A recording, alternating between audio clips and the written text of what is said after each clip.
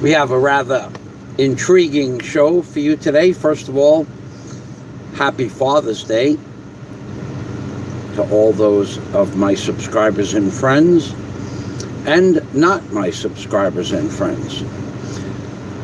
So I'd like to get right to the point because I am having some difficulty with the internet and electrical things today. It seems everything electrical is we've already had 5 or 6 or 7 blackouts since last night, 10 or 12 yesterday, and I don't know how many we're going to have today.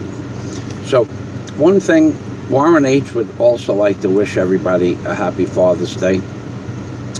And at this point, Warren was reviewing his videos and noticed that today was Father's Day. And what he wanted to do was send his son to SCAMR a little bit of love. And that love would consist of 20 large. For those of you who don't understand street talk, it's a lot of money. And he had heard some stories that other people were getting gifts from the United States government, and I explained to him that I'm not entitled to certain things, but I have looked online for, they have special loans that they're giving out to people. So I was talking to Warren about that, and Warren said, why do you need a loan where you'll have to pay them back? He goes, I'll just give you the money. So I said, are you sure? I mean, do you have your all your ducks, all your eggs in order? And he said, yeah. He goes, that's not a problem. We'll just put it towards the building of the hotel. So we're going to talk about that further. But I just wanted you to know that it was a good Father's Day so far. Warren is here. I'm just explaining the 20 large that Warren is going to be passing down to his dad, passing up to his dad. Salamat. I should probably get the pot, but the pot, the pot. So we also have other things that we're going to talk about today. Spare change. This is spare change. Warren H. calls 20 large spare change. So we will. We won't discuss all the things that I can do with 20 large, but I do have to. There was a small problem I had with my computer. I can't get my computer to turn on, so now I'm working from my tablet. So perhaps until I get the bigger computer, the Asus ZenBook Pro Duo, maybe I'll just go to the stores and buy a temporary used computer for a few thousand pesos. I did do a show yesterday explaining that to get a computer, to buy a computer, they want a ridiculous amount of money, 100,000 pesos, as a deposit with no guarantee when I would get the computer.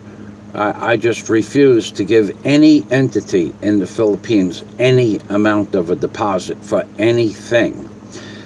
I have been buying stuff here for 6.5 years, and that's just not good business to do that in the Philippines when business is good. That's true, Warren. Warren says, I've only spent 2,000 hours trying to get a computer. It's not, I think Warren added a 0, but more than 150 hours, if you totaled it all up to buy a computer, I would say, reasonably speaking, between traveling back and forth to the city and talking to people on the phone and phone calls and text messages, 150 plus hours would be reasonable.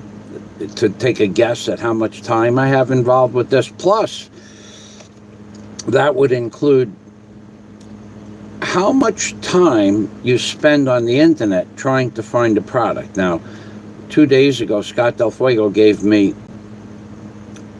an idea to go to Amazon. I'm going to take these off, and I don't need my glasses, but I will keep the fedora on, being that we did, in fact, work the system this morning. Let me turn this around. We worked the system proper this morning. Thank you very much, Warren H. So, when you go to Amazon, you click on the link for the Asus ZenBook Pro Duo i7.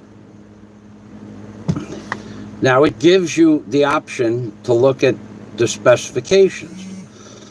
So you'll go to the specifications, and then you'll go to buy the computer, buy now. And what happens is a little round circle, a small round circle, after you push buy now, a little round circle appears with a slash in the circle. Well, it's kind of like one of those signs that you see where a pedestrian is walking across the street and it has a circle with a slash in it. It means you're not allowed to go there. So the slash appears in the buy now, and then after that appears at the top of the page. Probably if you were looking for it, you'd see it right away. But when you scroll back up to the top of the page, then it tells you that the computer is out of stock. Okay, so go to the next computer and click i9. Well, the same thing happens. However, it tells you that the I think it was HID. HID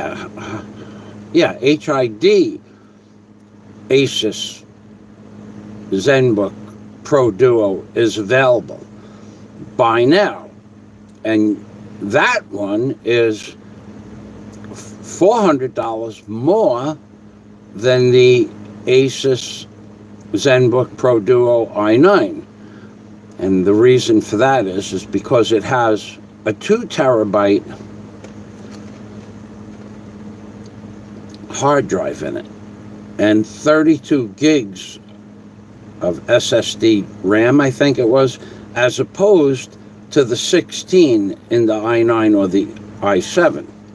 So when you go to buy that one, it's available.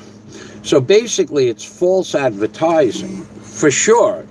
I'm not saying it's possibly false advertising. They get you to go to the site to look at the Asus ZenBook Pro Duo i7, and they go, you read all the specifications, and at the bottom you say buy now, then it tells you it's not available. Same thing with the i9, but they have the HID. Now here's the problem with this, and this is to anybody that's interested in buying the Asus ZenBook Pro Duo. You will read the specifications for the HID Asus ZenBook Pro Duo Zero. Pro Asus ZenBook Pro Duo i9, and there are things that are not in that computer because it's not built by Asus, and it's clear as day when you read the specifications that there are things that are missing from the HID Asus ZenBook Pro Duo. So, all right, so we have comments here. Hi, Michael, and everyone in the chat. I'm glad you are going to enjoy my spare change. What Warren calls 20 large spare change. Scott Del Fuego in here with a little bit of sarcasm. Warren H., it would be so nice to have a scammed son like you. Scott is... What we could do, Scott, here's what we could do, is I could adopt you, Scott Del Fuego, and then Warren would be our dad. Our son. That's right. No. Warren would be your brother. Yeah, I could do that. And Warren, he doesn't care. He doesn't care. He's willing to share the wealth. And then you would be my brother. No, my son. You'd be my son. We would have one big happy spending spree, so to speak. So thank you very much, Scott Del Fuego. Yup, Michael got me as a son in a scam. Yes, sir. Warren H. says to Scott Del Fuego, hi, mate. Yep, Michael got me as a son in a scam. I did. I laid it out so specific. I was a little bit upset that the government is giving out money to people, and they're giving out these low interest loans to all the people in the world. Anybody who applies for a loan, they're giving out these loans. So I mentioned it to Warren that I'm not eligible for a government loan, and Warren said, don't worry about it. I'll just put it into the transfer it over to your account. Salamat. And now let's get back to the comments. Scott Del Fuego says, yeah, I want to finish that little dissertation I had to warn people about the HID Asus ZenBook Pro Duo. So by the time you can order, says Scott Del Fuego, an Asus ZenBook Pro i9, Pro Duo i9, the i16 is going to be out, and the i9 will be a boat anchor. Okay, so all seriousness, no kidding whatsoever, not being facetious, I'm going to tell you why it's so difficult. Besides that it is that difficult, as I explained in yesterday's live stream. I told everybody, and you can go back to my videos that were made in 2010, and I said, I'm moving to the Philippines, baby, because they're going to destroy America. I said this clear as day. The video I posted 5 days ago on Patreon, clear as day. I said, I'm moving to the Philippines. And that video was made in 2010. And in hundreds of uploads that I made, that once Mr. Obama got into the White House, that was more than a statement that we are now moving in a downward spiral as American citizens. And I said that day after day after day after day, video upload after video upload after video upload, after writing a book and including Mr. Obama in the book, and why I believed Mr. Obama was equal to the rider on the pale horse, whose name is death.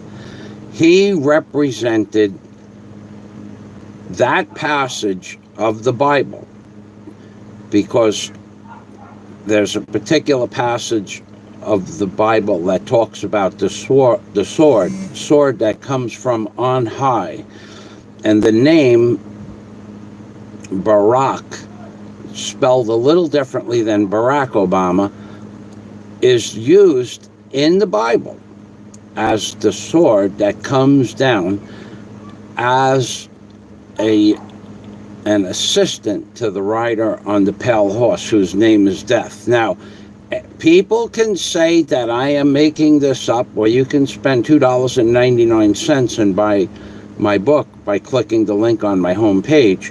I told everyone in this world, I made thousands of videos explaining that Mr. Obama represented the fall of America.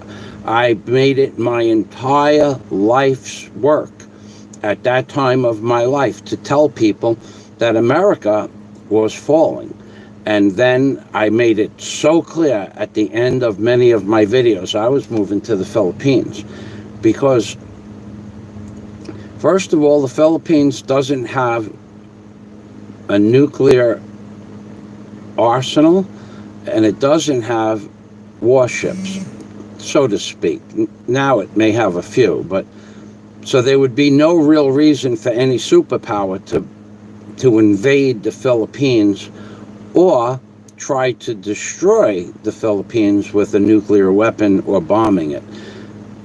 In addition to that, the Philippines has some of the greatest weather in the world, that it's warm here all year, and the waters are also warm here all year, and there's good flow around these thousands of islands that comprise the Philippines. So it's a perfect place to live if you like warm weather. And I like to go scuba diving and swimming a lot my entire life, so that I chose the Philippines for that reason above all else. But being that the Philippines didn't have a large army and no nuclear capacity, there'd be no reason for a superpower to destroy it. But not so for other countries, especially considering that, well, Fukushima, 3 Mile Island, and Chernobyl had already occurred long ago. And you can see the complications that have arisen from those 3 events. Now, Chernobyl happened, I think, in the 80s, and that's already, now they're just able to go in there for, a few hours at a time. But the pollution of radiation pollution that came out of that is devastating. Now, then 3 Mile Island was prevented, so they say, but lots of the area around 3 Mile Island was contaminated. But Fukushima, whatever happened? Anybody ever remember what happened to Fukushima? There were 300 tons, supposedly, probably closer to 3,000 tons of water that flows through the soil past the nuclear reactor that they said would be years and years away from containment. And you don't hear anything about this anymore. I mean, if someone has want to enlighten me as to what is going on with Fukushima, because they built all of those tanks out of metal, and then the tanks started corroding and leaking, and then they built whole mountainsides full of these storage tanks, and then when they ran out of the storage tanks, they just started letting the water go through the basement, I believe it's seven levels down, and now the water just flows through the nuclear power or the nuclear mass at the bottom of that 7th level and directly into the ocean. They even tried to cover up the bottom of the ocean. For some bizarre reason, they did stuff in Fukushima that just, on a physics level, doesn't make any sense at all. They tried to put a thermal ice sheet. They put rods in the ground to freeze the ground. Now, I'm an excavation contractor, and I built cofferdams on and off my whole life and been on jobs with cofferdams. Water is going to find a way around, through, or over or under any obstruction. So they spend hundreds of millions of dollars on this project now. So water doesn't stop because of a barrier. It goes around the barrier. So theoretically, they would have to somehow get that ice barrier underneath the entire Fukushima prefecture area, or where the nuclear power plants are themselves. And they can't do that. It's not possible. It's just not possible from an engineering point of view. It's not possible, but from whoever tried to design this ridiculous project, they're going to build an ice wall In front, see, the way it works is, here's the nuclear power plant here's the fuel at the bottom, and there's water going into the basement of here, this fuel reactor here, where they, on this side in front, to block the water from going into the building, into the structure, they tried to build an ice sheet, but the water just went underneath or around it. There was no way that they could have justified even spending more than, if they would have asked me, I would say it's not possible. So 3 years later, after they did all of their worthless engineering and trials and errors to freeze the ground, it didn't work and they abandoned it. But anybody with anybody in my union, in the dock builders union that builds cofferdams, would have said, that's not going to work, because it can't work. The water that was going this way now would change the direction of the water. Here's the nuclear power plant. The water was coming from over here, from the mountains, as rainwater, like rivers, but also underground water. And it was going through the ground. You can't stop that. I mean, that's not possible to stop. I mean, if you build a barrier over here, the water will go around this way or under. And if it doesn't go under, when it gets to the barrier, like a dam, it'll go over the top. The whole concept was ridiculous from day one. So whatever happened to Fukushima, I don't know. So what I want to do is go back to the comments and then talk a little bit more about that HID Zen book, Asus Zen Book Pro Duo. Oh my God, Jack Thompson, the super chatter, the stupid chatter from America, Jack Thompson is here. Welcome to the machine, Jack. Thank you. Salamat. Oh my God, I'm very close.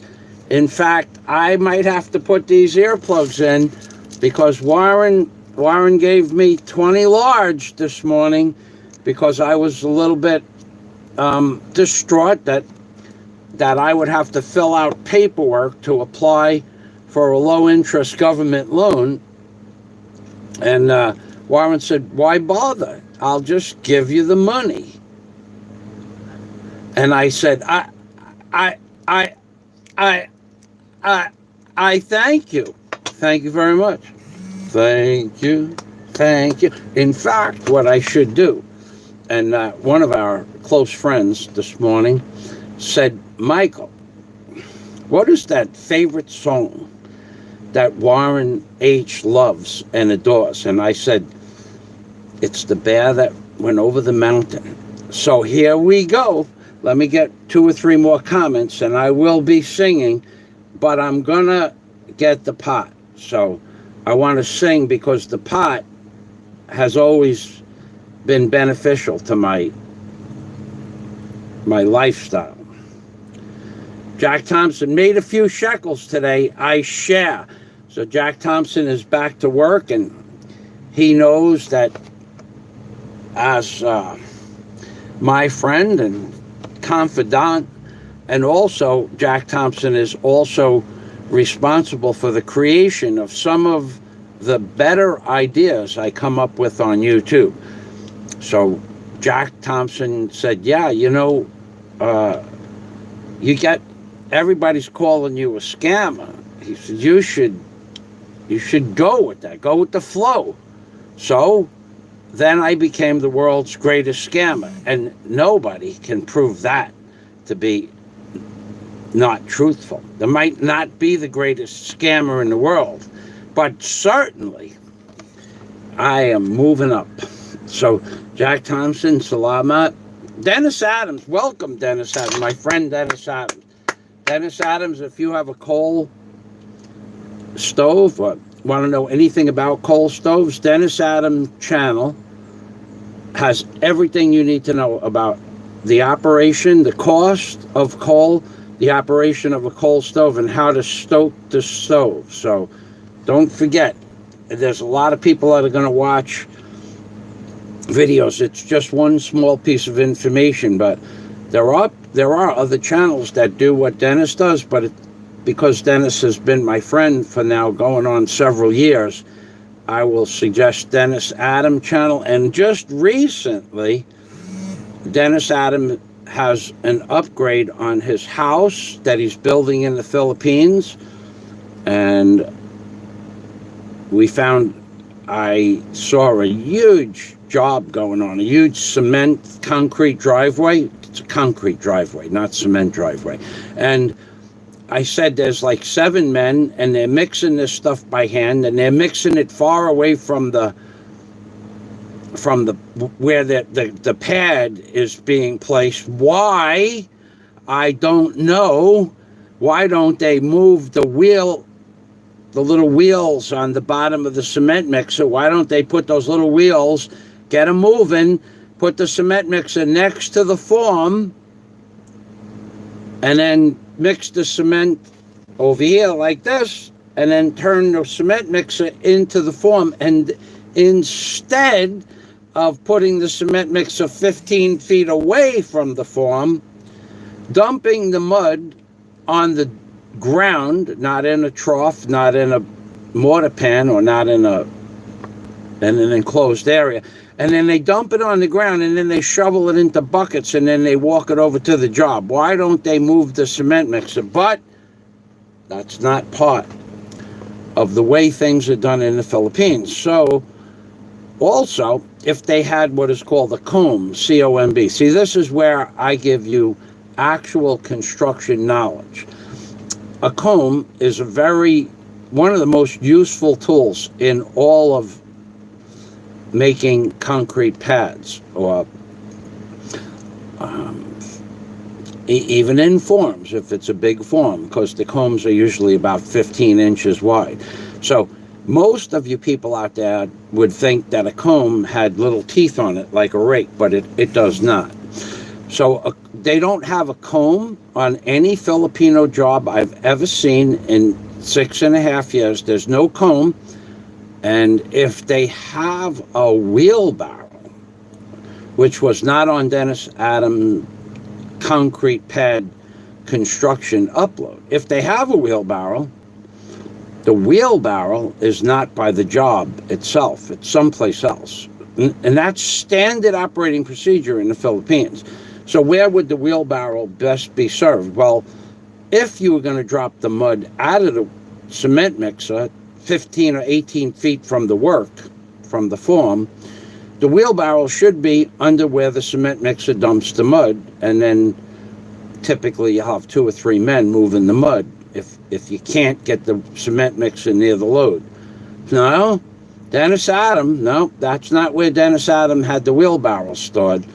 In fact, Dennis didn't even know there was a wheelbarrow on the job, because the wheelbarrow on Dennis Adam's job was in the back of the house, and that wheelbarrow was just like a 1.5 or 2 cubic foot wheelbarrow, and that wheelbarrow was used specifically and exclusively to move potting soil around for one of the ladies in the house.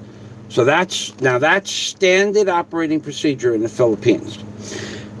Now, about 2 years ago, I went past a huge pour at the wet market across from the ICM mall, and they were pouring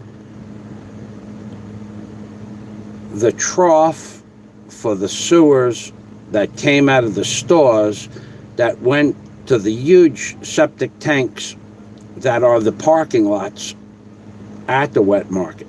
So if you're walking on a flat surface where the cars are parked, or trucks, or jeepneys, you're walking on top of septic tanks and or septic holding tanks or gray water tanks.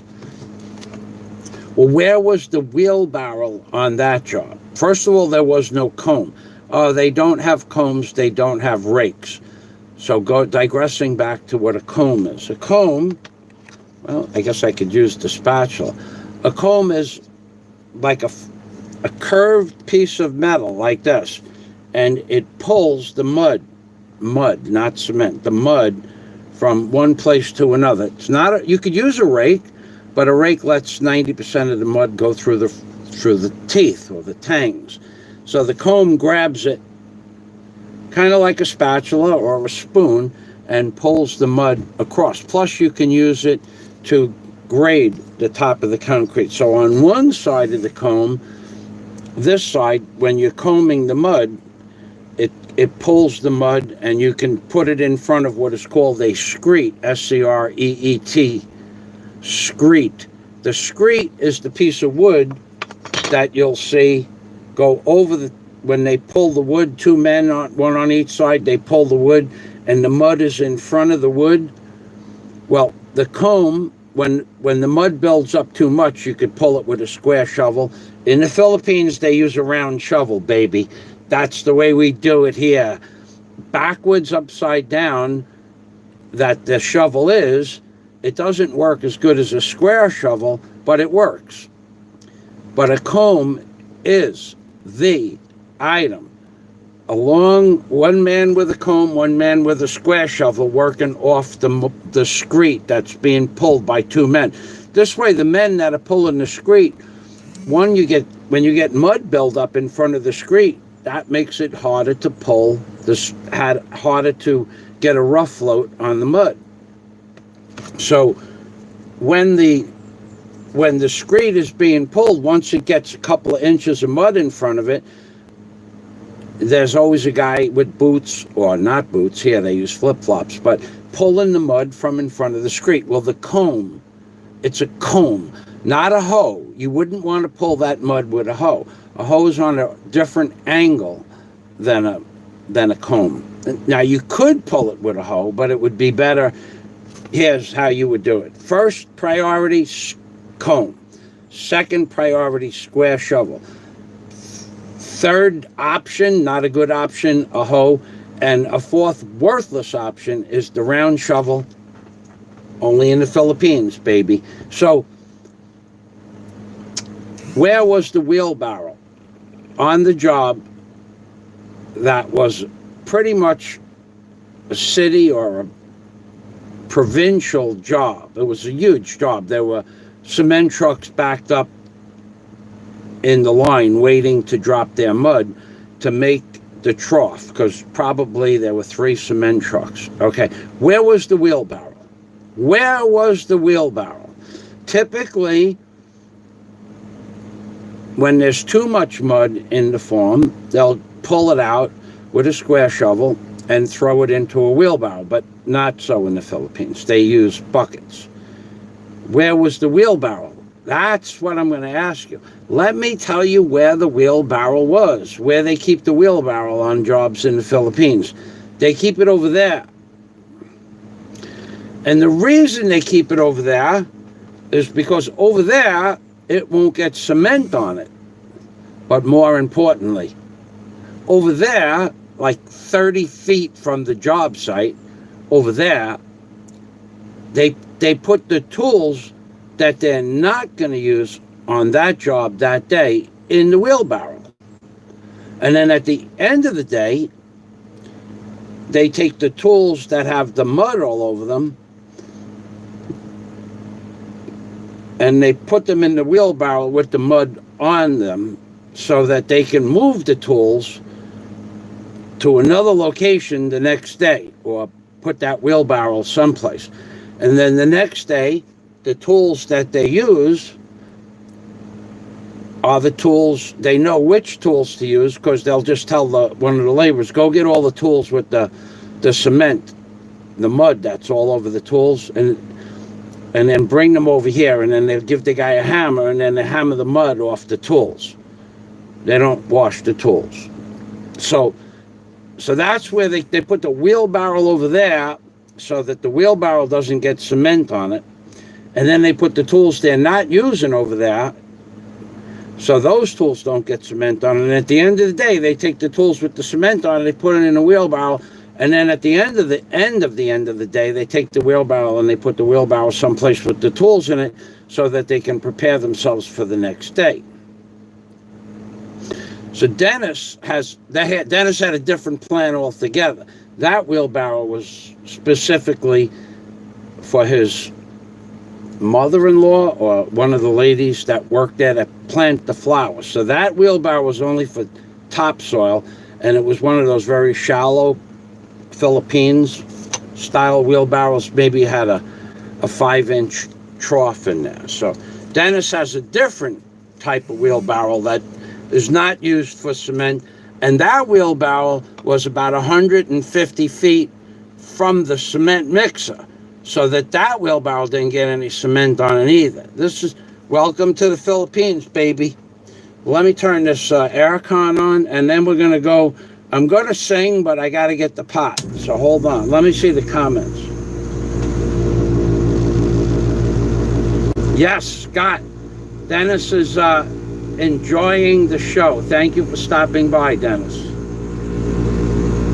Dennis Adam, Warren H. Hi, I'm great now. Oh, very stressful trying to show my wife to use her new iPhone. Whoa! Whoa!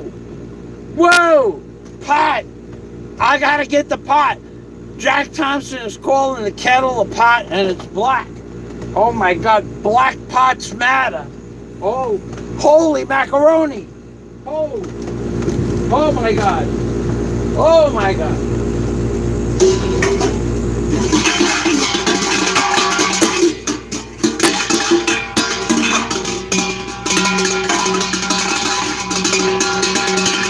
Happy Father's Day. Father's Day.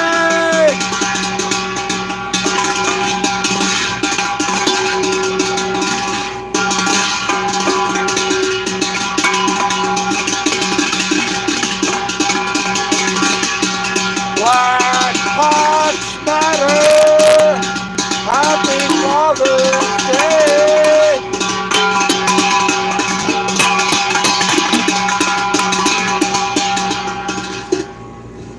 Black pots matter. That's right, baby. Black pots matter. I just said black pots, and stupid chat appeared. Watch this. Black pots matter.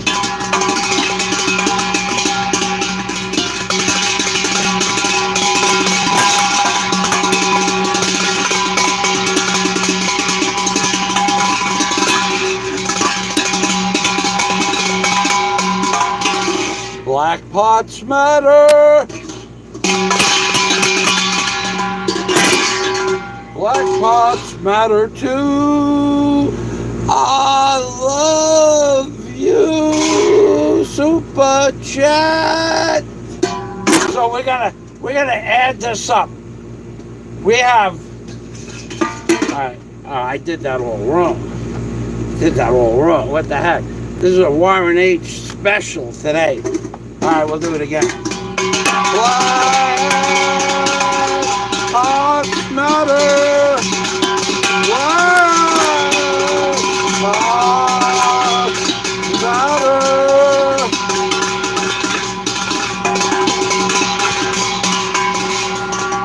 Black pots matter. Black pots matter. And you know, the bear went over the mountain is about to happen. The bear went over the mountain and he's smiling on Father's Day. That's right, baby. We're going to get a rendition of The Bear Went Over the Mountain in a moment. And one of my favorite people in the whole world just Skyped me and wished me a happy Father's Day. Warren, you would know who that was. And thank you. Happy Father's Day. 20 large and more to pay for the insanity that happens today and every day in every way. And remember, Black pots matter. So let's get to the stupid chat. Jack Thompson's stupid chat. We're gonna ring the bell for that. Let's go over here. Oh my God. Jack Thompson said just because. What he really meant is he was doing a Black Pots Matter stupid chat to the Foz. Dennis says it was stressful to teach his wife how to use her new iPhone. Dennis, it took me 5 years now. I've had this cheap 7,000 peso Oppo, and I have no idea how it works. Warren says the Fedora made him do it. So the big question is, what made Warren throw me 20 large this morning? Oh, that's right. He said, take this 20 large and put that in your pipe and smoke it, baby. That's what he said.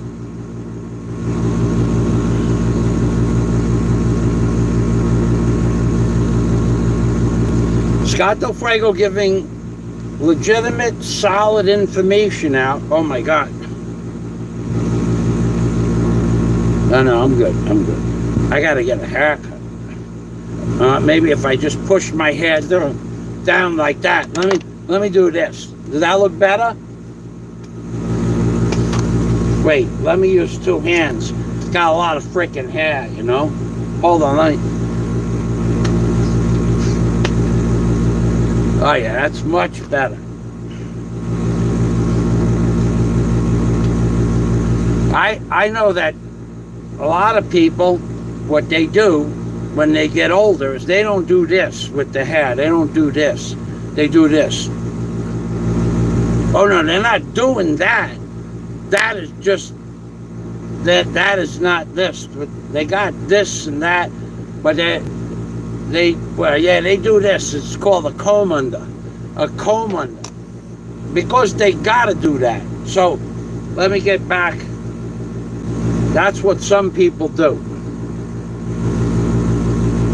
Scott Del Fuego with actual, valid, legitimate, legal information.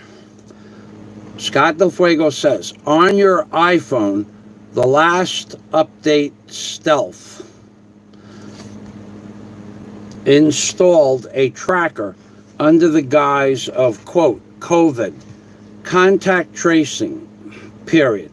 Under settings, -privacy, -health, and there it is, spyware. I hate big tech and Android too. So Scott is saying that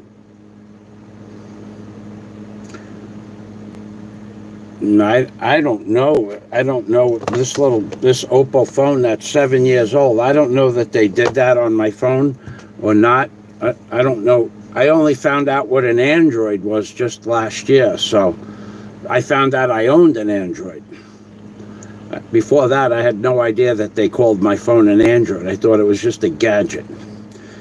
All right, so Scott says, on your iPhone, so it is iPhone, the last update Stealth installed a tracker. So the last update Stealth installed the tracker under the guise of COVID, COVID, contact tracing, period.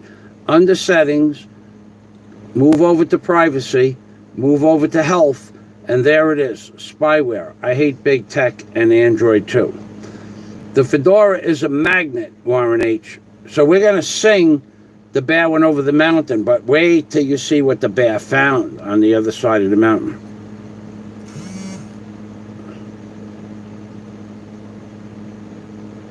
Warren says to Dennis H., I know that stress. Trying to get my wife to use a PC was maddening. I went gray in just 2 days. Don't worry about the gray, Warren. With some of that 20 large, when you get here, I'm going to put you in the backyard on a milk crate, and I still have some black hair dye, I will give that to you, libre, free. I have a box of special black dye, and I even have the toothbrush to put the dye in the roots of the hair. So you spent that 20 large wisely. You're gonna get, I'm gonna blacken your hair. Thank you.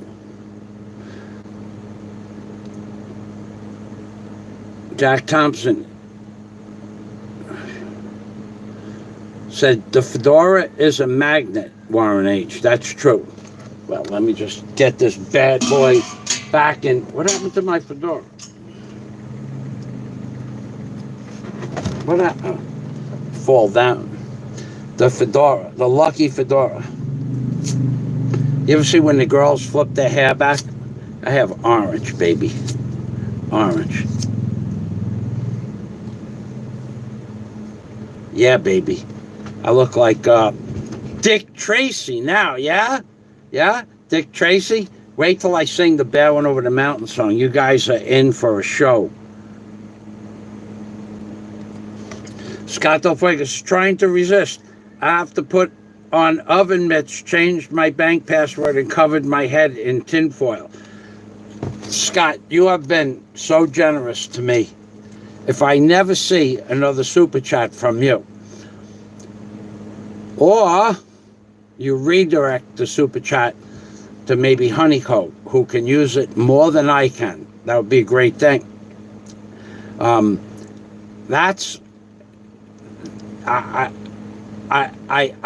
feel so bad for Honeycomb. Her embassy, where she works in Iran or Iraq, closed down the job market in that country. Honeycomb is in limbo. No job, no ability to make money, and they took away her gadgets. Apparently she has something that she's working off of, but I mean, you know, seriously, thank you, Scott. You've been way over generous with the super chats. So now that Warren is properly introduced or induced into the program, now that we have Warren on track for no more of those, you know, $500 or $1,500 donations towards the computer. Now that we moved Warren H into the level where he belongs, up there, over there, I don't, you know what I'm saying? You know what I'm saying. You understand what I'm saying. Everybody understands what I'm saying. Everybody got the point. So, I know my credit card number off my heart, and it costs me a lot of money when I sleep shop. Well, that's my story, and I'm sticking to it. So this morning, Warren and I, this was our conversation on Skype. Hello, Warren. How are you? And Warren wished me a happy Father's Day, and thank you very much for that. And then we were talking, and I was trying to get in touch with Jack Thompson, but he's not answering the phone. So what I said to Warren is, where is your wallet? And he said, it's in the bedroom. I said, is the door closed? He said, yeah. And I said, it's not going to matter because I have an idea. And what I did was I threw this idea at Warren that I was telling him my computer screen will not go on. It just won't go on. I don't know why. So either I'm having a problem with the computer, the big screen, the 30-inch screen, or I'm having a problem internally with the computer. But as of yesterday morning, we had about 15 blackouts, and maybe the computer screen came on 4 times. So Warren said, well, what's the idea? I said, well, the idea is that the government is giving out these cheap loans at a reduced, next to nothing interest rate. I was thinking about doing that, but I got to fill out the form. But I can't Google it on the tablet because I was talking to somebody on Skype, Warren on Skype. So he Googled it for me and sent me the link for anybody that's interested in a business loan from the government. If you have a legitimate business and you qualify, you can get multiple thousands of dollars, depending on the value or the income of your business. So I said, well, I'm going to have to fill that out, but I don't have a computer. What I might have to do is just go buy a small used computer until I can get this big one, and then I'll just order the big one somehow. I refuse to give these people a deposit. This is problematic, this computer thing. But digressing past that, so I said to Warren, I have an idea. I want to get this money from the government. Anybody can Google government COVID small business loans, and it will come right to all the different links that you need to apply for a government low interest loan. So I wanted to share that piece of information with you, being that many people will come in handy. And plus, it doesn't serve me any purpose to have that link alone, but I don't even need that link. I got Warren H., my son. So I said to Warren, he goes, don't worry about all that paperwork. I'll just send you that money. So, okay, all right. So that's why I'm going to sing The Bad One Over the Mountain with special words. So let me put these glasses on. As soon as I'm done reading some comments, I will sing the special words in The Bad One Over the Mountain. Jack Thompson, The Bad One Over the Mountain. That's right, baby. Scott Del Fuego from Dennis Adam. You are correct. I see what you're talking about. My COVID-19 app is not turned on. See? It pays to come to the world's greatest scam. Sometimes we give you good information with that as well. Scott Del Fuego says, YouTube is a raw and often nasty place. Some channels are driven by ego and hatred, some by the almighty dollar. Michael has built an interactive community of friends across the globe, a very wise man. Salamat. And Scott Del Fuego is the world's greatest wordsmith, in my opinion. And he's actually, there is an entire selection of people from all over the globe that do come to the channel and do chat. Now, I used to have a large following in Germany in the beginning, where they sectioned off YouTube, and that about 160 people from the German area of that part of the world, from Germany. I had about 160 subscribers from Germany, and they all used to interact with myself and each other. That's gone. I haven't met anybody from Germany from that group of people, and I remember that group of people because there was a particular woman, actually two women, that were part of that group, and they and I became friends, never to think about meeting one another, but we just became friends. And it was interesting. Those were my first two friends from Germany. So yeah, there are a lot of people from different parts of the world, but YouTube has censored a lot of parts of the world, and they did that. YouTube did not censor anybody. I apologize. Google censored people from all parts of the world. The people that were friends of mine from Germany in 2010, 11, 12, 13, when Google took over in, what was that, April of 2012, I think it was, or right around there, when Google took over YouTube and they made the new site, that ugly Battleship Gray, and they removed your ability to put another person's video on your page to highlight it. At that point, they cordoned people off. Now, Yahoo had already done that. Yahoo used to go on like a Yahoo chat board, and you'd be talking with people from all over the world. And then in one day, you'd go from a topic article, a newspaper article, and see 7,000 or 8,000 comments in just one day. They pushed a button, and all of a sudden, the only people you saw comment were about a dozen people that agreed with you. So had they pushed the thumbs up or been communicating with you for the last 2 or 3 years, about a dozen people would be the only people's comments that you could see. So Yahoo had done that, I would say 2009, 2008. Yeah, probably 2008, because that was when Obama became president. And I remember that was when the internet went dark for all the tens of thousands of people that communicated on the internet.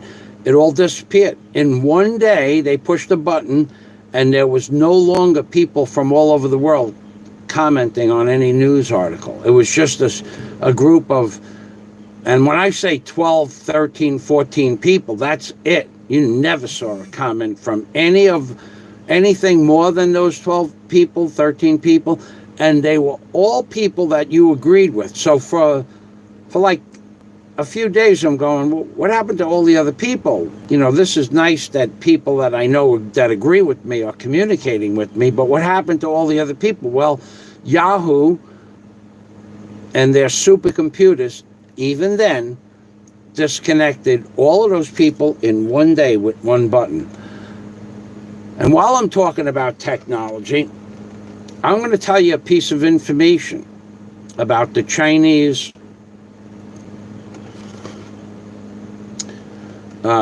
program that has facial recognition and body, you know, shoulders, arms, fingers, hands, where when you see it in the artificial intelligence field, you see all the points, like a person's nose, their jawline, and their lips, and their eyes, and their ears. That technology that you see, sometimes you see it like in an Arnold Schwarzenegger movie or something like that. That technology that you see, that they said China developed recently, facial scanning, facial recognition, that's nonsense. That's a total lie. That's almost as big of a lie as you can get. I mean, there are things that are bigger lies than that, of course, like whether or not the earth is round or flat. There are bigger stories that the government knows about that they won't tell you and why. But that story that China is developed this AI technology, facial scanning, that's nonsense, okay?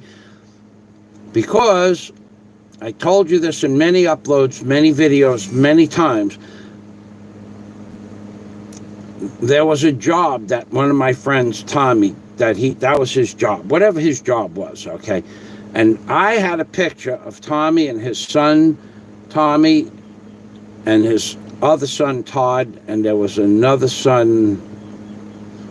He had like 7 children. There was a Scott, there was a Tommy, there was a Todd. Todd didn't live with Tommy, but he was in New York, and because I needed extra men, and Todd was there. He was only about 15 or 16 years old. Either way, I'm putting in a round circular staircase for a guy.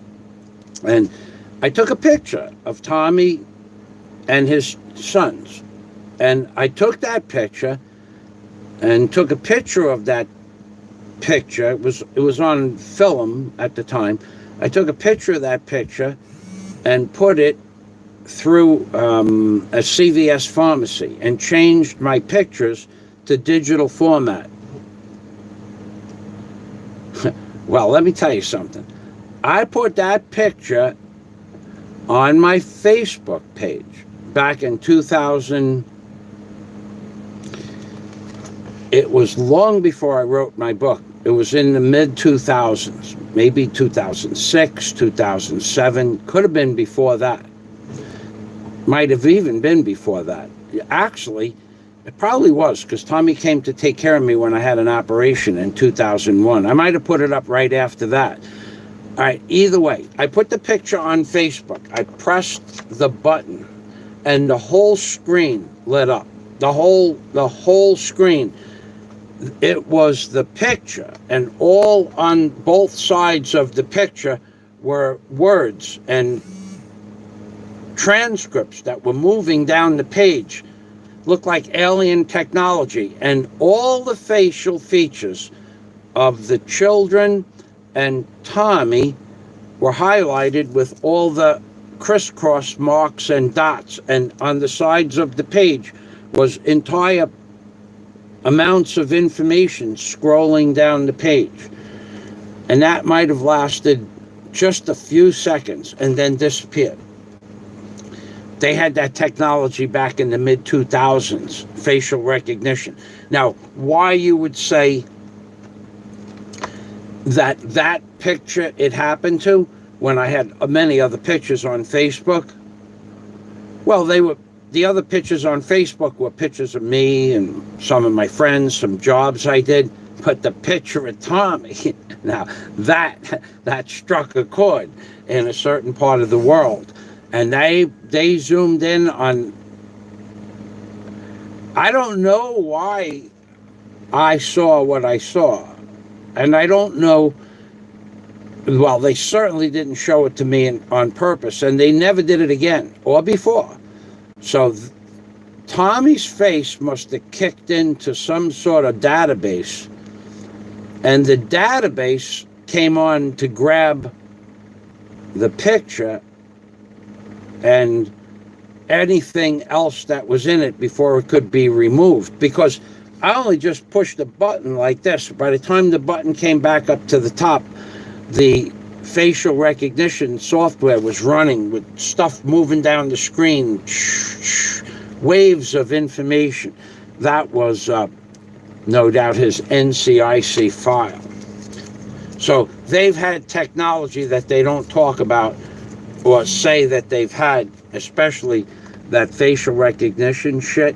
So we've been being watched for a long time, which is why I can honestly say I wear disguises so that they won't recognize me. That's why I do these things. I mean, a lot of people think I put these glasses on to be, like a prankster or a jokester. Like I do that to confuse them as to who I really am. And this way, when I put the glasses on, they will not recognize me or my voice, because the echo from behind the glass, it reverberates and it blocks out. Like Bertrand rays on Star Trek, where the Bertrand rays came down and the people live forever, that type of thing.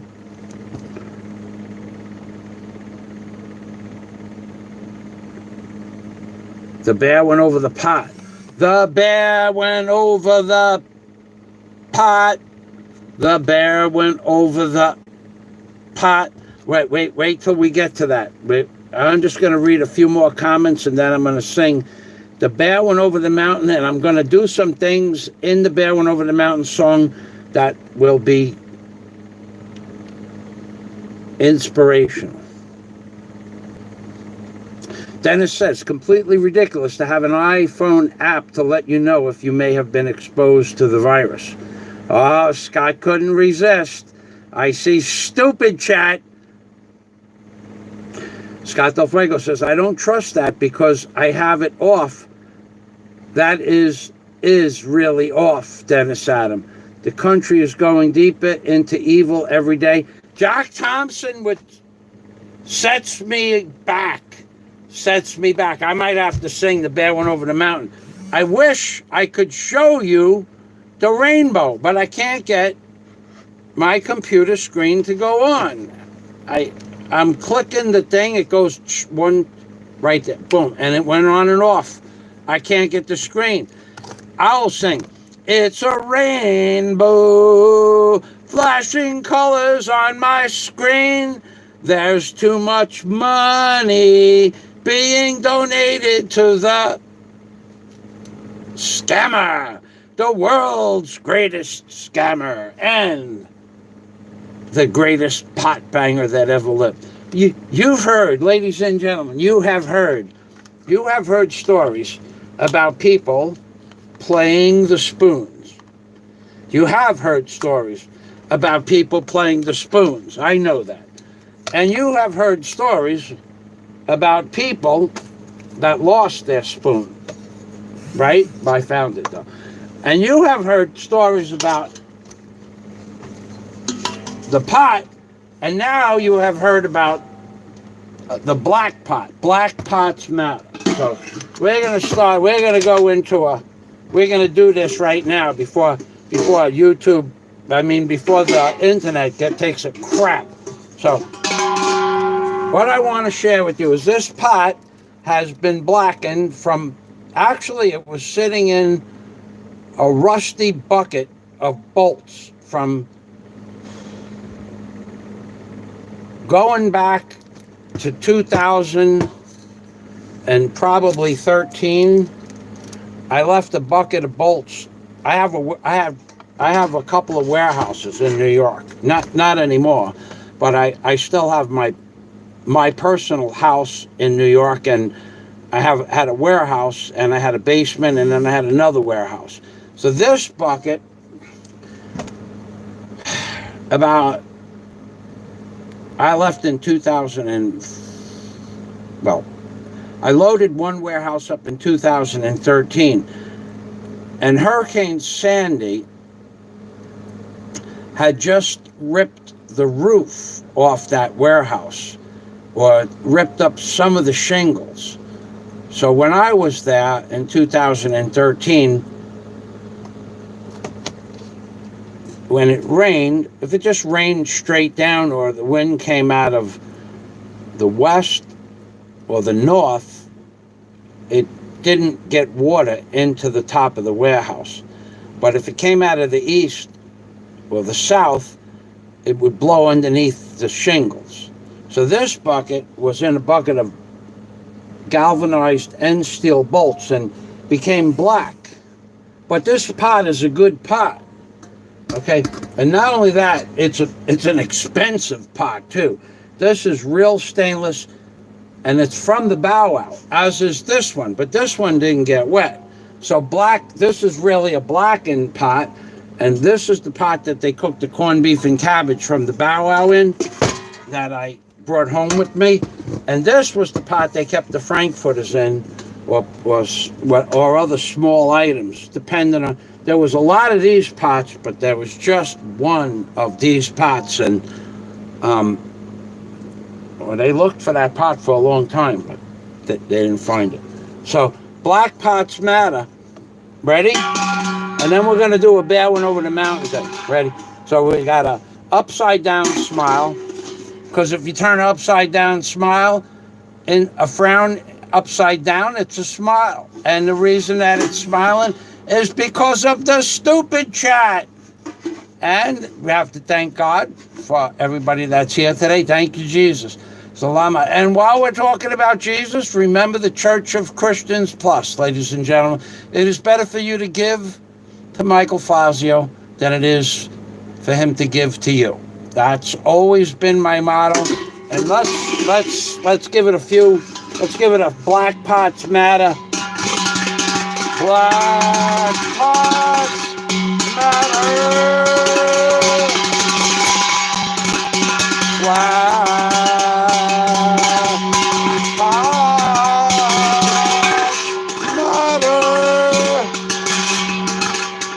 Black Pots, they matter.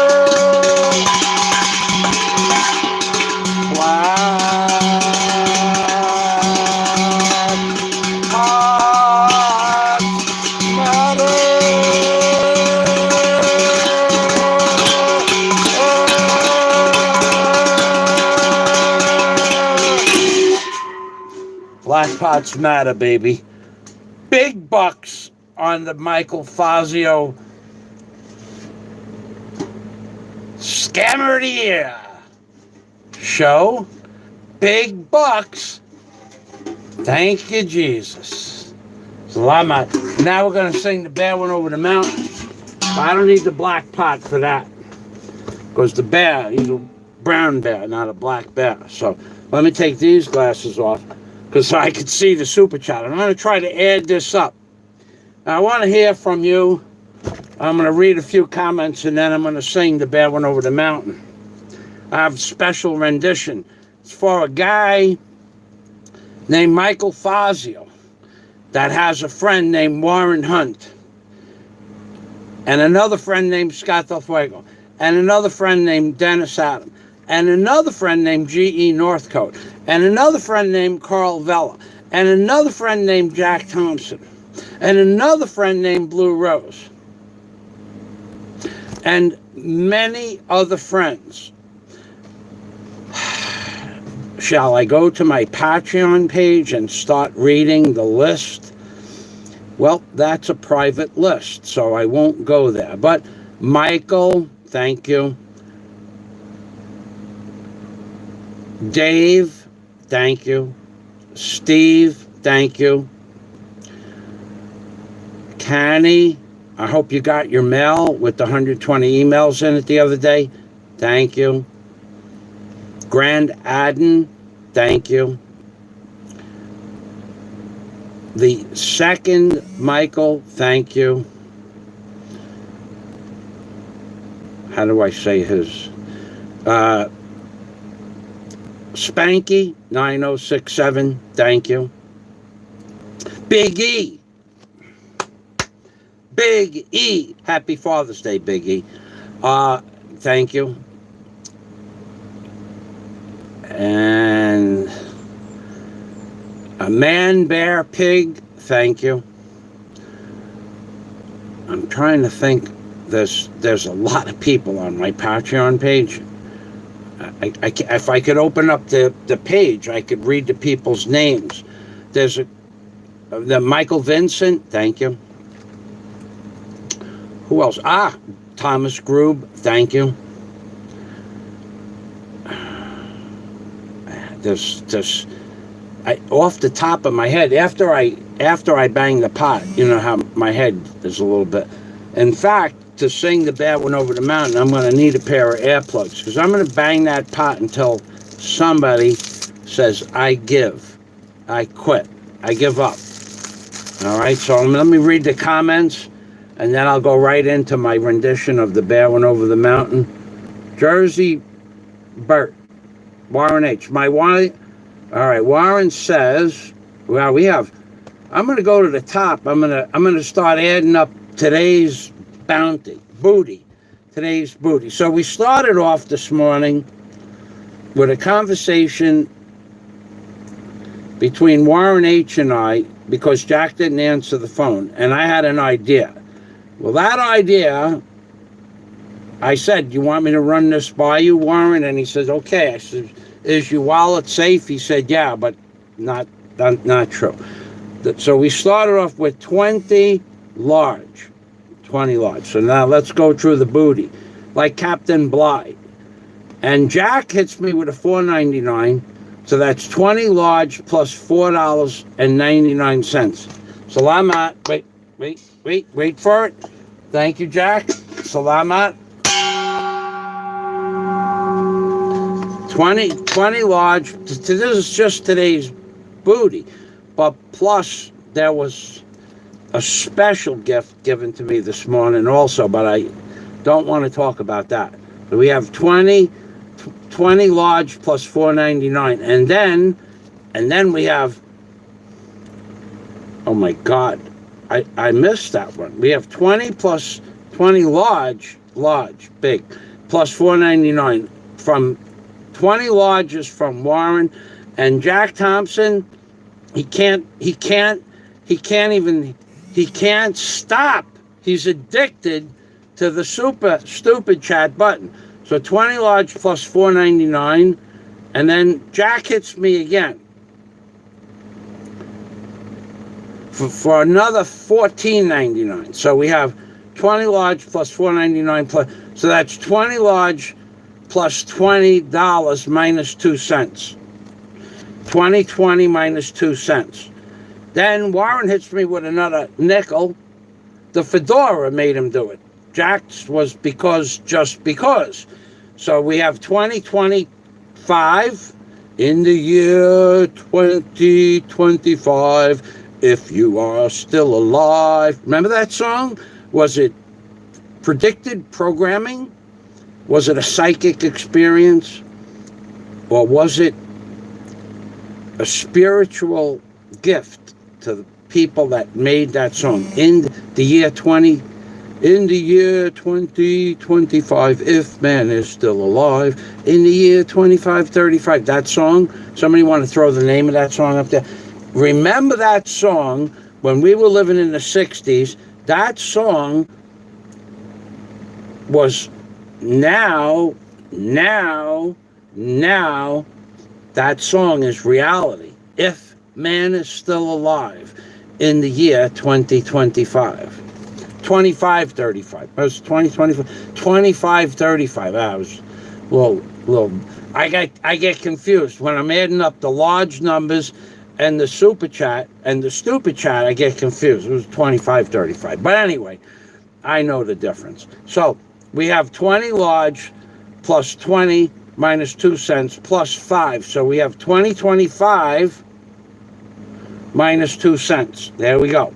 Salamat, Warren. The fedora made him do it. Then there was a big one, another big one. I think it was $2 from Scott Del Fuego. So we have 20 large plus 2025 minus 2 cents plus 2. So we have 20 large plus 2025 plus 2, 2027 minus 2 cents. So we have 20 large plus 2027 minus 2. And then Jack screws it all up with a $24.99. So we have to go 20 large plus 2027 minus 2. So we have 20 large plus 2027 plus 20 is 2047 plus 4. So it's 47 plus 4 is 51 plus 99 is 52. So we have 2027 plus 52 minus 3 cents. So we have 2027, 2051 minus 3 cents. 20 large plus $51 minus 3 cents. 20 large plus $53 minus 3 cents. Warren, happy Father's Day, baby. Salamat, Warren. So we have 20 large plus $51 plus $2 minus 3 cents. So we have $20 plus $53 minus 3 cents. And then Warren does it again. The pot is calling. So we have 20 large plus 53 minus 3 cents plus 2. So now we have $20 plus 55 minus 3 cents. I often wonder if I'm getting all of this right. Then we have Scott Del Fuego. Damn it, I've been scammed again. But we have $20 plus $53 minus 3 cents plus 5. So we have $20 plus $58 minus 3 cents. So we have $20 large plus 58. That's almost 3,000 pesos. All right, so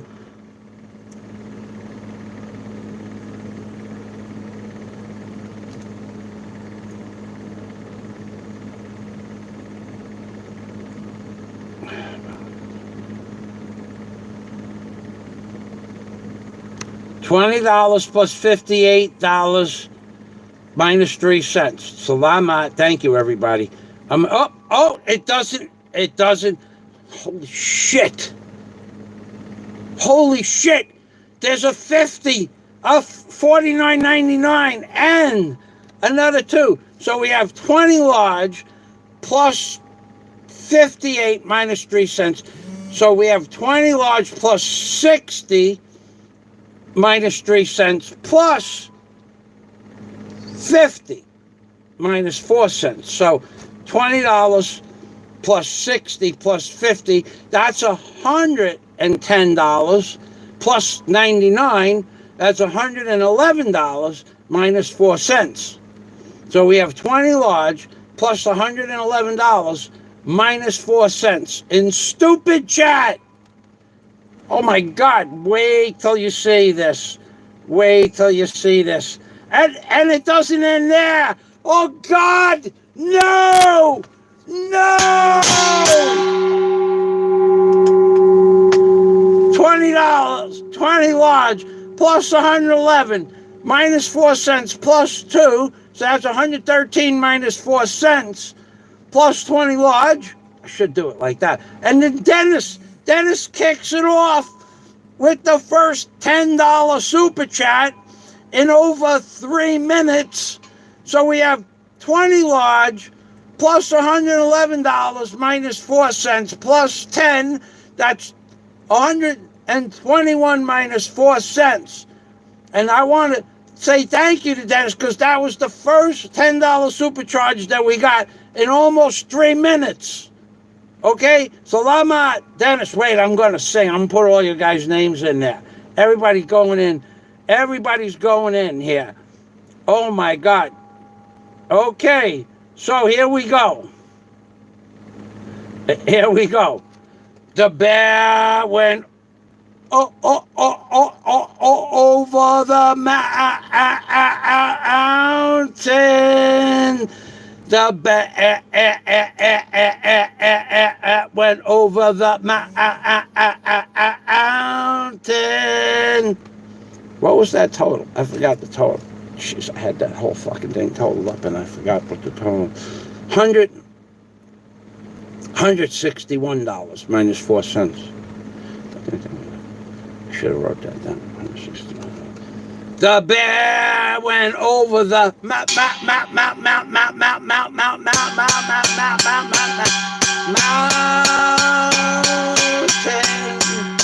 The bear went over the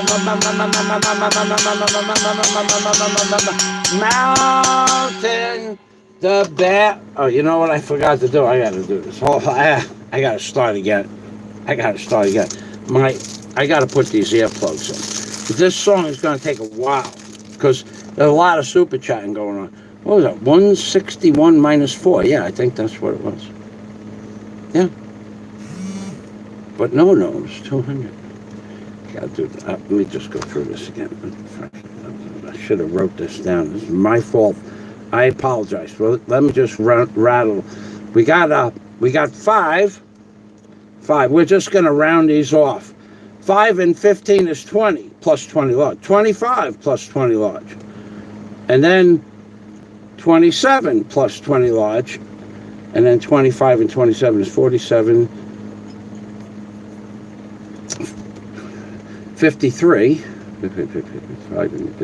52 and 20 large. And then we have 52, 54, 56 and 20 large. And then we have 5, that's 50, 56, 61. That's where I got the 61 from.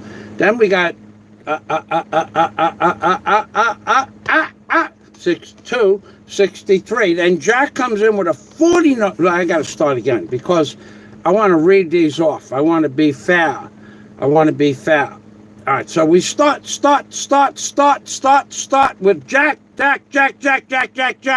Jack Thompson with $4.99, $5 from Jack Thompson. Jack Thompson with 15. That makes it 20 plus 20 large. Jack Warren H with a fedora made me do it. That's 30. Did I do that right? Hold on a second. I get confused. All right. 5, Jack Thompson. No words. Then, just because 5, that's 20 from Jack. I can't keep. Then we have 5 from 5 from Warren. That's 25. 5. I'm reading you 5 by 5 plus 2, 27 from Scott. Skip blue, can't have a rainbow without blue. 27. And then Jack with it a 40, 20, 24, 99. I want to see those different color rainbows. 24, no. 25 and 27. 25 and 27 is 25, is 35, is a 45, and 5 is 50. 50, 50, 50. We're from Jack Thompson, 50. 50, 50, 50, going once. Jack. Warren. Happy Father's Day. Happy Father's Day. We have a 257, 62, and I got lost again. I forgot where I was. I got to start all over again.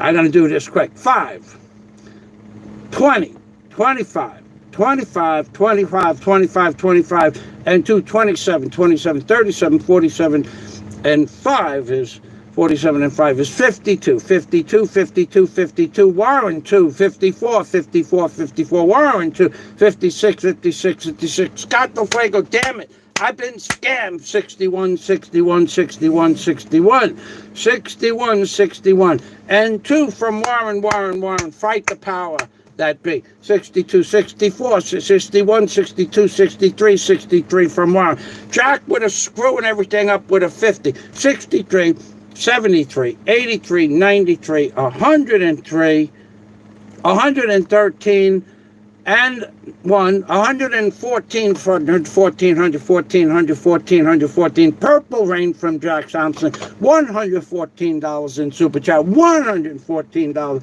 Jack Thompson said 114, then I'm going to go back. $2 from Warren, $2, $116 from Warren 8, $116, 160 just to screw up Michael's edition, 160. Dennis, big $10, first $10 in 3 minutes, 116 going once, $126 in Stupid Chat. Andrew Stamets, oh my God, please, but my friend Andrew, thank you for stopping by. 116, 118. Salama, thank you very much, my friend Andrew.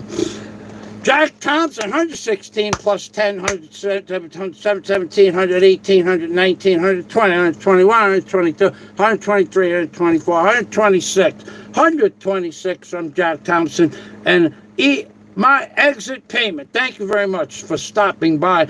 Don't let the door hit you on the ass on the way out. And we got God, yeah, live, baby. Well, up to up the round. I forgot where we were. I get so excited. But we're going to sing. Salamat, Warren. I see a lot of comments. Maybe I should answer some of the comments before I start singing.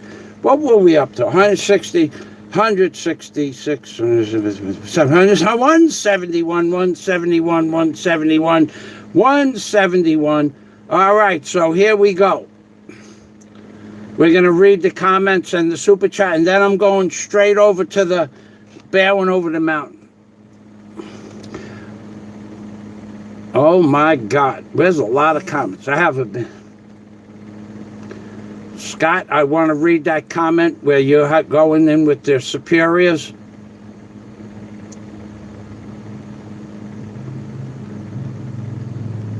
Oh, my God. $20,000 for some hair dye? That's a deal. That's a deal. I could have charged you.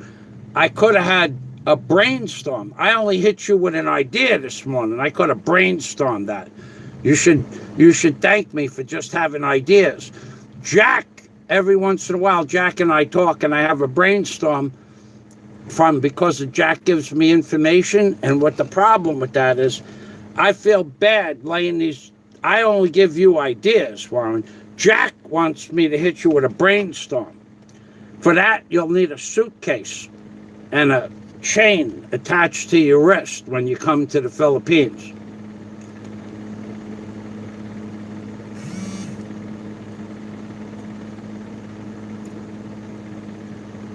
Okay, so Dennis says, I can't go up any further with the comments. Dennis said they had to stop doing the concrete work due to low water supply from the mountain spring. We have no well dug at our property. Not yet, anyway. Okay, and you are on the side of a mountain, but there's water in a lot of places in the Philippines that look dry, arid up on top, but yeah, you probably have water on the side of that mountain somewhere. Scott says, yelled at an Irish friend who was standing on an end of rolled out welded wire mesh. Don't move. Kid just stepped right off. The wire rolled back at him, stuck him in about 5 places, and just missed an eye. Yeah, that's shit. That's why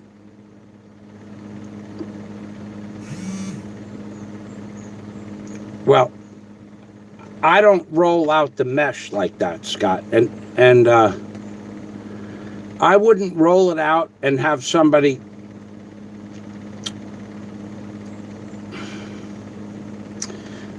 hold the curl then.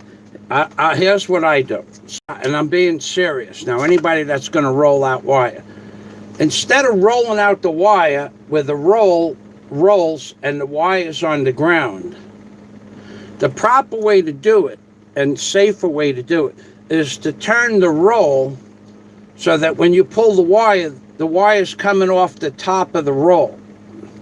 So now if the roll's on the ground, it wants to curl up, like Scott's talking about, it wants to curl up and wants to curl up back into the guy holding the roll, or somebody standing in the middle. It'll monkey you up. It could kill you.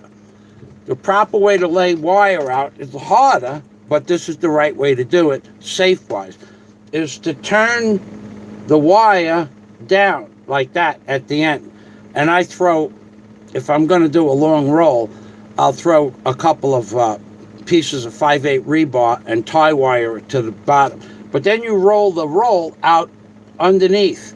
And as the roll rolls out, you step on the wire in front of the roll. Just as it comes off the roll, you just step on it, and then the wire is flat. Anything short of that, and that can happen to you. And I know that there are some people out there that'll say, I got that off of Google. There you go. That's what I got off of Google. So I know this stuff because I've been doing it for 50 years. So let's go back to the comments, and then I'm going to sing The Bear Went Over the Mountain. I'm going to do a special rendition.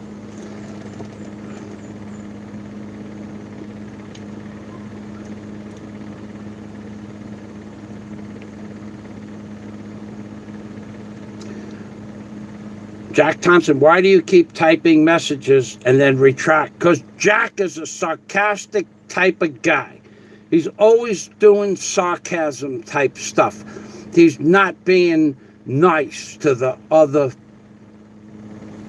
Lilliputians. Jack Thompson, my tool is not used these days, but I wash it as fast as I can. So you don't play with your tool. You don't play around with your tool. I understand what you're saying. So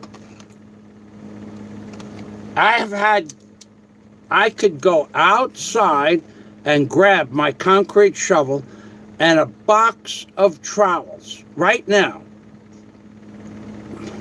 and bring it in the house.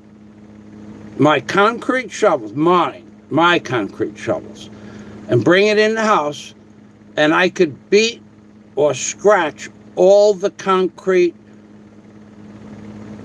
debris on an entire box of about, I think I have about 20 trowels. I have the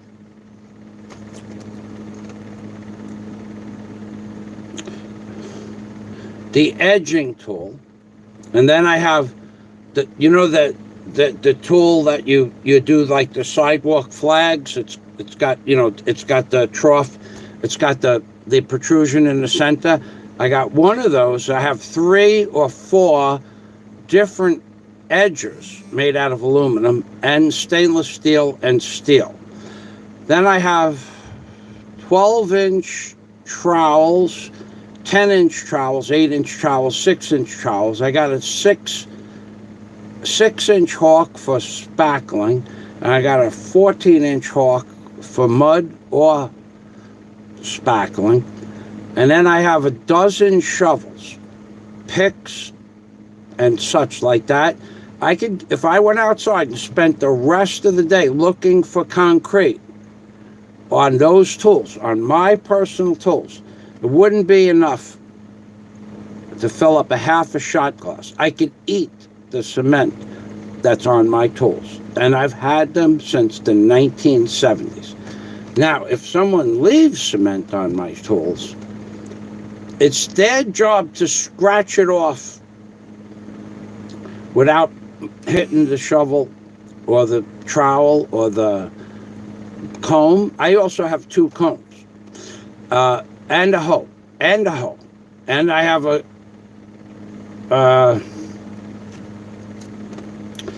well, it's a gravel rake. It probably weighs about,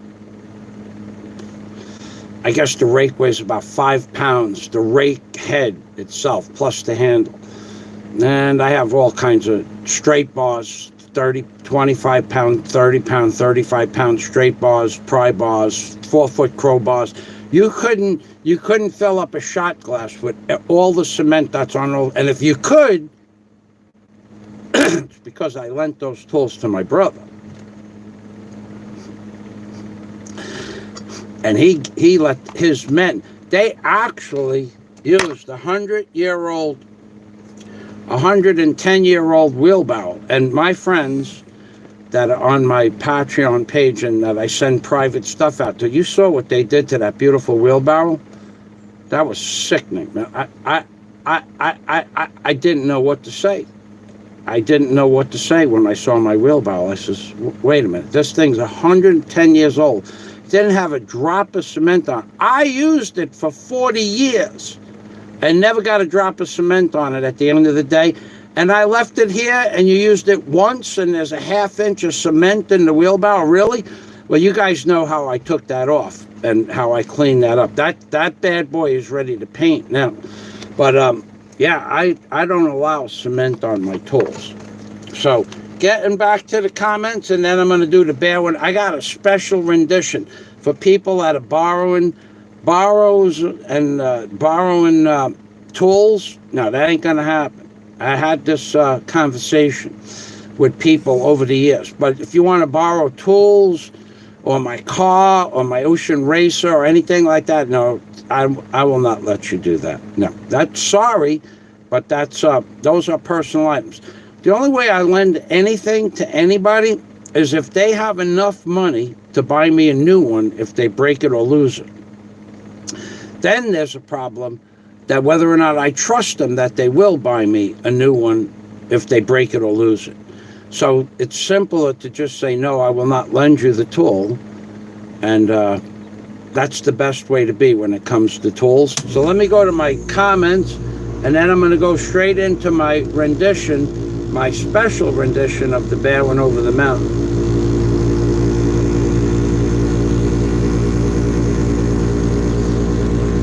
Jack Thompson, well, your spelling, message retracted correctly. LOL. Loyal.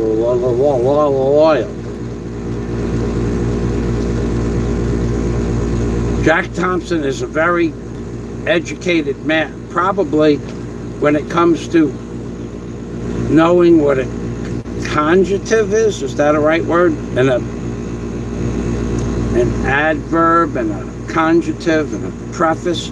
Jack Thompson is the man. So when he spells something, he takes it off. Not like some of these other fools on YouTube that they misspell stuff and they leave it there. And even though it only takes a few seconds to look at it and say, that doesn't look right, let me copy that, and then check the spelling on that. There are a lot of people that leave comments on my page that can't spell worth a shit. And when I see the second misspelled word, I might read the whole comment. Probably I will, but I won't respond to it.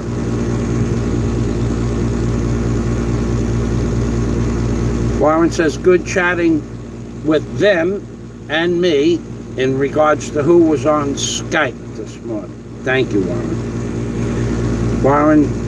Jack Thompson says, Warren, hi, I'm a bit of a douche when it comes to spelling. Warren says, Jack, you'll always be my hero. But Jack, I just want you to know, don't ever get into a face-off for Super Chat with Warren. Forewarned is forearmed. You will lose. Don't you hate it when you have 20,000 in small change in your pockets? Says Warren H. I don't know that I would have ever considered 20,000 small change, but I did have a friend, and I tell you this story often. He would ask you if you had change of a 20, and if you did, he didn't want to change. He just didn't want to really. He would laugh at you because he never carried anything less than a 20. And if he did have something cost less than $20, he would either give it to the person or take the money and give it to some kid on the street, something like that. But this guy, I don't have it here. He would buy Halliburton suitcases. He'd buy them all. He'd walk into a store and buy them all. And you know what a Halliburton is, right? Those aluminum suitcases.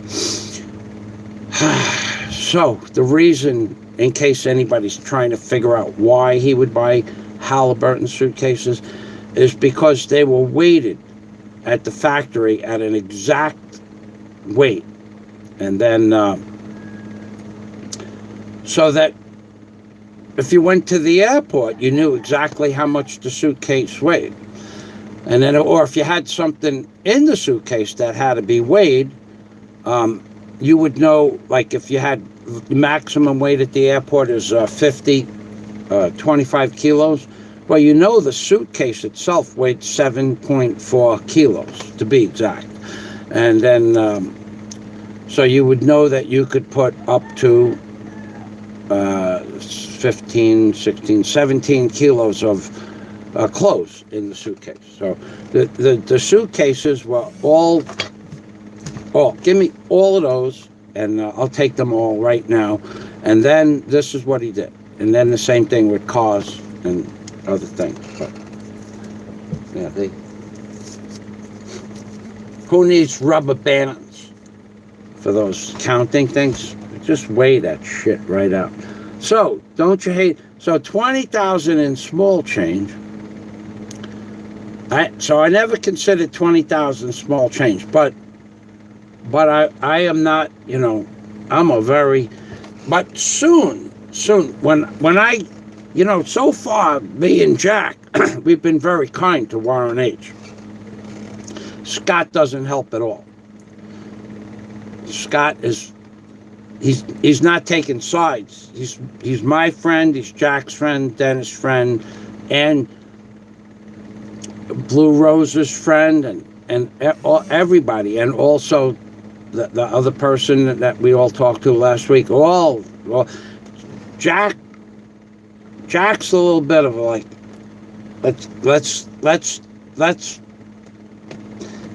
let's give Warren an idea.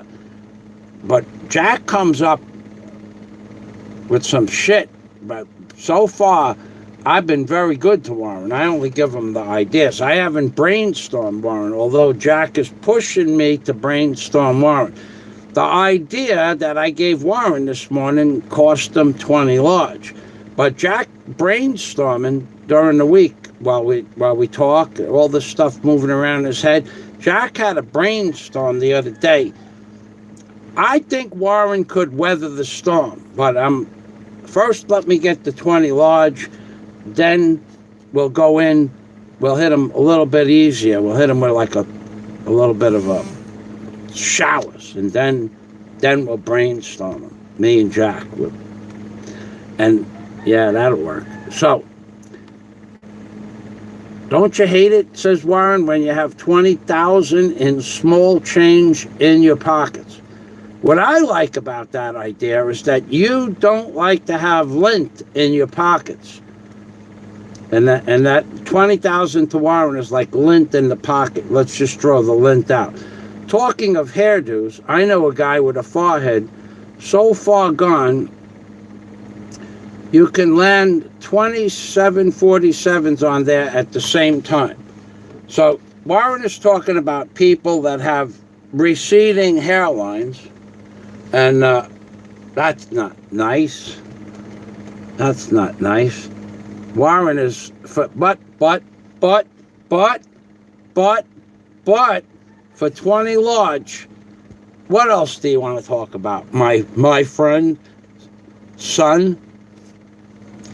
Yeah, baby.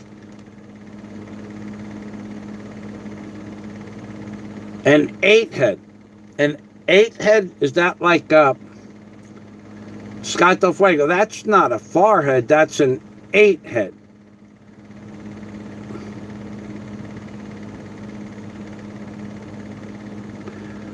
Jack Thompson, Warren, yup, cash is king, brother.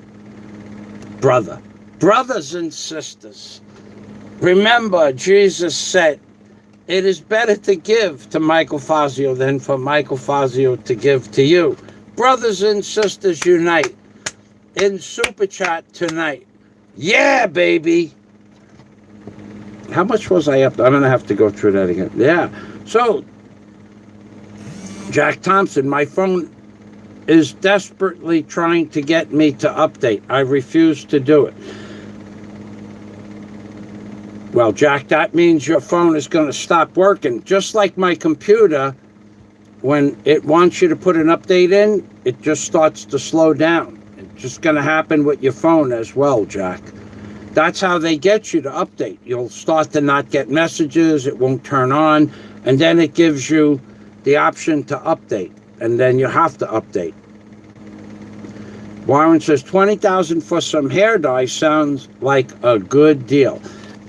The reason it is a good deal, Warren, is because I could have brainstormed you with Jack Thompson. You'd think I had an idea this morning. Jack Thompson, he said, it's Father's Day, Michael Fazio. It's Father's Day. What we need to do is make your son, Warren, understand that the best way to make Dad happy is a Kruger Signet 3 with the 100-horse Rotax engine. And I said to Jack, no. We need to get Warren here in the Philippines. We need to get Warren here, and we need to get him nice and settled in on the second floor into the Warren H. Pavilion. And then we'll buy him those books. Me and Jack, we worked this out this morning. We'll buy him those flying books, the books with the flying, and we'll go through some of the older editions, the ones with the Kruger Signet 3s on the cover, and then like that, me and Jack. So we got that. Thanks, Jack. Salamat. So we're gonna get him settled into the Warren H. Pavilion, and then we're gonna start buying him the amphibious aircraft books, and put him on his coffee table. Hey Warren, did you see this new Signet 3 they got out with the 120-horse Rotax engine? Boy, oh boy, that could fit up to 500 pounds of payload.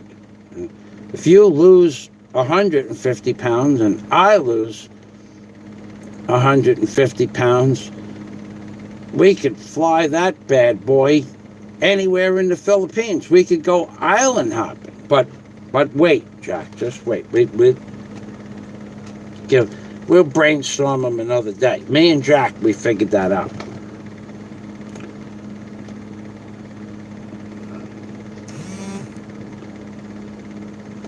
So Warren says 20,000 for some hair dye sounds like a good deal. It is. It really is. So we have Jack Thompson. Orange hair is floating in the island breeze like fiberglass dust on an insulation job. Oh. How many times was I underneath the house, upside down, looking at the bottom of the rafters with the staple gun, a hammer nailer? I have two hammer nailers here. I have a hammer nailer from the 1940s, An original Bostitch hammer stapler, an original one from the 1940s, maybe 50s, all aluminum, and it says Bostitch etched into the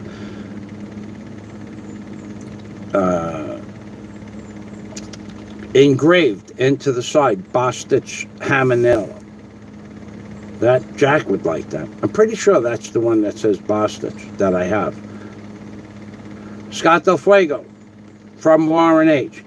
Maybe I should go orange, but I don't have forehead that is past my ears. So a prerequisite to go orange is to have like a Mickey Mouse haircut. Yeah, baby. Warren is being for 20 large. Warren can do this now. For 20,000, he could say just about anything. Warren H. Scott Del Fuego. Maybe I should go orange, but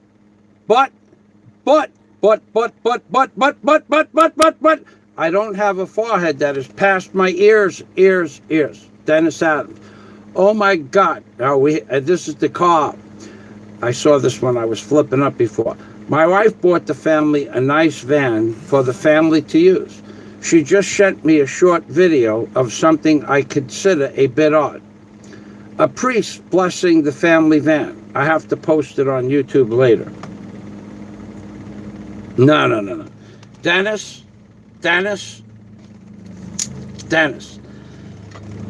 I have seen a priest bless a motorcycle, and I have seen a priest bless. I mean, a priest came to the first footing of a building that was totally illegal. I'm talking about completely off the chain, totally illegal. And the priest came to bless the footing, the first cement that was laid in the footing. And they also had octopus, and they had fish, and they had rice and pancit, and it was a party. And not only that, the priest gets paid money to come and make the blessing possible. So they'll bless anything for keeps them busy, helps the church. I don't know who else it might help besides the church, but the priest charged a fee to come and bless the first footing. And there was no permit on the job, no plans, just a bunch of guys mixing cement on top of a beautiful grass lawn. And each time they mixed cement, they mixed it in a different place. They destroyed the whole backyard.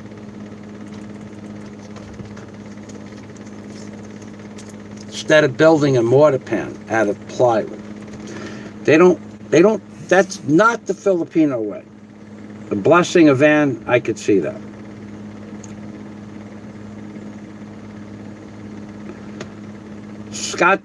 Jack Thompson said, Scott, imagine a man that doesn't paint his hair for 3 months.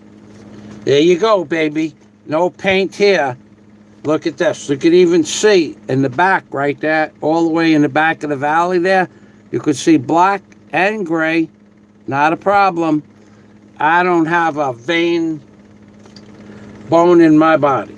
I don't give a shit what I look like. And this is proof. This is proof that you don't have to look or be or act a certain way on YouTube to be a successful YouTuber. Now, aside from what anyone wants to say about my antics on YouTube, I'm going to go for 60 seconds of truth. There isn't a fucking person out that will wager me any money on any of my $10,000 challenges. Yeah, baby, that's the truth. If I said it, it's true. If I said I owned it, I did. If I said I bought one, it was so. If I owned a crane, a barge, a tugboat, a Cobra Mustang, a house in Key Largo, an ocean racer, a house in New York, if I say it, it's True. Wager.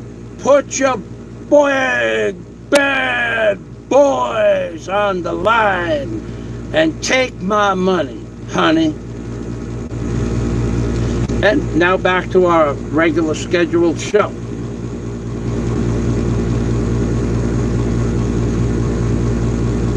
Warren, Jack Thompson says, Scott, imagine a man that doesn't paint his hair for 3 months. Dennis Adams, that would be fun. Scott Del Fuego, right, Warren H. I wonder if that style of forehead that connects directly to your neck is going to...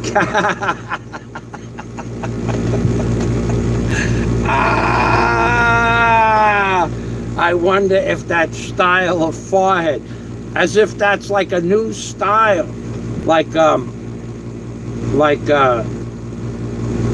new style forehead haircut. You know what that reminds me of? When somebody has a very deep receding hairline, Peter Gabriel. I don't know why it reminds me of Peter Gabriel, but I watched Peter Gabriel play on 11th Street and 11th Avenue in, what the heck was the name of that place? It was a punk rock club down, a place where they had bands, concerts, before people became famous. I saw the Cars there. I played backgammon with Prince across the street. The Ritz.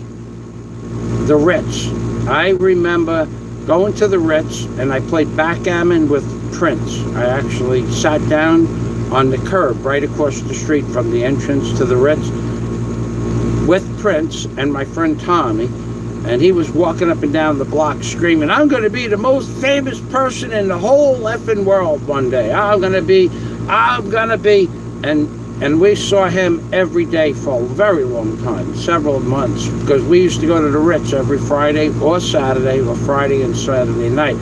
And Prince would walk up and down the block screaming that he was going to be the most famous person in the whole world.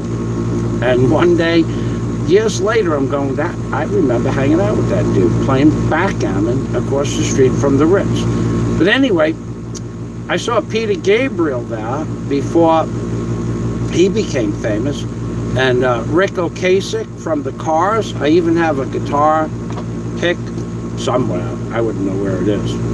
He was, Rick Ocasek from the Cars. We saw Peter Gabriel. We saw a lot of the bands, the Irish band. There was a lot of bands at the Ritz, and we would go just about every Friday or Saturday night.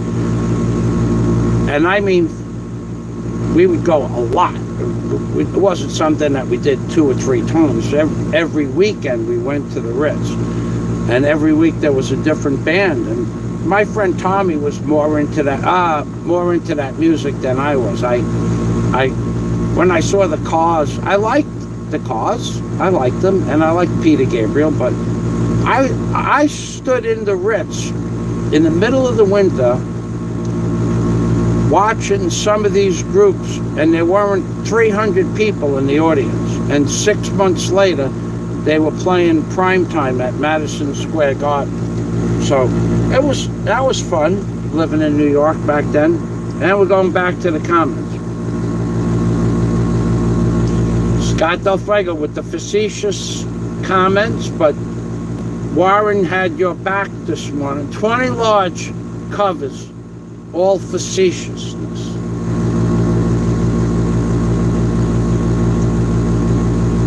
Right, Warren. I wonder if that style forehead that connects directly to the neck is going to catch on. That was very sarcastic.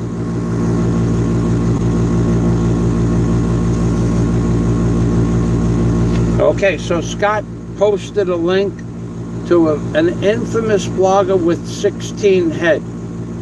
There was an 8 head before. I wonder what that 16 or 8 head means.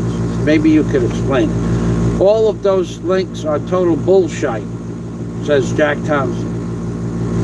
Scott Del Fuego, LOL. You would need to go to ladies' hairdresser to get that style. 2 thumbs up from Warren H. I think so. Says maybe that was when I was doing that with the hair.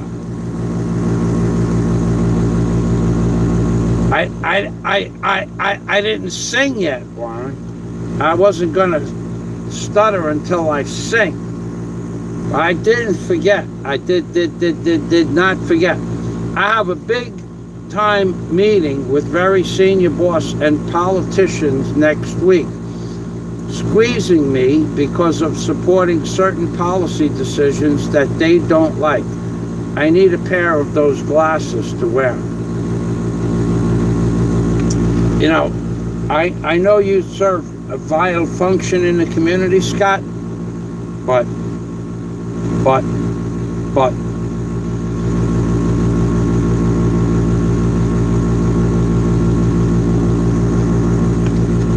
you're a good man, and I know the way you think. You want to try to keep things right, but it ain't gonna happen. I don't mean to be Mr. Negative, but I went through this back in 2008 to try to keep Obama from getting into office, especially 2012, to try to get him from not being reelected. And I spent thousands of hours making videos. Nothing changed. And even though you're in a very powerful position in the world, nothing's going to change. That plan has been in effect since the 1800s. Warren says he is wearing his giant yellow sunglasses while watching this live stream. Is it possible, like father, like son? We shall see, said the blind man as he staggered down the street.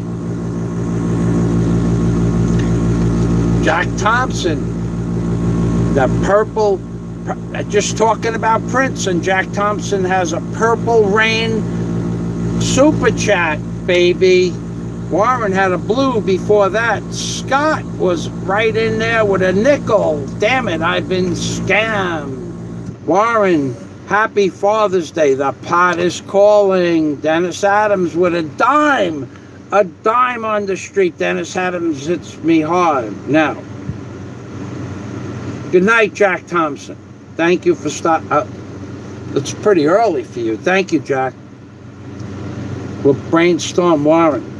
We'll get him next time.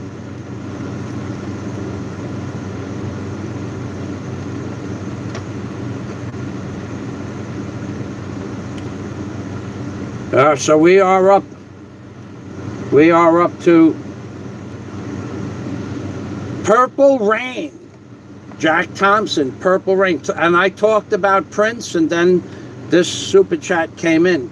Jack Thompson super chatted me $50 at one shot. He did that last time, and the time before, and the time before that. Jack Thompson has a freaking problem. Not kidding you about that.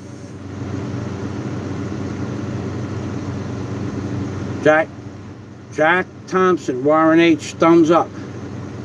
Scott Del Fuego, a new shot. Tequila, Tanduay, Star Anise, Pod Chill. It's called the Fazio drink. And 3, and you wake up with no wallet and your ankles screwed together.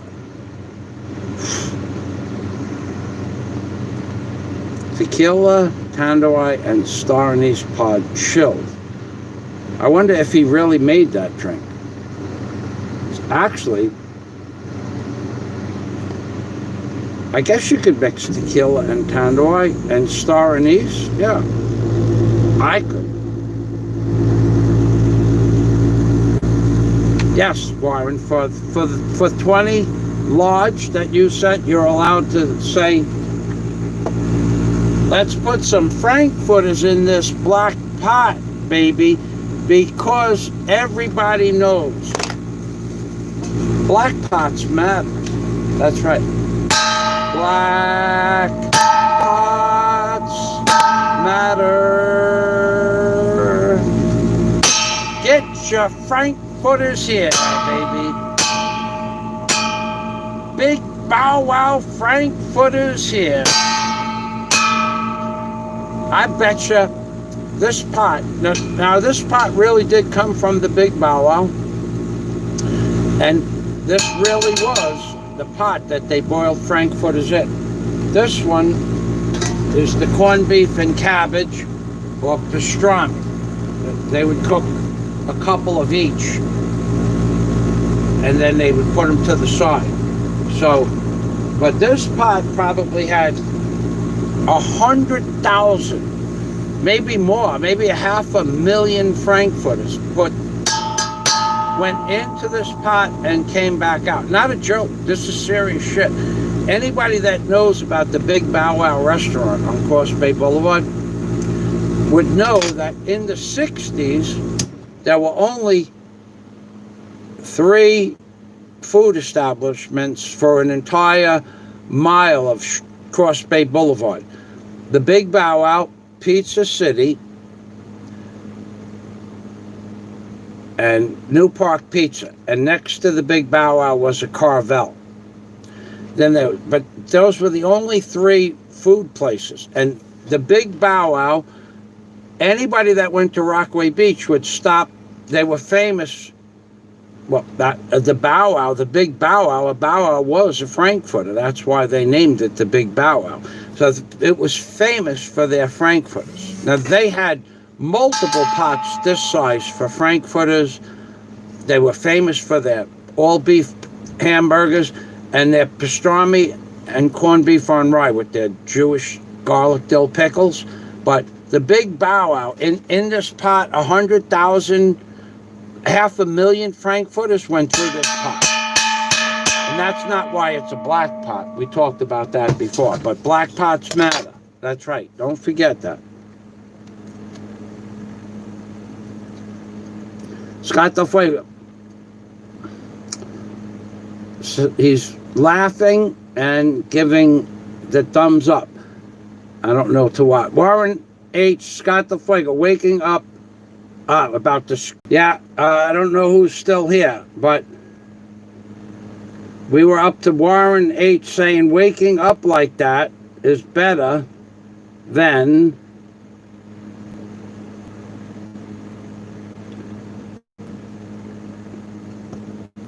waking up like that is better than waking up hogtied in a desert grave with sand being shoveled in your face. That's probably true. Scott Del Fuego.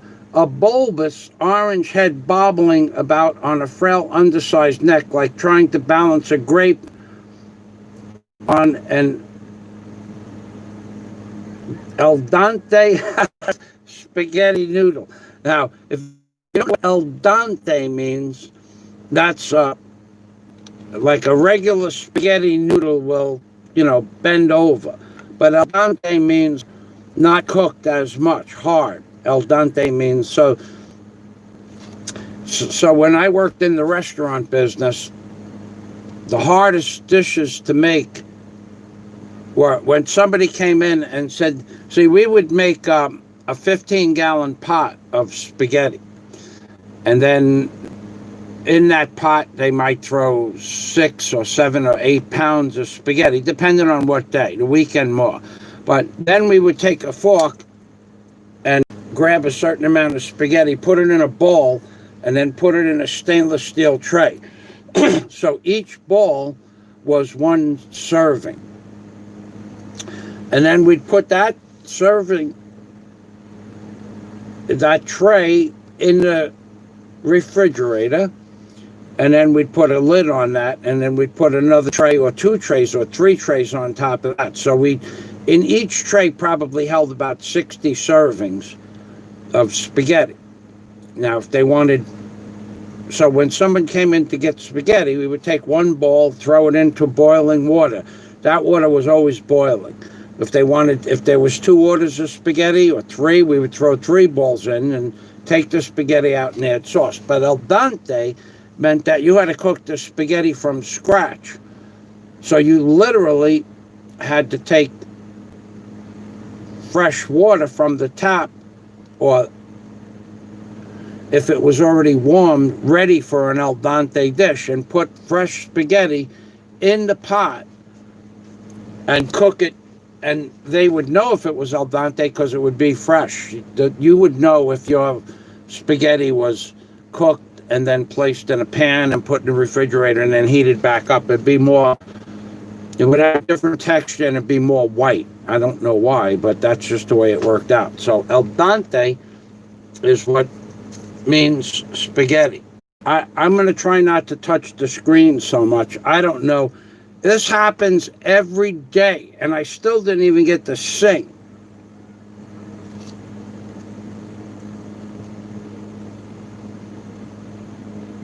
Now I can't see the comment. Top chat. Yeah, okay, hold on. I got him now. All right, here we go. All right, so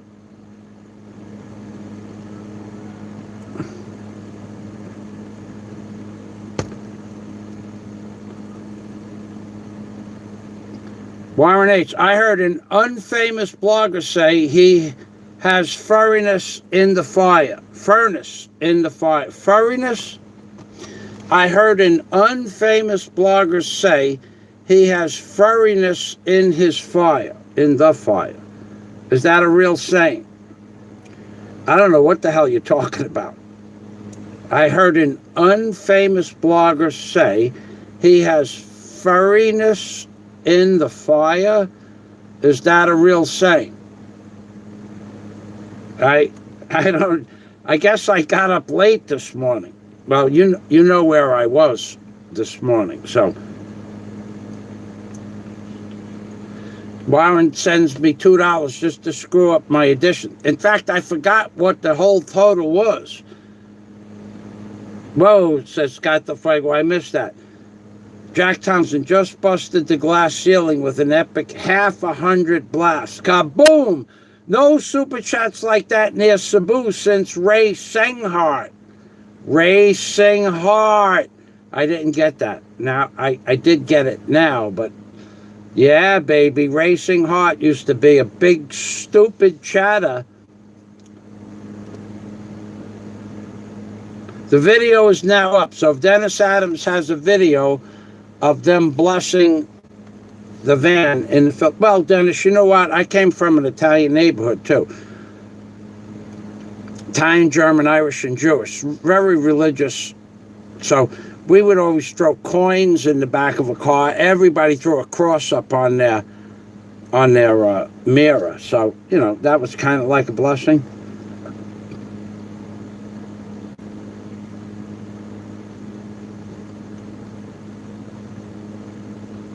Okay, so we have who's a molester? Who's a molester? Who's a molester? What the? Who's a molester? Okay, do not be lonely, Warren H. H1. No, do not be lonely, Warren H. I am always watching the infidels. May Allah, peace be upon him, be praised. Yeah, baby. Let's get some religion here. Remember, you know, actually, all the religions that existed after Jesus recognized Jesus as a favorite, as a figure, a very powerful religious figure. Not favorite, but they all recognized him. And that included Muhammad, Buddha, Allah, Krishna, all of the people that existed after Jesus. All acknowledge him. So welcome to the machine. Who's a molester? Who's a molester? Ah, my friend, I know you float in and out of the live stream. Glad you're back. Well, glad you're well.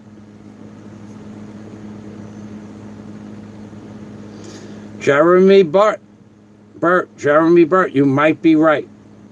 You might be right. It's a joke. In 2024, the remaining population of the earth might be in the thousands. That's true. You don't know what they have planned. This is not a joke anymore. They are cracking down on their plan. Jeremy Burt. Every time Michael says 20 large, someone has to check their blood pressure. And well, they should. And well, they should.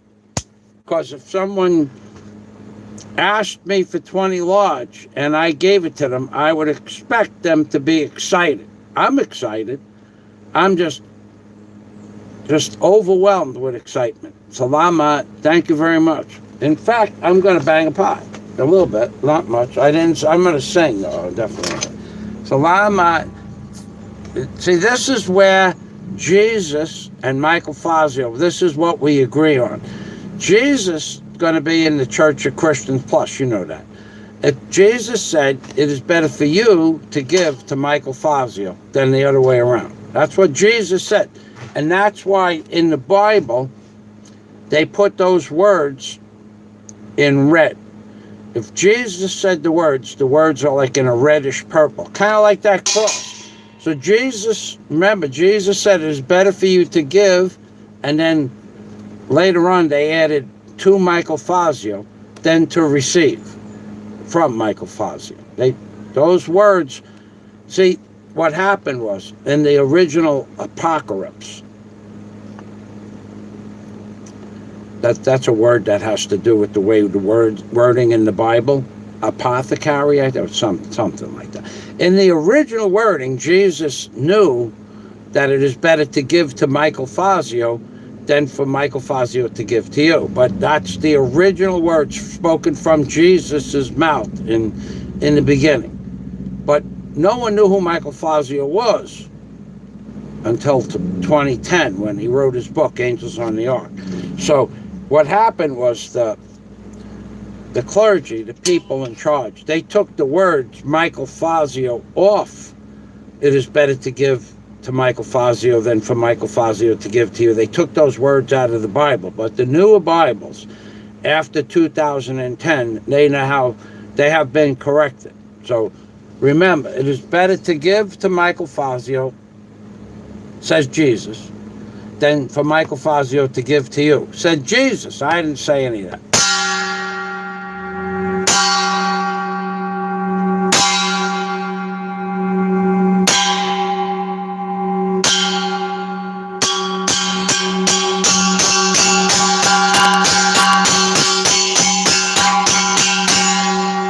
That's right, baby. That's right, baby. And 20 large, 2 thumbs up to Warren H. 20 large. Plus. Somebody was keeping track.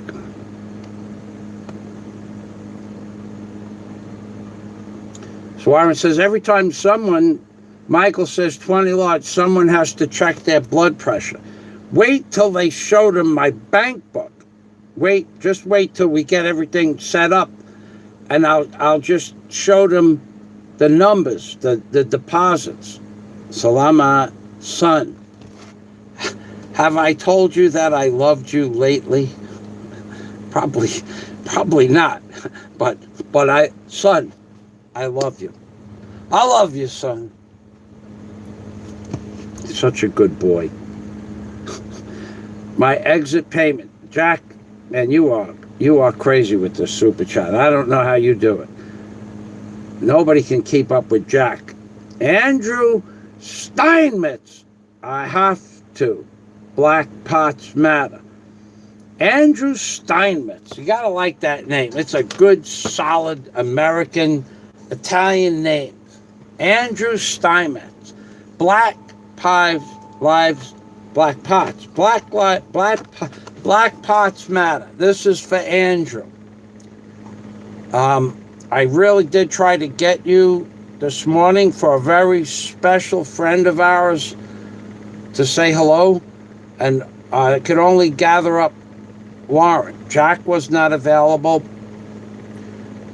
and you, I sent the message, but I didn't see you online. But we'll give Andrew a little bit. Andrew Steinmetz, Black Pots Matter.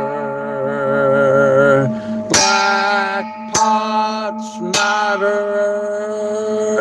Black Pots Matter. In fact, this black pot In fact, this pot came from the big bow wow wow wow wow wow wow wow wow wow wow wow wow wow wow wow wow wow wow. And the big bow wow meant hot dogs, and now they became known as frankfurters. So more than 100,000 frankfurters were in this pot at the Big Bow Wow on Cross Bay Boulevard from the 1950s until the 1980s, baby. This is a famous black pot. Andrew's Diamonds.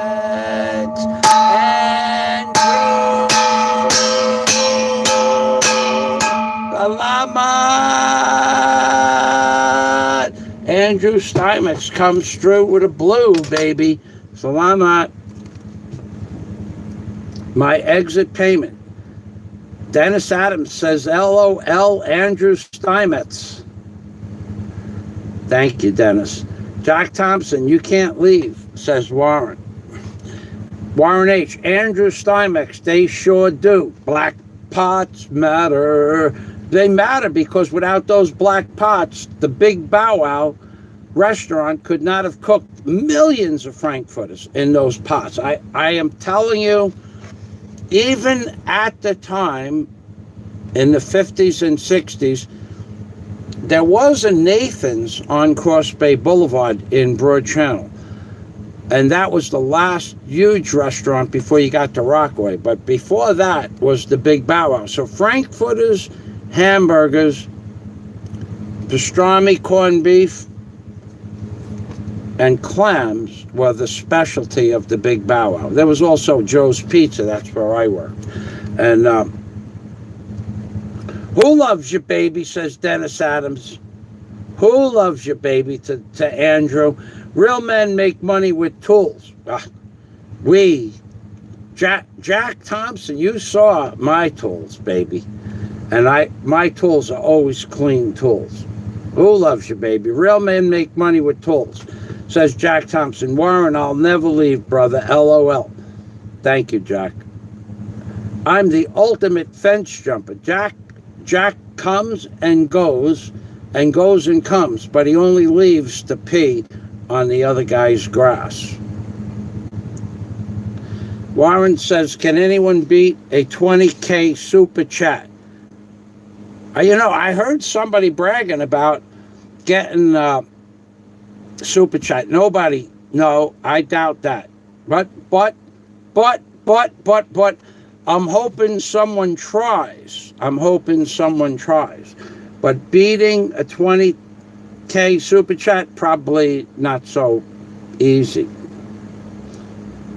So it's almost time to sing. You guys are in for a treat. I'm going to amuse. Sounds like amuse. I'm going to amuse some people.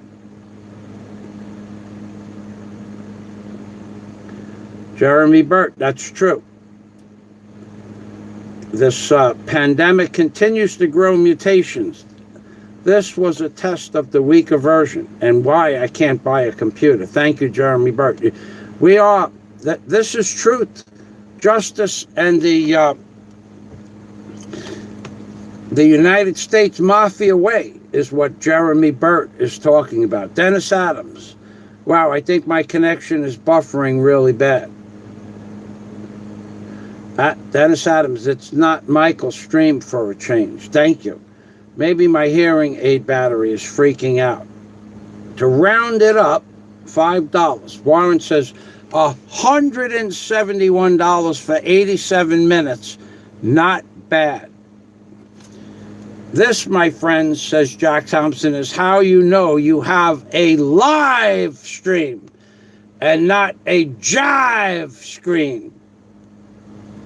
Live stream, jive stream. Live streams get stupid chat mixed in with super chat, and jive streams get scat chat. Scat chat. Warren says, hit me up with a brainstorm tomorrow when my wallet is full. Son, brothers and sisters, don't forget Warren H.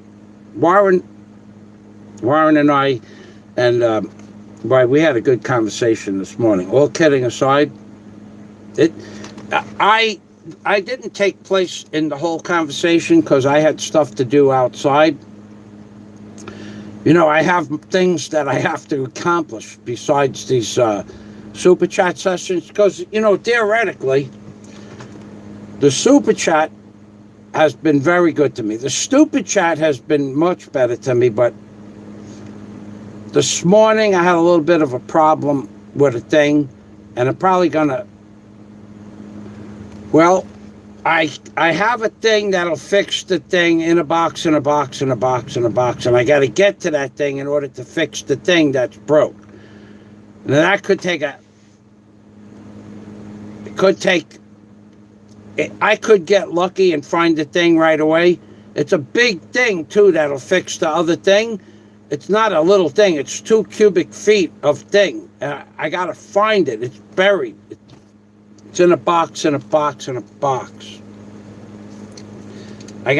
So Warren knows that, Lord knows that money will be well spent if I have to buy a new thing, if I can't fix the old things. Jack Thompson says, good night, everyone. He needs to hit the rack. See you all. Be well. Thank you, Jack. I'll call you tomorrow.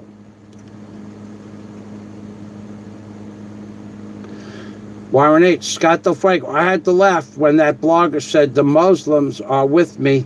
Thanks be to Hooza. Do you remember when that idiot said that? I remember that. I remember there were bloggers all over YouTube. Thanks be to Hooza. Thanks be to Hooza. Little did they know Hooza was Hooza. Jack Thompson, right, good night. The edging tools and the parting tool. Parting, that's right. I'm too old and too smart to work with concrete these days. Well, who could work with concrete? I'm going to have to work with concrete just one more time. And by the time I get to the concrete work, I'll be in shape to do it. But I won't be able to do it 10 hours a day. I'm probably going to have to cut it down to 5. Roofing, I won't do anymore. I will not. I would do roofing, flat roofing, but I won't walk roofs anymore. I won't walk them because unless I have jack plates at the bottom of the roof, and I probably would tie myself off. I don't walk roofs anymore. Just when I do walk on a roof, I'm not paranoid because I've walked 10,000 steps or 100,000 steps on roofs. I just don't like walking on angled roofs anymore.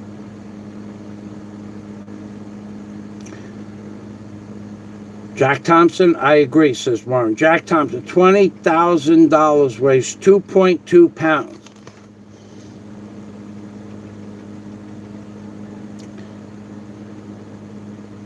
No, it weighs more than that. $20,000 weighs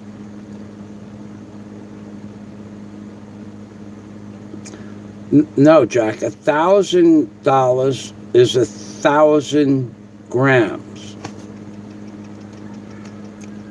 A $1 bill weighs exactly 1 gram. That's what some people use on a balance beam when they don't have penny weights or carat weights. So $1 bill weighs 1 gram. So $2,000 weighs 2,000 grams. So you would 2.2 pounds is 1 kilo. So 2.2 pounds. So you're going to have 10 times 20 is 20,000 grams. 20,000 grams, not 2.2 pounds. So 1,000 grams, $1,000 weighs 1,000 grams, and then $2,000 weighs 2,000 grams times 10. So you have 20,000 grams divided, weighs about 12 kilos total. $20,000, weighs 12 kilos in dollar bills. But if you bring it down to 100, see, Jack's probably doing it in $100 donations. You might be right. So Jack he thinks big. Wait till you see what we're going to do to Warren soon. We're going to get him all monkeyed up on the second floor. We're going to hit him up for a Kruger Signet 3 aircraft.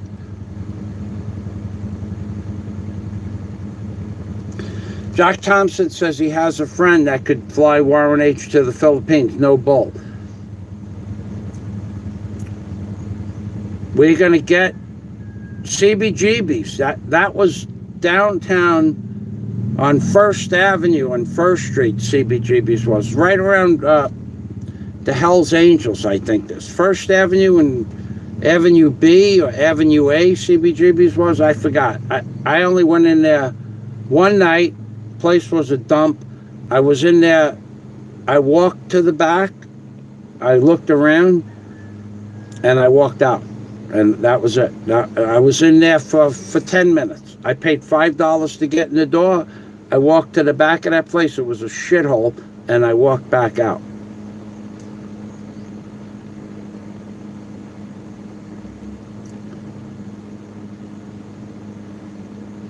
Scott's going to watch it later. Internet strikes again. That's right. No Bakakun. Newsmax, show you MacArthur, like MacArthur returning to the Philippines. That's right, baby, I return. Retracted so as not to give a certain vlogger credence. Thank you, Jack. Black fingernails matter. You're talking about the video I sent out to just a very, very select group of friends. That was a tough video to watch for me.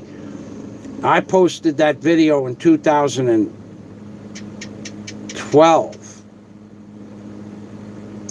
I never watched it. When I watched that video 2 weeks ago before I sent it to you guys, I never watched that video. I couldn't watch it. That's how hard it was for me to watch, to review what I did back then.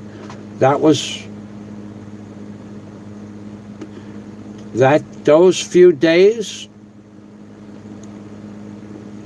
it's hard to explain. It's hard to explain, but those few days that I spent where I spent them, it was hard to go back and review the video. I have, to the people that don't know what I'm talking about, I have videos of something I did, a great accomplishment, greater than most people will ever have a video of anything that they've ever done, and that's not a joke. And I videotaped the event because no one would believe what I did if it wasn't videotaped. So I videotaped it, and when I show it to people, and I don't show it to a lot of people, they say they could not even begin to imagine trying to do what I did. First of all, most people wouldn't have the experience, the knowledge, or the desire, or the need to do what I did. And it's not a joke now. We could wager this, that there are people out there that blah blah people, the Lilliputians of the internet, but that would bury anything that anybody thinks that they've ever done that was hard to do, because for three reasons. One, what I did was really hard to do. Number two, what I did alone with no assistance. And number three, I made a video of something before people owned video cameras. So even if you thought that you might have been able to have done something, which probably would be some worthless endeavor to the average person's thought process, when I show people the video that I sent out a few weeks ago, Jack Thompson, Blue Rose, and 3 other people from my Patreon. No, 3 other people besides Jack Thompson, Blue Rose, and Warren, because he's a $1 member of my Patreon community, Warren H is. So total of 6 people, of 20 people that I sent the video out to, 6 of those 20 people said, that is now my favorite Michael Fazio video. And an unbelievable thing that was accomplished because of what I did by myself, alone, with no assistance. So for the blah blah blah, that the king of the Lilliputians, I have done things that are very, very, very commendable as far as bravery, but more than bravery, it had to be done. It wasn't a question of maybe it's going to get. No, there was nobody else that would do what I did. Even when I set out to do what I was going to do, my dad said, even if I was your age, I wouldn't do what you're going to try to do. But good luck. I hope you live. And I made it. So that video that I sent out was that hard that I never watched the video.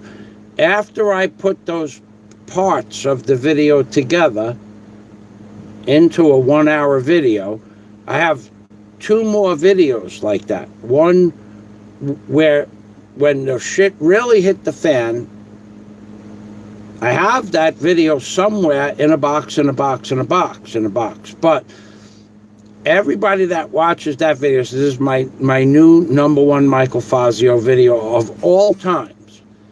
And everybody I send the video to, of the 20 people, 6 said that they've changed what their favorite video from Michael Fazio is. Now, I'm not even going to offer people to buy a copy of the video. It ain't going to happen. But thank you for reminding me. Jack Thompson. Jack's wives matter. Jack Thompson. Jack Thompson says, Scott, you're right. I've been paying for years. Just think, in 5 more years, you'll be done.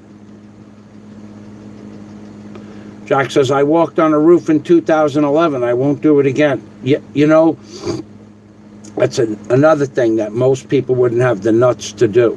Walk on an angle roof. So it's not just the roof. It's not just the roof. It's the asphalt granules. They're like 10,000 little marbles under your feet. It's a strange thing walking on a roof. When you're a kid in your 30s, 20s, like that, walking on a roof, you know, I'm not going to fall. But without having a solid, I have them in one of my containers. I have the roof jacks where you put the 2x8 or 2x6 so you could put your shingle bundles, but hard to walk on a roof. I had the weirdest dream again last night, says Scott Del Fuego, when I was trying a lucid dream. I almost get control, but then it spins away, and a World War II fighter is chasing me at a lake cabin. Impressive plane, though. Jack, Scott, just turn around. Just turn around in your dream. Just say, I'm not sleeping. And turn around in your dream and point at him and shoot bullets out of your hand. It's possible.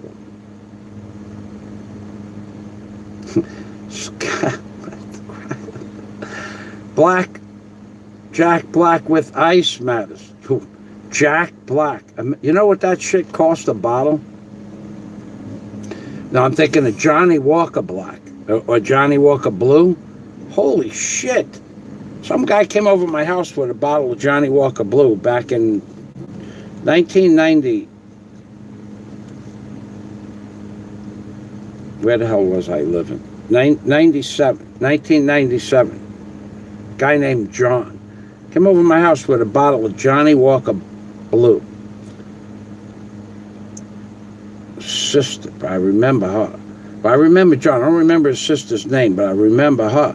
Anyway, $175 a bottle for that stuff. And he's going, did you ever have this? And I'm going, no. He goes, this is the and it's scotch. And I'm not a scotch drinker. I'm not a drinker at all, but I tasted it. And I said, yeah, but he goes, you don't think? I go, I don't drink scotch. I did drink scotch for a while, but only as a fad, pinch, the bottle with the weird shape. And I think I drank it more for the bottles because the girl I was dating wanted bottles for candles to put melted candles in. But anyway, Jack Black with Ice matters, says Scott.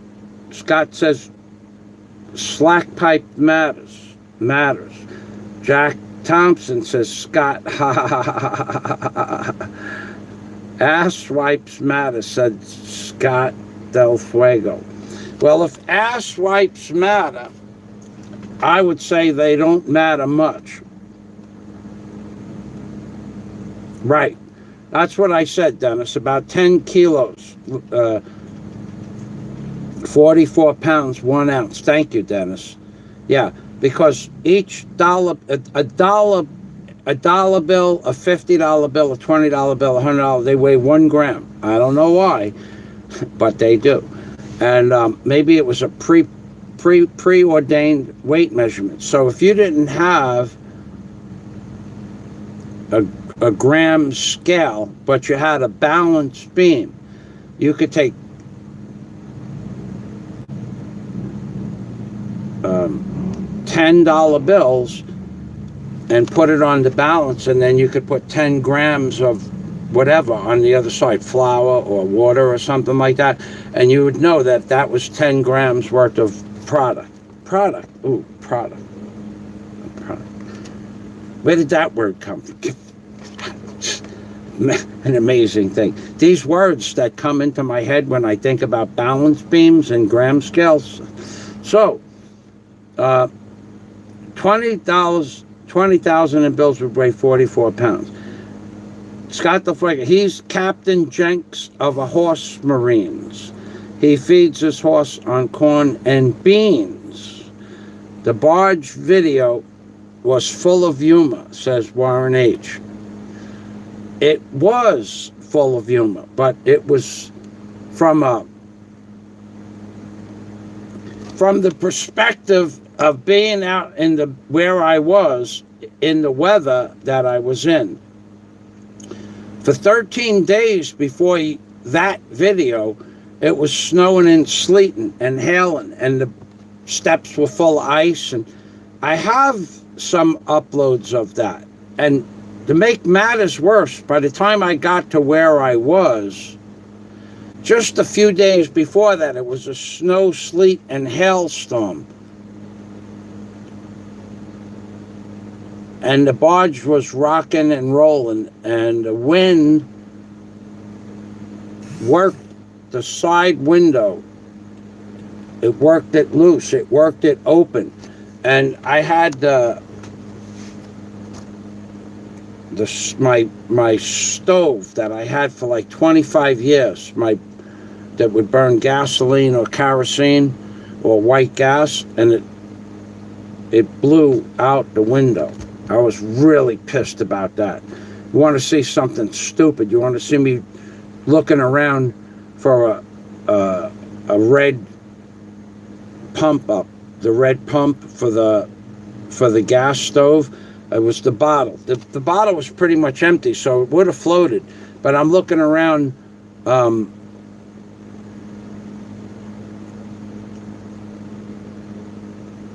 That body of water that I was in, I'm going around in circles with a 188-ton barge looking for a $50 stove.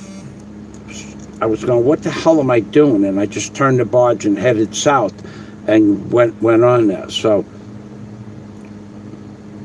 the barge video was full of humor, horror, and all-around manliness. Thank you, Warren H.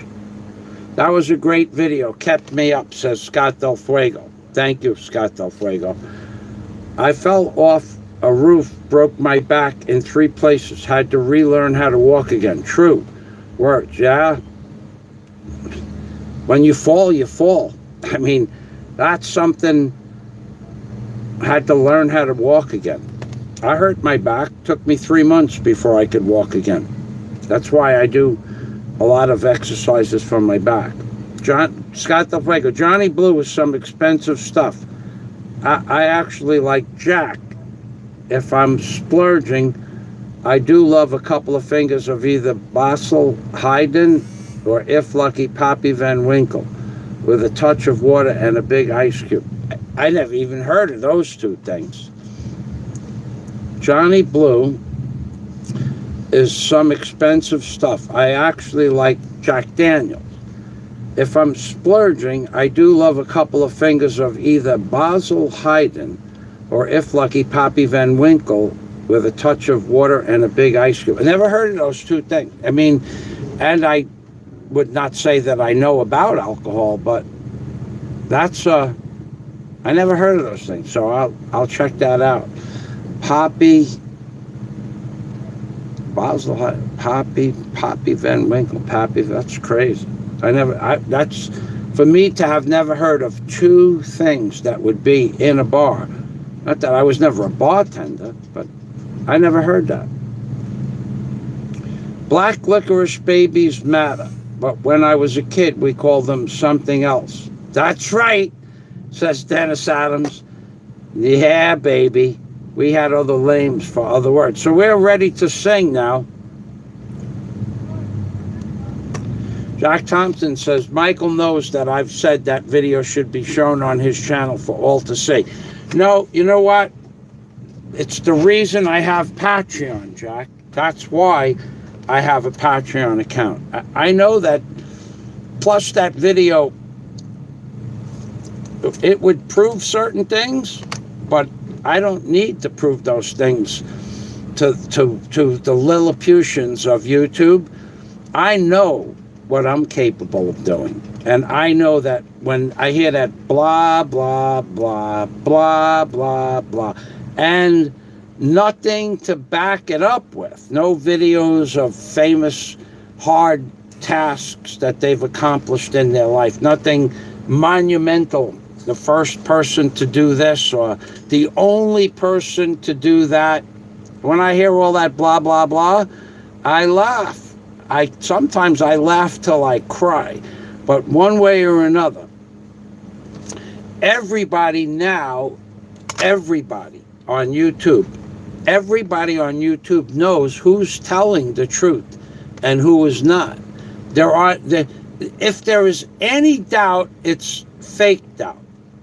That what if I said I bought, owned, did, or accomplished something in any venue on YouTube that knows me, they know that I don't lie.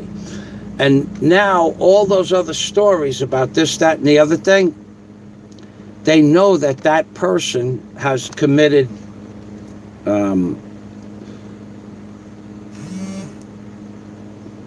I guess in the Saya it'd be called Bakakun Ka. They have committed to lying their life away. Should be the name of the song. Lying your life away. Lying, lying, lying is like flying your life away. So anybody that knows me and saw that video of what I did would say that's a great accomplishment. And it was. Not my greatest accomplishment. Maybe my greatest accomplishment was bringing a barge to New York, because I had never owned a barge or run a barge or bought a barge or piloted a barge or piloted the Great Lakes. That was just as hard, but it was warm. The other way around, it was snowing and sleeting and hailing, and I was 13 years older. That was really hard, but picture buying that thing and then jumping on and go, yeah, I'm going to take that from Traverse City to New York by myself, by the way. I'll do that. And I did. And people would say, when I got to New York with the barge, they would say, you did that. It was a whole new venue of respect that I did that. That story went everywhere. Did you hear what Fazio did? Did you hear that guy brought a barge from Traverse City, Michigan to New York? Did you hear? And people would come and look at the barge because it was, it was in really good condition at the time, and they would say, "That's amazing." Even the men in the Dock Builders Union, the guys that, all the tugboat captains from Ohio all the way down to New York Harbor, probably 85% of every tugboat captain I ran across when I was ported in Little Creek, Virginia, where the aircraft carrier and the nuclear submarines were, probably 85% of all the people that were captains or pilots knew or heard of my dad.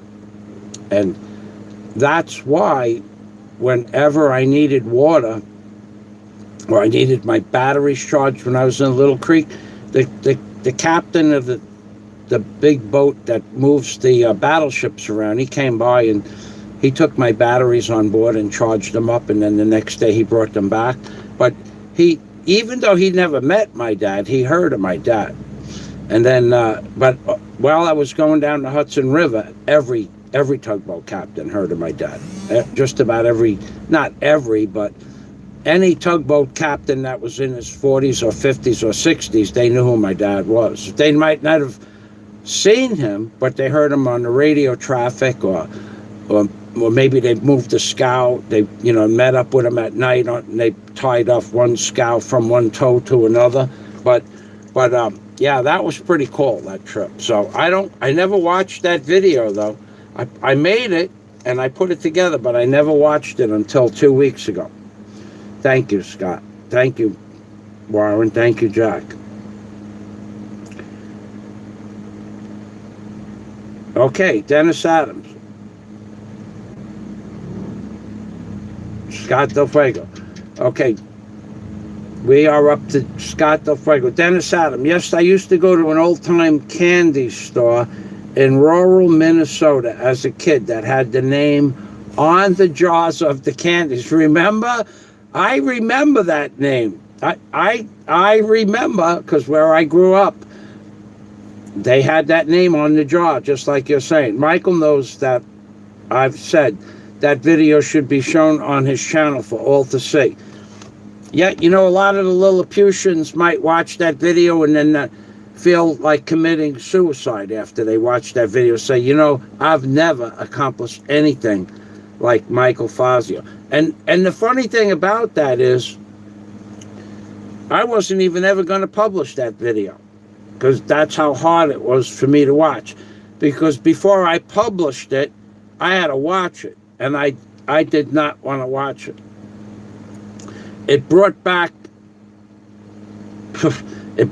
memories like I was there still, where I was, how I was in the situation I was in. It was hard to watch that video. But a man does what a man needs to do to get through life, and that was a tip of the hat to Michael Fazio, even if I do say so myself. Walmart used to have Mary Janes. Then one day, all gone. I love Mary Janes. I guess I'll have to buy them online. I remember those. I don't remember what they were, but I remember the name. Warren H.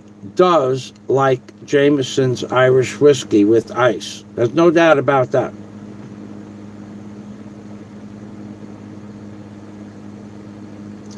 Scott Del Fuego. Another thing I lived through, which I should not have lived through. I know Michael almost killed himself when the dogs on that Chinese ladder let loose, and he fell to the tines on the backhoe bucket. That was brutal. Well, 4 inches either way, I would be dead. I would have probably asked somebody to end my life at that point. Yep. And then I had a long time before I could walk. I still have a dent on my buttocks about this deep. Not joking. There's a 3/4 inch notch in my right cheek. In fact, I don't show it to a lot of people, but I'll make a video of that one day for my friends, not to put on Patreon, but just to post privately. And I was telling one of my brothers about that I had a notch on my buttocks, and he's going, "What do you mean you have a notch? You mean a scar?" I was going, "No, I have a notch on my butt." And he goes, "I don't really want to see." And I said, "I'm going to show it to you anyway." And I pulled my pants down. He goes, holy shit, how deep did that go?" And I said, it was, at the time, it was deep, but not, it didn't open up, it didn't separate the meat, but it destroyed the tissue that makes the buttock round. And he said, holy shit. He saw the pictures, the purple from just above the knees to my spine, but he never saw the injury itself, because we took pictures. Daisy and I took pictures each day, how it got blacker and blacker and brown and orange and blue. Yeah, a lot of the Lilliputians would have never lived through something like that. They would just say, I can't live like this. For how many weeks I couldn't walk, and I would crawl or I had crutches. I made Daisy go out and find the crutches, and I walked around on crutches. The Lilliputians of the internet, the Lilliputians with the flappers that never stopped. Those people, they would never do some of the things that I did. They would never attempt it, and if they did attempt it, they wouldn't live through it. The Lilliputians, blah blah blah. All right, so we're gonna sing. We're gonna sing for 20 large. We sing, but. Warren H. Seen it a million times, but I have never had a Jameson, says Scott Del Fuego. I think I had Jameson. I think it's a Scotch whiskey, if I remember. Michael's Patreon says Jack Thompson is awesome. It's far more informative than what we see here on YouTube. And you got to remember, Jack, a lot of the stuff that I posted recently, the last 5 months, only goes to the people that were Patreons before February. So some of that stuff is never going to be seen again unless they're at the $50 mark. So at the $50 and up mark, if someone is gracious enough, and there are many that pay $50 or more, they get to see those videos.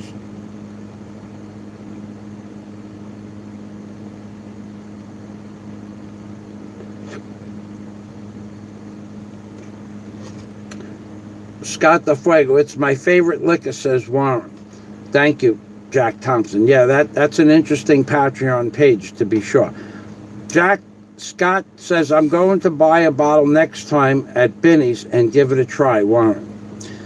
I don't drink enough to go through it. If I like it, bottle will last a year, easy. Now, I don't know what response is going to come from Warren, but Warren, the bottle would not last him a year. Sounds like the lyrics of a country song. Hey, Dad, just bought a barge in Traverse City. Gonna bring it to New York City. Gonna do it alone. Gonna work my fingers to the bone. Gonna prove that I got some bigger boys than anyone on YouTube, baby. I'll be rapping.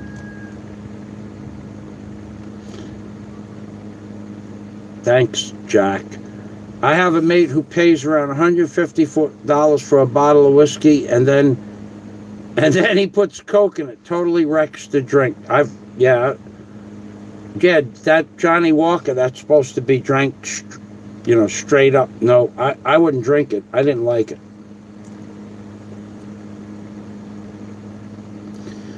Warren says, I'll be fine if you don't share a video of your butt with me. But then, when everybody else is talking about my butt video, you'll feel like you're left out. Unless you're waiting for a private showing, a private viewing.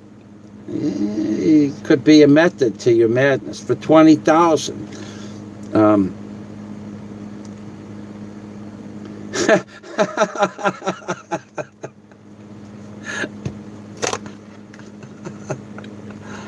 Jack Thompson said, "You ain't a real man if you don't have a dented ass."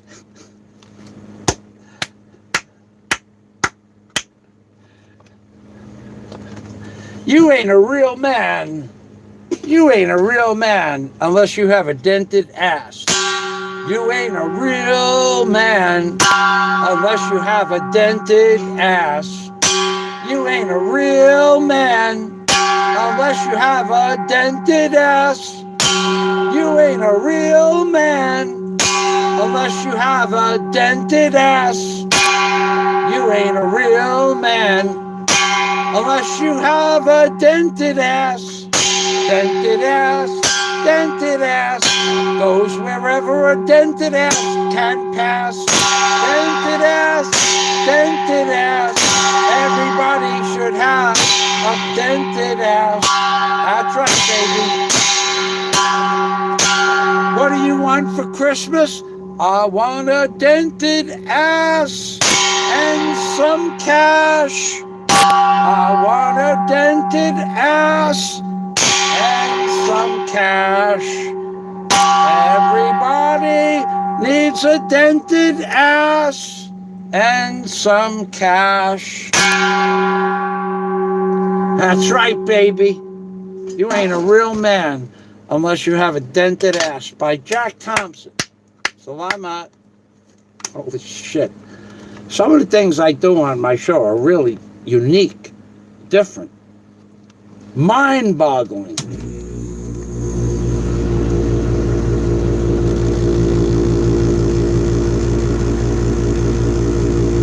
Oh, God.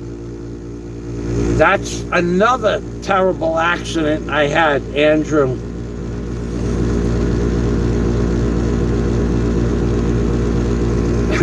Andrew said there's a good video of Michael's Operation Cleanup where he's got a very bad case of Charlie horse while his truck was moving. So,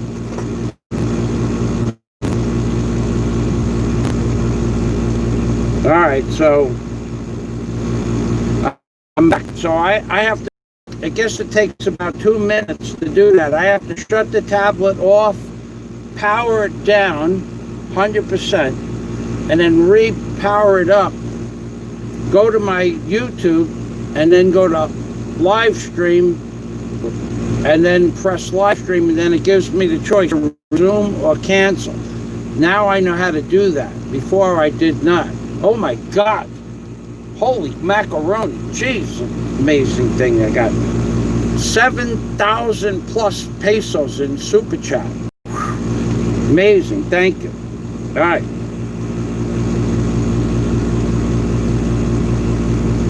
Super Chat. So Andrew Stamets says, there's a good video in Michael's Operation Cleanup series where he got a very bad case of Charlie horse. I did. That was... It took me about a half, and I have that on video too, actually. It took about a half an hour for me to get out of that truck. That was a tough one. Super Chat Michael says, Jack Thompson, to undent his ass. Real men, Jack Thompson. Real men. Everybody knows this. Real men have a dented ass. Real men have a dented ass. Real men have a dented ass. Dented ass is where it's at, unless you give me Super Chat. Then the dent will disappear like the money in your wallet from your dear. Super Chat is where it's at.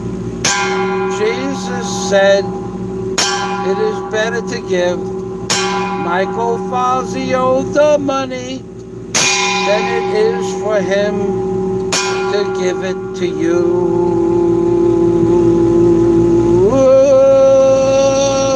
I still have a rendition of Bear Went Over the Mountain. I still got it right here, baby. I'm getting ready. But, I'm not ready yet. It's not Scotch whiskey, Michael. It's Irish whiskey. Okay, all right. Yeah. Now I remember hearing about that. Okay, it's Irish whiskey. Warren says, no, I'll be fine if I never see your buttocks, Michael. That's good to hear, Warren. This way, when you're living downstairs and I'm living upstairs and we're living together in the blah, blah, blah south with the Warren H. Pavilion south, I won't ever have to worry about you peeking in my window, because probably from the second floor to the third floor, if you take over the second floor, when you take over the second floor, I'll just put an outside staircase on the veranda. And that is the plan, baby. You people think we're kidding, but we're not kidding. We're going to move ahead with this. In fact, let me get some light on here. It's getting dark outside. It's raining. In fact, we're getting closer. It reminds me of that song, Getting Closer to My Window. Now, wait, the speaker's in the way. So, yeah, that's the plan. Warren and I are going to be 50-50 partners in a hotel business that might expand to a second hotel, one on Bohol and one on Bantayan Island. And it's possible. Now, I know for a fact that the person who owns the property does watch my videos on occasion. And they haven't corrected me as to whether the property's still available or not. And I don't need to ask them based on my last conversation. So I'm pretty sure that property's still available.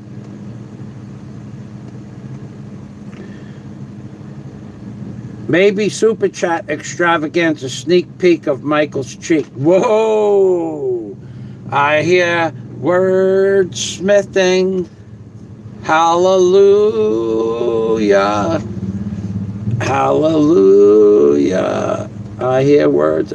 Scott Del Fuego, he can do the Cheek Corsairs towel challenge. Yeah, you see the difference between me and somebody else that does a towel challenge is if I wanted to do a towel challenge, first of all, I would never put it on video. It would never happen. There's nothing in my life that demands that I would put something that might one day be regrettable on YouTube. Nothing. So to the guys out there that are using my face, pictures of my video, taking snapshots off my video and stuff like that and putting my face on it, well, there's really not much that I would want to do if I could do something, but I don't care. Because whatever you put on those uploads, especially the dating site upload, if you guys are still running that fake dating site, if you put something on there that's illegal, it goes to your IP address, not mine. So number one, if you take my picture and put it on the internet, I don't care. But even if I did care, there's nothing legally I could do about it. And it wouldn't be worth my time or the investment of time to try to get you to stop using my image. So if you want to use my image, I'm not giving you permission per se to use it in a negative way.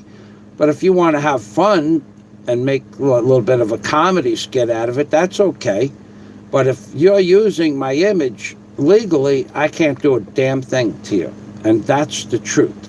So to worry about me coming after you legally for using my picture or something I created, some business I have or something like that. But there are things that you can't do with the picture. So that asshole Michael Fazio melted candle something face or something like that.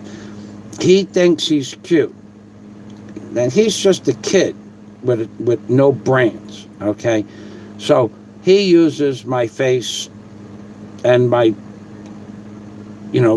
name, similar name, and he thinks he's degrading. He's got 4 subscribers or 5 subscribers, something like that. I don't even know. I haven't been to his channel in months. So that asshole, he can, if he wants to use it, what purpose would it serve anyway? The point is that if you use my face, my picture, say I'm standing here like this, right? And you see my face with the hat and the glasses and stuff like that, like this, like that. Look, see my face? If you use that, it's a public, I'm considered a public figure. You can use that. So I don't even let that fret me none. But there are other people that think that they're degrading me by using my picture and putting it on a fake dating site. Now that is okay. I can't stop you from doing that. But if you say something illegal in that dating site, or if you go off the fucking reservation and you start sending pictures to my neighbors with, vile content, well, that I could probably do something about.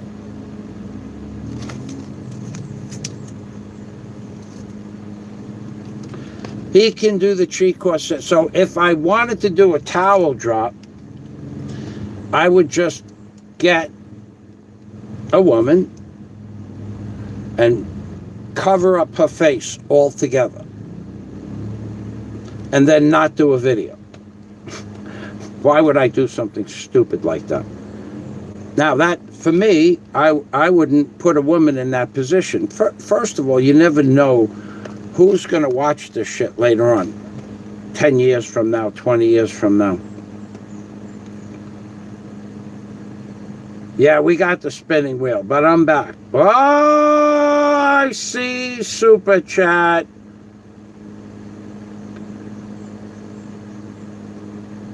Warren H., it's the flea. The flea runs out of energy. The flea that runs the Philippines internet. Hey, Warren, had the magic touch. We're back. That's a lot of work. $10. And we brings it up to 7,300 pesos for, but 3 hours and 16 minutes. Whoa! 3 hours and 16 minutes. For the Lord loved the world so much, he gave his only begotten son. John 3:16, baby. 7,300 pesos at 3:16 at the minute mark of 3 hours and. For the Lord loved the world so much, he gave his only begotten son. Yeah, baby. Yeah. And remember, you got to remember this at all times. For the Lord loved the world so much, he gave his only begotten son. And black pots matter.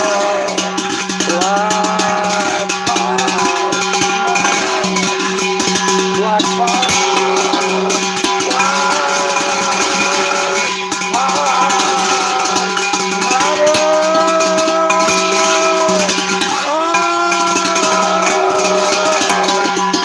The Lord loved his son so much, he gave the world to save his only begotten black pot. That sounds about as stupid as somebody saying that he has furriness in the furnace.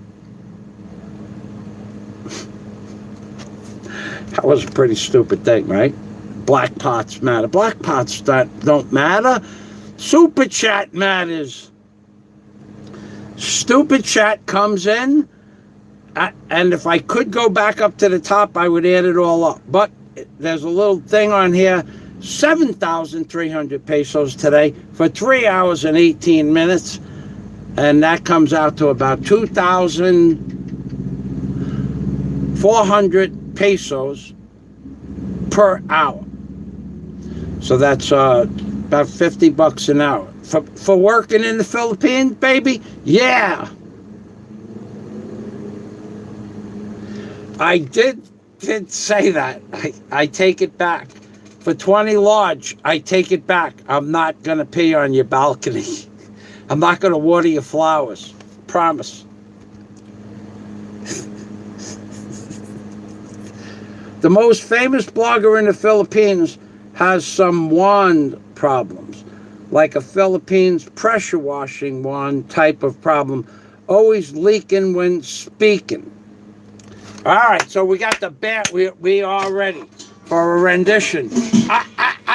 I'm ready for the bear went over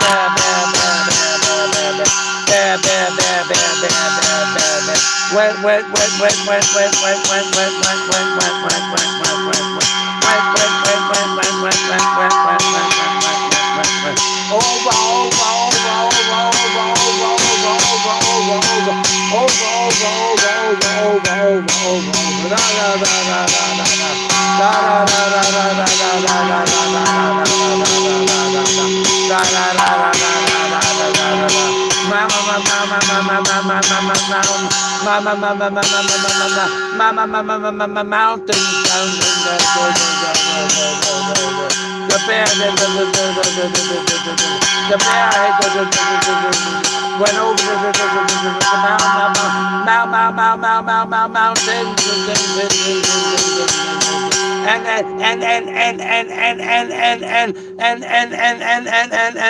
And what do you think? And what do you think? And what do you think? And what do you think? I got a little problem. Hold on a second. I got a video playing in the background, and I don't know how to get rid of it. Hold on. No. It's going to have to deal with that. I hope you don't hear. So the bear went over the mountain, and what do you think he saw? He saw a bunch of dollars.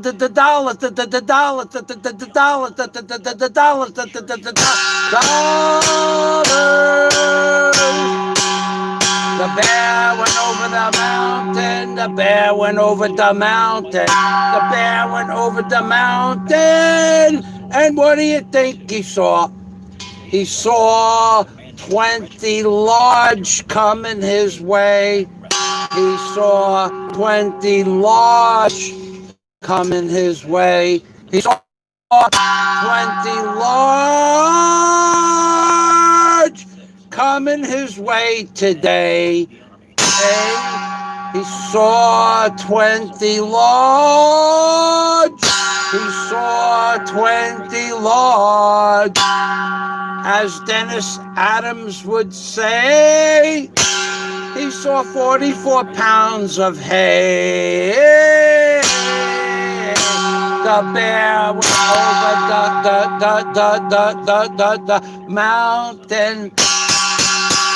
The bear went over the mountain.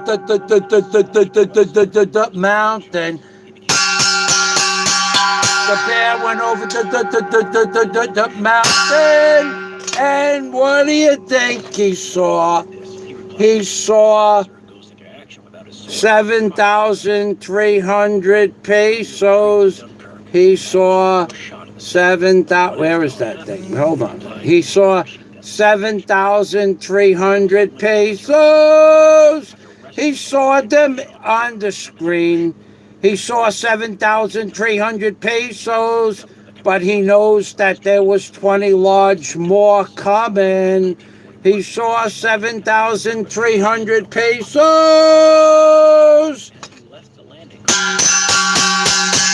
Tax-free, baby. Tax-free to till 2023.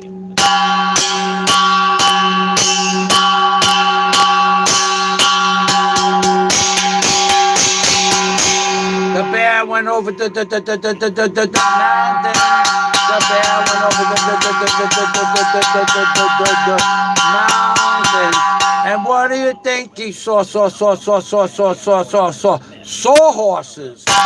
He went over the mountain. And he saw them.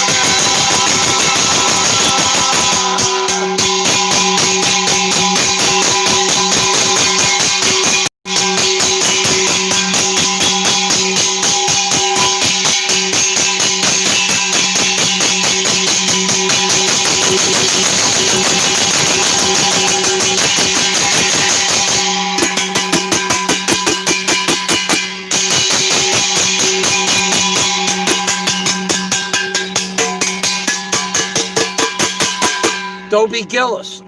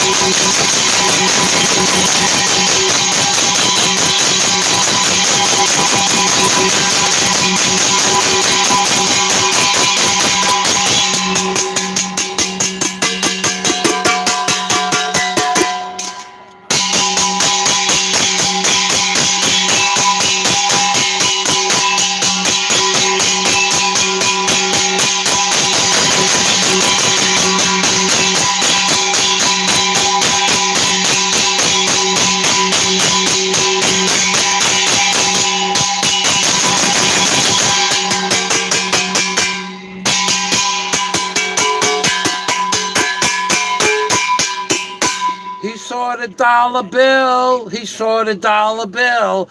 He saw the dollar bill that amounted to 20 large plus 7,300, 7,400, 7,400, 7,400 plus 20 large.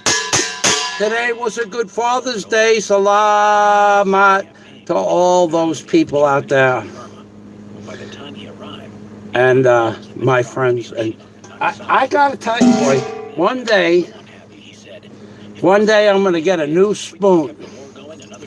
So that's for 20,000 large and 7,400 pesos.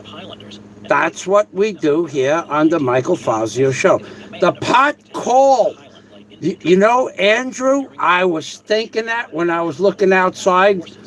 I was looking outside, and you said that when I looked outside. How you doing? How you doing? I'm just banging my pot. They know me. People are less likely to shoot at you if you smile at them. Imagine. Well, we have Scott Del Fuego talking. Mad Jack would retire from the so Warren said, Michael said if he upset me when he's living in the hotel, he would pee on my balcony. I did say that. There was no, and it actually brings back a story about a guy named Mike, but I won't tell you that story on YouTube. But when we get together, you guys remind me about Mike and the second floor balcony. I'll tell you a story you never. I'll even tell you a story about a second floor. I'll tell you two stories about second floor balconies. I cannot say either one of these stories on YouTube. Okay, but I'm looking at a guy on a second floor balcony. And that guy used to live in my basement apartment with his girlfriend and her girlfriend. She was bisexual. And I'm looking at the guy, and I can't tell you the rest of the story, but he was on the second floor balcony. But I'm looking at the guy, and I'm going, what the? Yep, there was a story. If we go on Skype, any of us go on Skype, ask me to tell you the story. I forget the guy's name. I liked him a lot. He was just a nice young man. He was about 22, 23, 21, like that. And his girlfriend, well, they were all about the same age. But just remind me to tell you the story about the guy who was on the second floor balcony across the canal from me. That damn pot just woke me up, says Jack Thompson. Andrew Stemets, the most famous blogger in the Philippines, has some wand problems, like a Philippines pressure washer wand type of problem, always leaking when speaking. Whoa, we have an up-and-coming wordsmith in Andrew Stemets. Whoa, baby. Thank you, Andrew. Jack Thompson. Andrew, I've been trying to get in touch with you, but I think you should well know that there's something wrong with the connection in that place. The famous blogger, that damn pot just woke me up, says Jack. Imagine, Jack, you know I'm not sorry. You know that. You know that. Listen, Jack, that pot did not wake you up. It was the calling of the pot. The pot itself doesn't do anything. It's when the pot calls.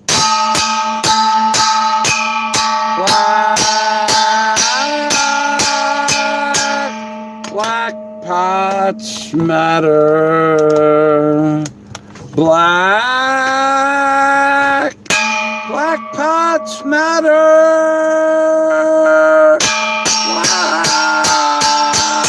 Black pots matter. They matter. They matter. They matter. Black pots matter. That's right, baby. Black pots matter. So it wasn't the pot, Jack, per se. It was the calling of the pot. Scott Del Fuego.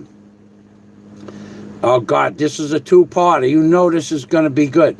Imagine a life so empty that one allows the jealousy of facing their bland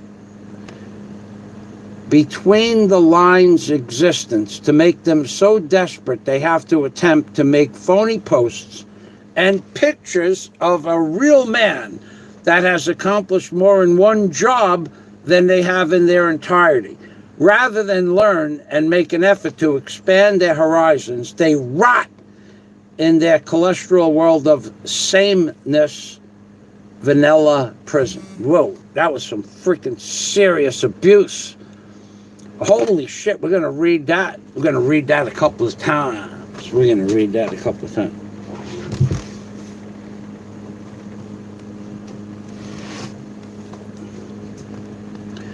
Imagine a life so empty. Wait a second. With this, we need fucking music for this, baby. Imagine a life so empty that one allows this jealousy of facing their bland in between the lines existence to make them so desperate that they have to attempt to make phony posts and pictures of a real man. A real man that has accomplished more in one job, that's true, than they have in their entirety. That's true too. Rather than to learn and make an effort to expand their horizons, they rot in their cloistered world of sameness, vanilla prison.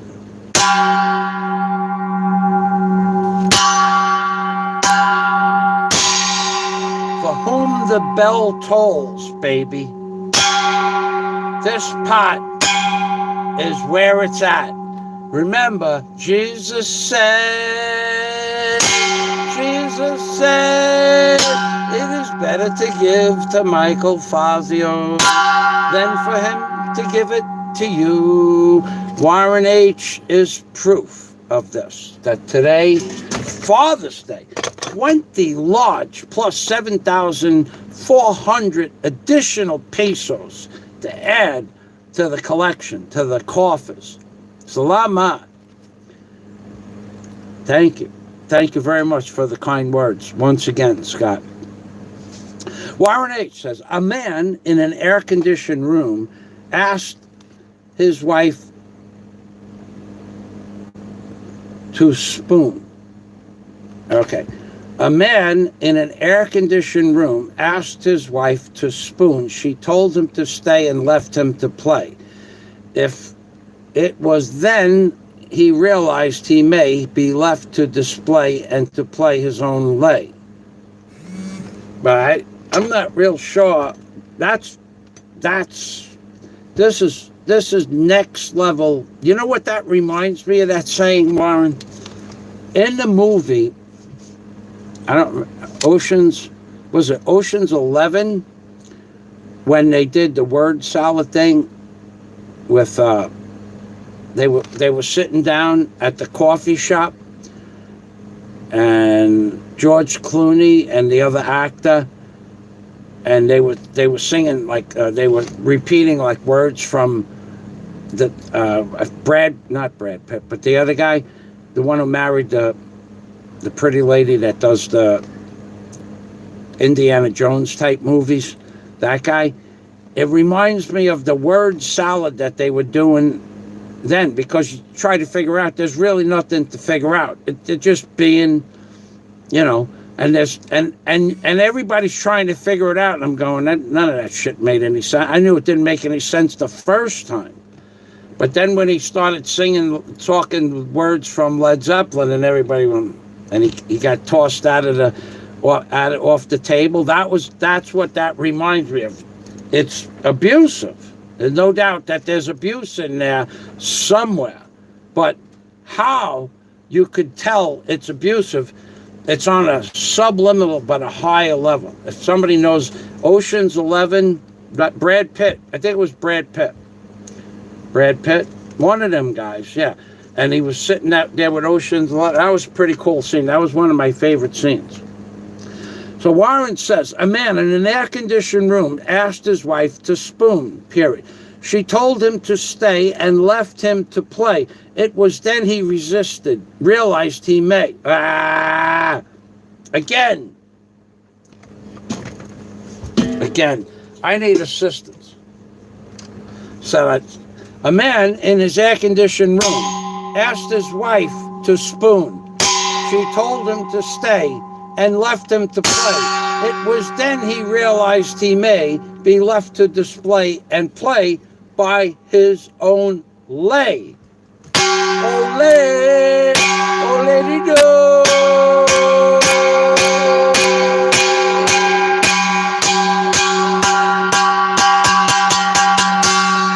I got my earplugs in good. I don't even hear this thing. I don't even hear it. I mean, I know I'm ringing the bell, but it's hard for me to hear it.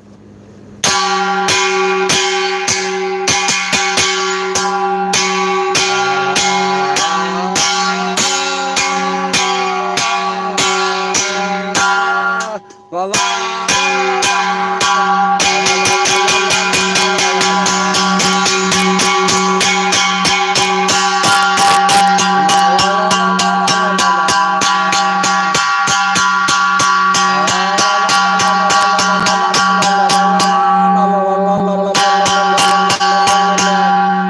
Like a do, me, re, fa, sol, me, do, do. Like a do, re, mi, fa, sol, la, di, do. La, la, do. Do, re, mi. Get it? Do, re, mi. Send me some dough, baby. Do, re, mi. Do, re, mi. 20 large. That's what I got paid for the barge, and a lot more. La la la la la la la la la. Thank you, Jesus. Jesus appears, baby. And remember, Jesus said in the words in red in the Bible, it is better for you to give to Michael Fosdick than it is for him to give to you, baby. And that might be, let's see. Oh my God, the pot call can't resist. And we're up to 7,400 and change pesos. Salamat. That freaking pot is waking up the entire neighborhood.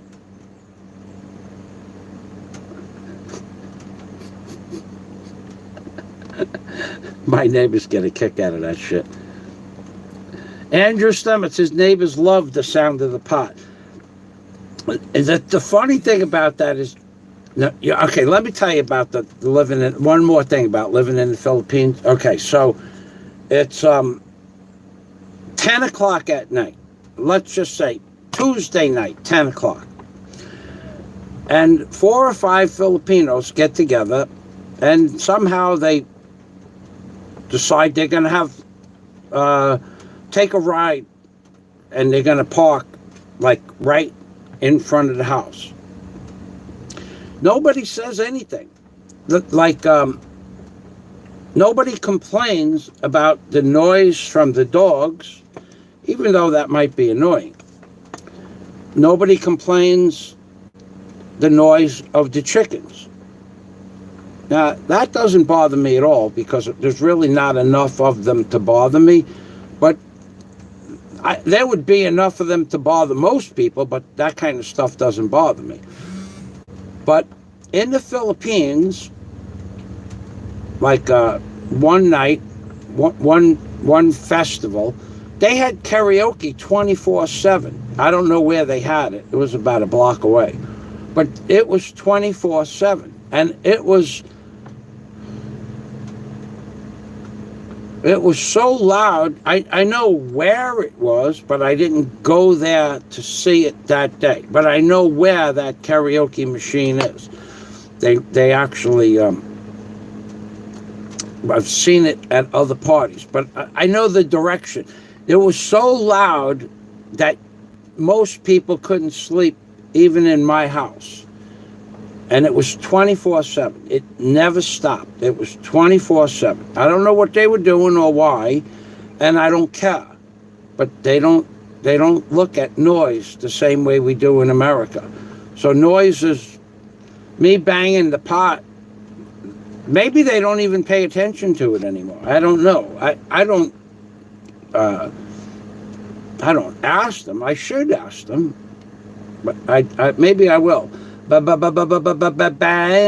pot.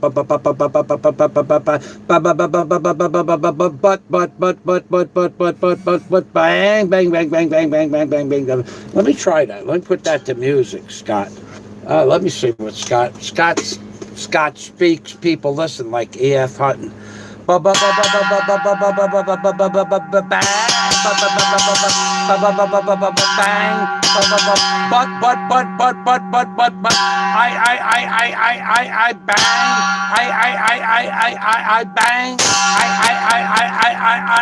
bang. I bang the pot. I make a lot. I bang the pot. I make a lot. I need a drink of water now. My throat is dry like an empty canal. My throat is really dry. I'll be talking like a...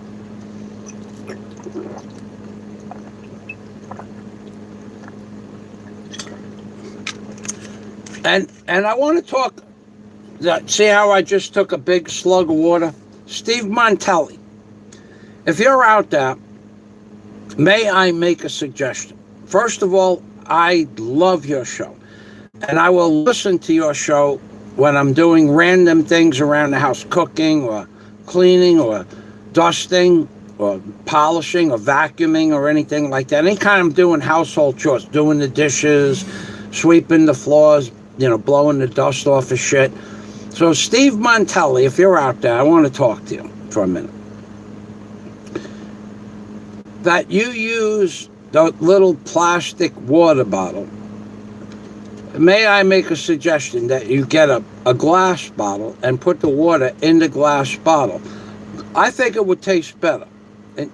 Because one thing that you said you had a problem with last week, Steve Montelli, is you said, well, we all know where the Hershey squirts came from. They came from that bottle of salsa, whatever that, the Mexican hot sauce, salsa.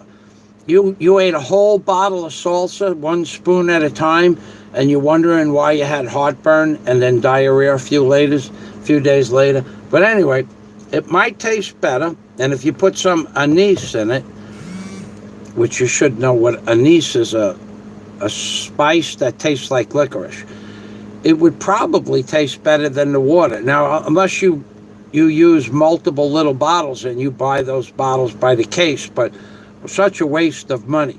If I were you, I would buy distilled water and fill up glass bottles, put a little bit of anise. Now, let me show you. This is a serious part of my video. So, now I bought 12 of these. No, actually, I didn't buy 12. I had 6. Yeah, 12 of these. No, 10. I apologize. 10. I think I said 12 last time. These distilled water. Okay, so they are empty. And then what I did, and I'm being serious now, is I took the 5-gallon bottles that mineral water came in that tasted like crap. I had 1.5 bottles. So I took the half a bottle out of the water dispenser and I filled it up with one of these. So now it's half mineral, garbage quality filtered water. It was filtered, it just, the filters were probably dirty when they filtered it. So I took one of these, almost one of these, and it was less than half of a 5-gallon bottle in the water cooler, and I filled it up with this. So the water tastes much better. But my drinking water, I did the same thing. The other bottle that was full, the other 5-gallon bottle of mineral water, I just took 2 quarts of that badly filtered water and mixed it in with 4 quarts, because it's a 7-quart bottle, 4 quarts of distilled water, and now it tastes good. So, but the distilled water, I gotta tell you, nothing tastes better or more healthy for you than the distilled water. And I'm going to be serious about the next thing I'm going to say to you. The swelling in my feet has gone down to next to nothing, which you all know came from salt and soy sauce. Now, right now, I have my feet on the floor, and there is no swelling in my feet, even though I've sat here for 4 hours now. Yeah, just about 4 hours. So there's no swelling in my feet. Had I, with the regular mineral water, my feet would be starting to swell up from just sitting here. Now, I told you when I went to New York, I drank only distilled water, and the Morton salt made a difference. But here, even with the distilled waters, which is now 60% distilled and 40% non-distilled, I put soy sauce in something last night, and my feet swelled up. But I put a lot. Okay, I tried it. It was an experiment. When I say a lot, it would be about 1/3 of what I would normally use when I was in my 20s or 30s on each plate of cabbage and pork. So I am going to say that before I'm done with those 10 bottles, on Tuesday or Wednesday or Thursday, I'll probably go. The tricycle can only hold 5 bottles in the back It was 5 bottles. And then 1, 2, 3 cases. So it could hold 3 cases in the back, but almost. I could only buy,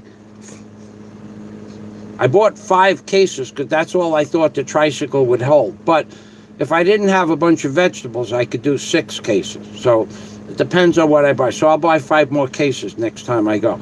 Well, I will tell you, by the time I'm done with these 5 cases, there will be no swelling in my feet at all, and all the wounds and all the little facets that are still a little bit, like a small, tiny scab, imperceptible, but you could feel it.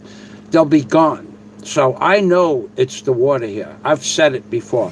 I'll show you an experiment, or my feet one day, when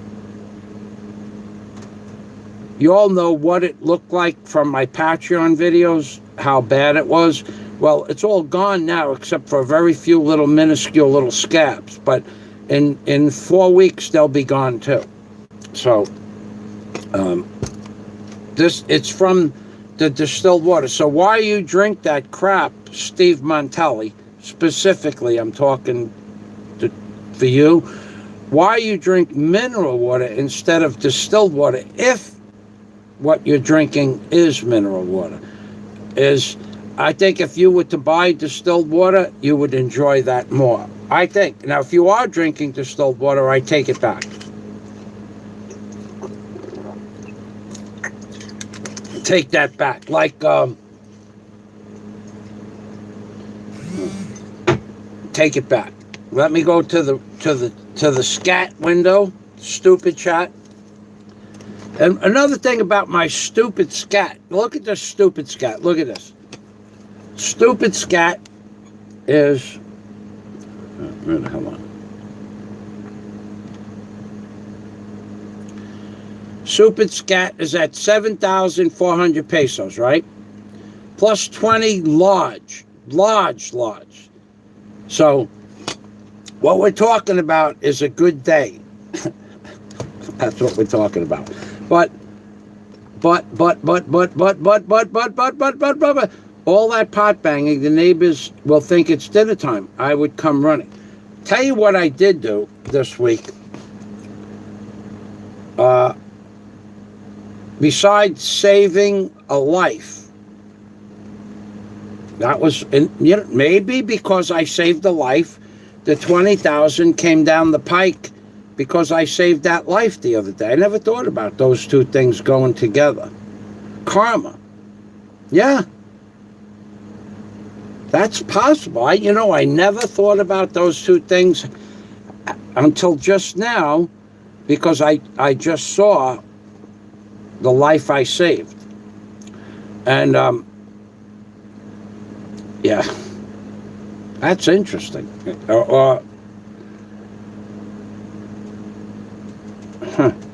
Maybe. Never thought about that. I have to give that some thought.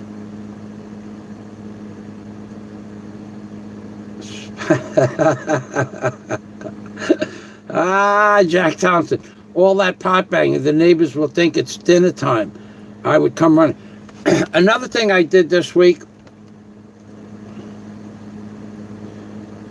well, I won't tell you, but I'll tell my friends in person. Jack Thompson, all that pot banging, the neighbors will think it's dinner time. I would come running. I do believe, says Scott Del Fuego, Mr. Fazio unveiled the never-before syncopation of the spatula and the pot. Yeah, that was never done before. Every day I try to up the ante. But for 20 large, it would take, I would just have to, I'm going to need another pot. I'm going to have to get a 3-way pot going. I need to release a CD. Can you imagine how many people, schmucks, copycats, jealous people there are on the internet they're out there going, holy shit, why didn't I think of that? Can you imagine how many people are out there going, is he for real? He collected 7,400 pesos to bang a pot for 3 hours? Is this real or is it Memorex?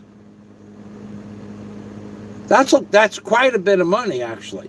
If I could turn the screen around, I could show you, and I tell my friends all the time, you guys are the people that do this to me, for me, with me, knowing that I don't piss the money away in stupid ass ways, like things that are just not necessary. You know, I already have everything in my life that is necessary, so I don't need to buy unnecessary crap. But can you imagine how many jealous people are out there? How many people in this world have a pot and a spatula, right? They have a spatula and they have a pot, right? And they have a magic marker. How many people out there in this world didn't think to put a face on a stainless steel pot and bang it with a spatula on YouTube? How many people didn't think about that? And the answer is all of them. All of them. All of them didn't think about that. Just Michael Fazio, baby. Michael Fazio.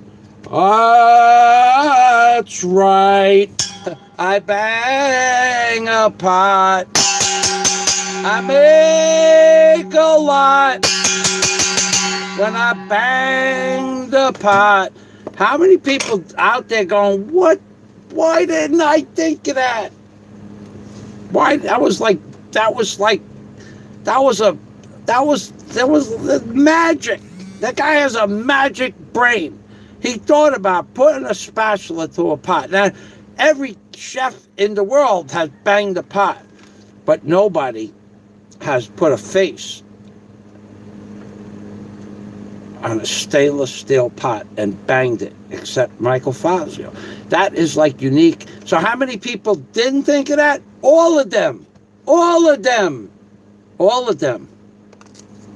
That's why I make the big bucks.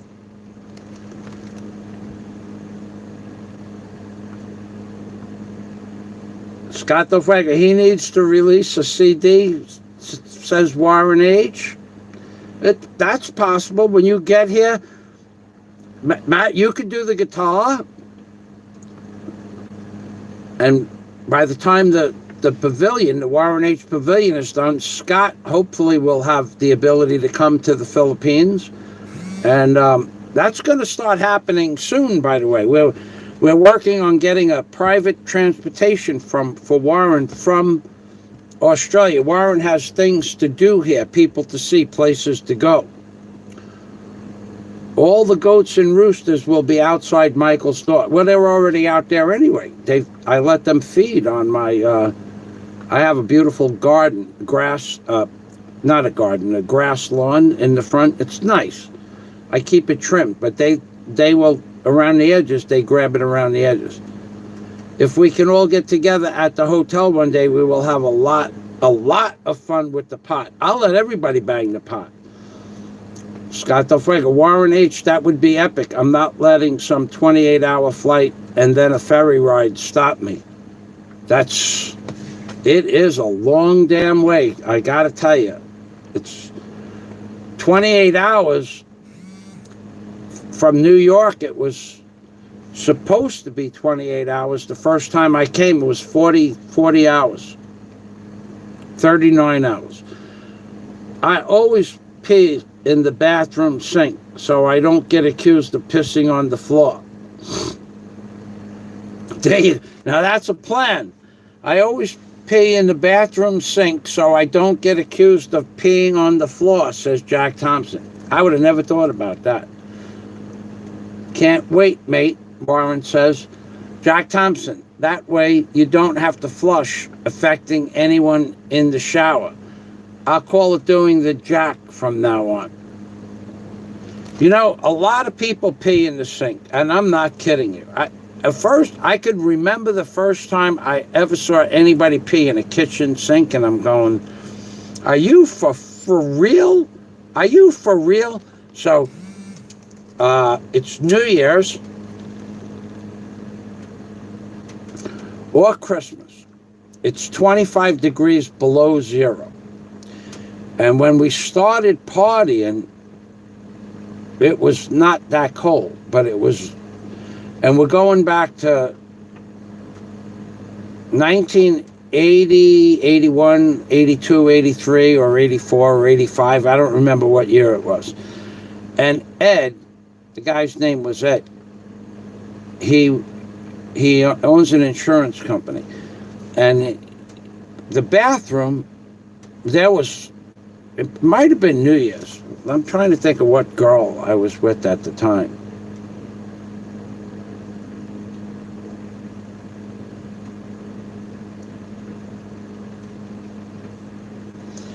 It wasn't Fabienne. It could have been Fabienne. No, I don't think it was. But so it was probably before it was before 1985. I don't remember, whatever girl I was with. Anyway, there was a lot of people at the party, probably 60 or 70 people. I had an apartment, and the bathroom, the line was like 3 deep, and it didn't snow that day, but there was 6 or 7 inches of snow on the deck outside, and it was like 25 degrees below zero. It was really freaking cold. And Ed goes to me, "Is it okay if I pee in your kitchen sink?" And I says, "Are you out of your fucking mind? Are you crazy?" He goes, "No, I do it in my house all the time." I said, "You can't pee no, you can't pee in the kitchen sink." It was an open room too. There was 2 bedrooms to the side, but the living room, the dining room, and the kitchen were all open. There was no partition between the kitchen or anything. It was just one big open room with a dining room table separated. I'm going, "No, you can't piss in the kitchen sink." I never forget him asking me that. Eventually, he did pee in the kitchen sink, but I was going, "What are you, crazy? I never heard of that." So I was in my 30s. 65, 75. I was probably 30-something years old before I even heard of somebody doing something like that. So Jack, thanks for sharing that with us.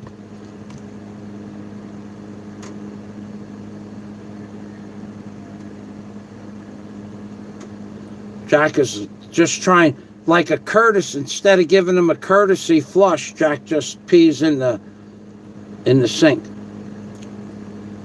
That pot's had more wieners in it than, well, you know. Yeah, I do know. But,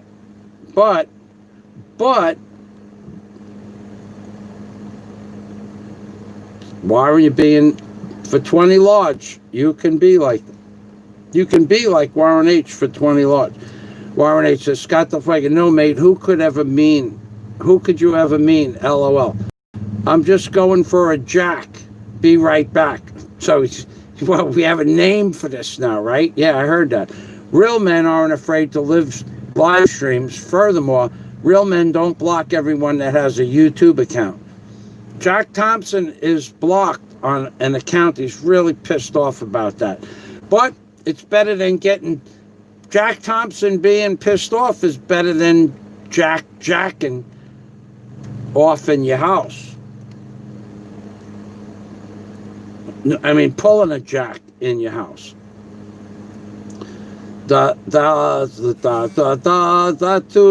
Other ones, spoof.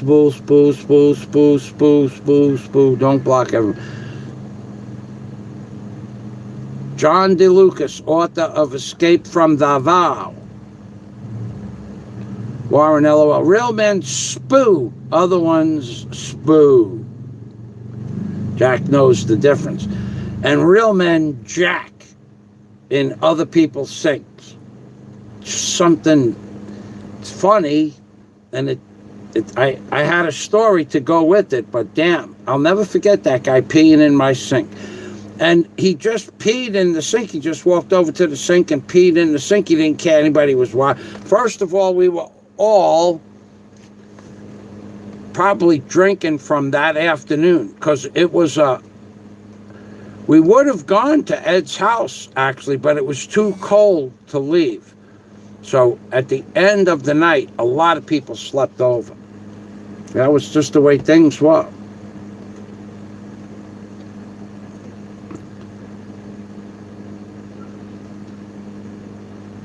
The LOL, there's the tooth. I think I'm having a religious experience. Fast drives matter. Scott Del Fuego. Michael runs a good scam. I run the best scams ever. I got a guy that thinks that he's going to run a better scam than me. He's not. I run the best scams on YouTube. I love Italian food. The other crap is horrible, says Jack. That's true. Scott Del Fuego. Plenty of time to sleep when you're a dead man. That's true. That's true. Scott Del Fuego. Never trust a woman with heavy makeup. It's like buying a used car with new paint over a bad Bondo and sawdust and axle grease in the transmission. Minute you get off the lot, you're effed. That's true.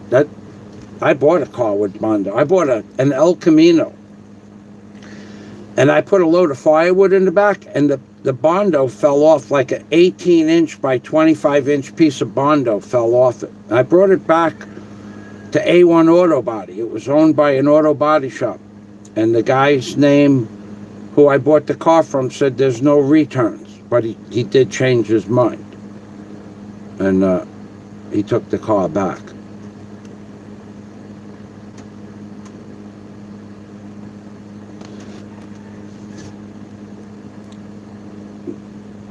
Wow, he really can dance. I didn't dance. Oh, I'm not. I've been very busy this weekend. I missed a lot of stuff. Warren H. says, to Scott Del Fuego, my dad said never trust a woman with more teeth than personality. I don't know how you can equate those things, but if Warren, for 20,000 large, for 20 large, Warren, you can have at it. So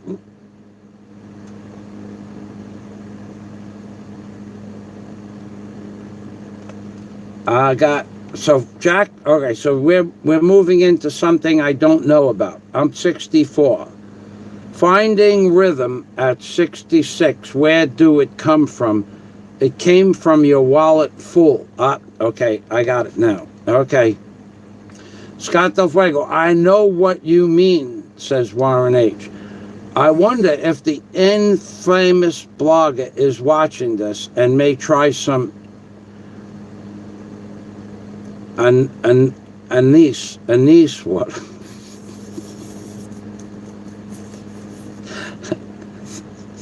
Remember that live stream I did the other day? Just take a sip at a time. Start off with a small sip.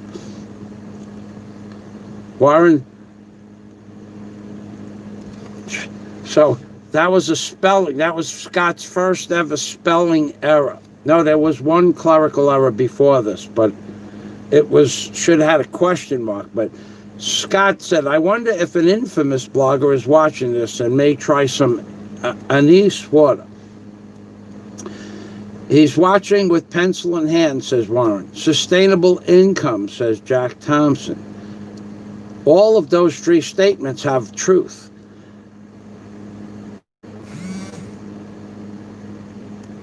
Andrew Stimmitz with some words missing. Mr. Francine Wangton. Small loads of enjoyment, large loads of envy. That's probably true. Andrew Stimmitz, for sure, says Warren H. Pencil pushes lives matter. Yeah, baby. Let's see what we could do with a pen. Oh, right. I got a pen right here. And it's blue. And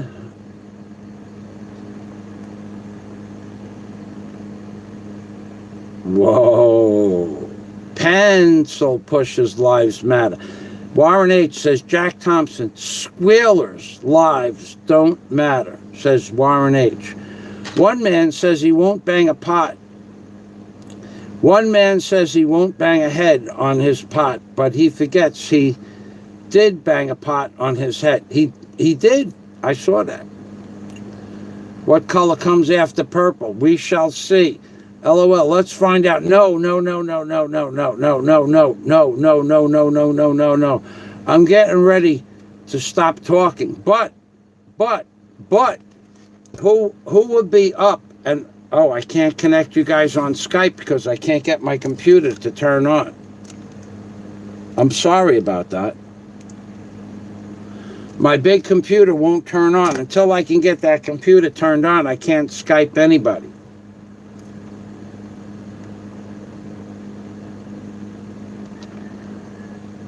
Bloggers sometimes forget they banged a pot on their head for a 50 super chat from Racing Heart. From Racing Heart. Is that true? Was there $50 in super chat there for that?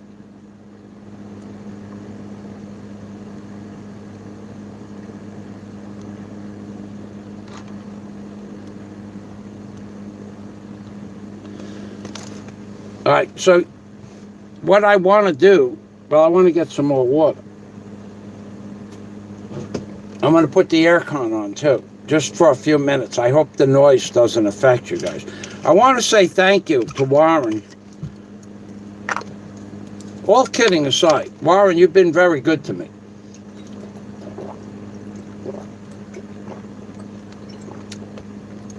As has Jack Thompson, Scott Del Fuego, Andrew Stigmitz, Dennis Thompson, the guys that came to the show today. Thank you very much. I understand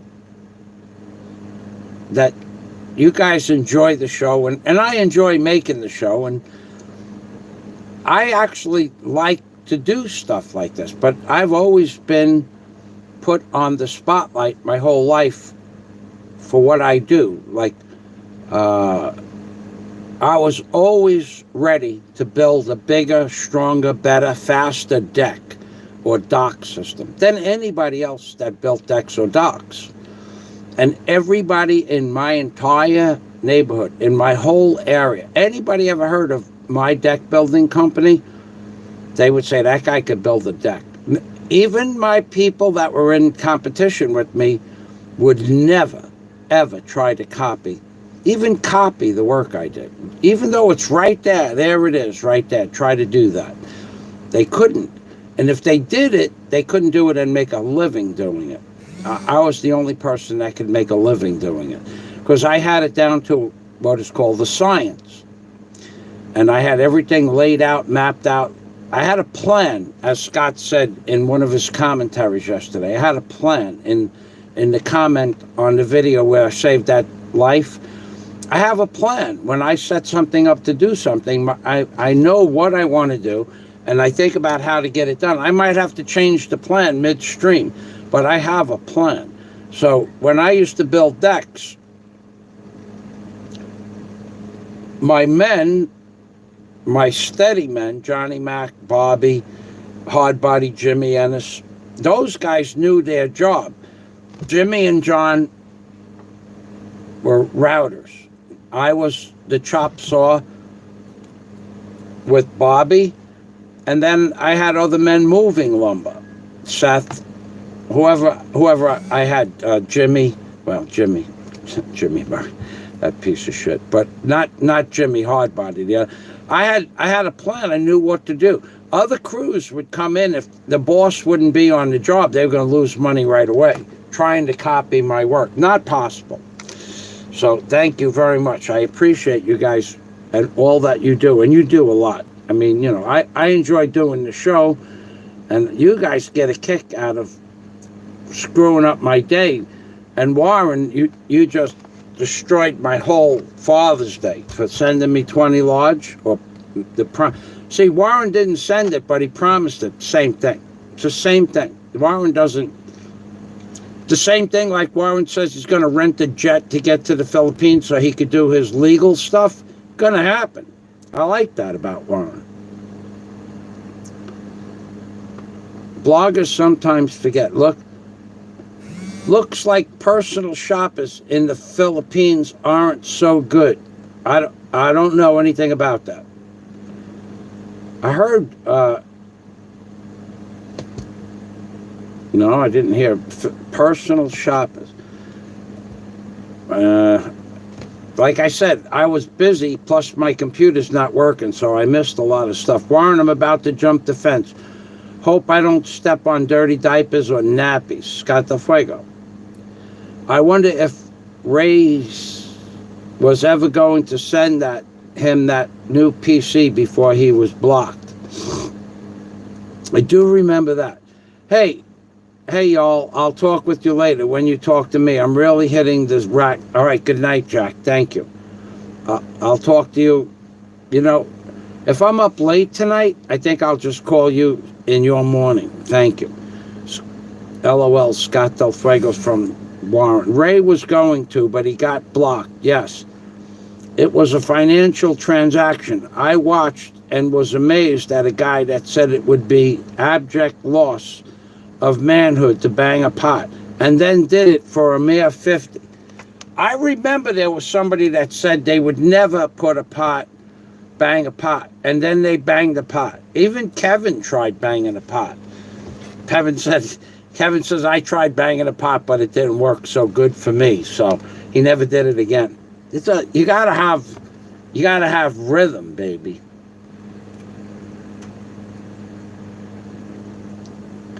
Someone is upset. All right, so all right, now I already know who someone is because I got this already. So Warren says someone is upset that a personal shopper is more expensive than going in person. No, it's not. How could that be?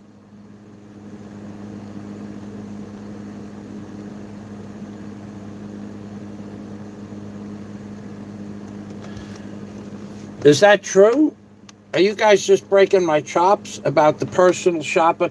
Now I know what you're talking about. I remember seeing something about that a few days ago. So the personal shopper, that's not possible. Because if you have all your prices to add up, well, I guess they could charge you anything they want. But if a personal shopper has to move around, it could be expensive. But I would like to see that. Someone is upset that a personal shopper is more expensive than going in person. That would mean that there had to be a 10,000 peso fee. Was it really that much? Like people that bitch about the price of a steak at a fine steakhouse, I can get that steak for $20 at the store. That's probably true. But you have to clean the dishes, make the dishes, prepare the dishes, make the baked potato, fry up the french fries, put oil in the pot, take oil out of the pot, clean the pot, wash the pot, store the pot. If you figure your time, and I'm being serious now, if you figure out how much time it takes you to make a meal, let's say you're going to have a steak dinner with a baked potato. You got an hour for the potatoes to cook. And you have an hour to prepare the table, prepare the rest of the food, cook the food, and it takes about 10 or 15 minutes to eat the food at most. Thanksgiving dinner is over in 15 minutes for the most part. I mean, you're done eating in 15 minutes. And so if you figure 2 hours to prepare the food, cook the food, clean the food, buy the food, store the food, unstore the food, cook the food, wash the dishes. You figure 2 hours, minimum 3 hours maximum, and your time is worth, say, $50 an hour.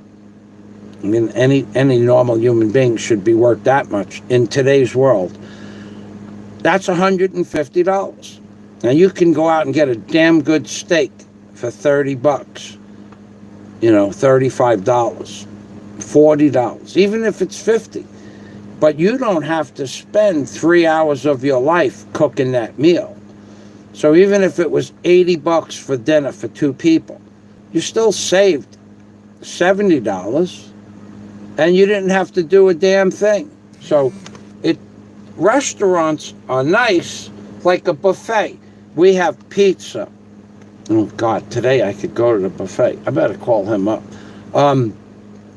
They have hamburgers. They have chili con carne. They have roast beef, shrimp, squid, Japanese rolls.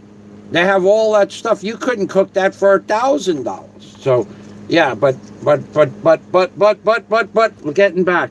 So someone is upset that a personal shopper is more expensive than going in person. So how much?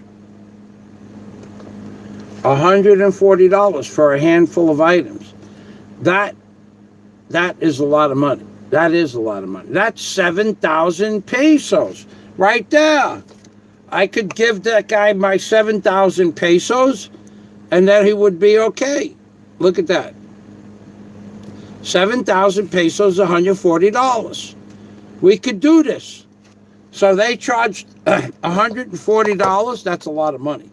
That's a lot of money. But I guess it was a lot of work.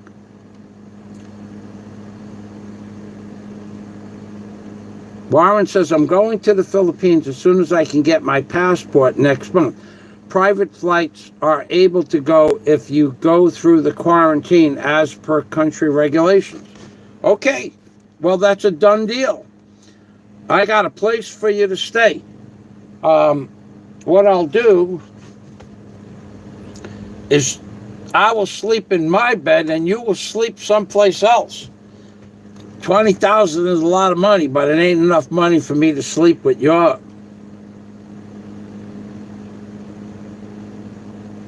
I hope you bring a guitar. Well, okay, so. All right, so you can fly here. Okay, that's only 14 days.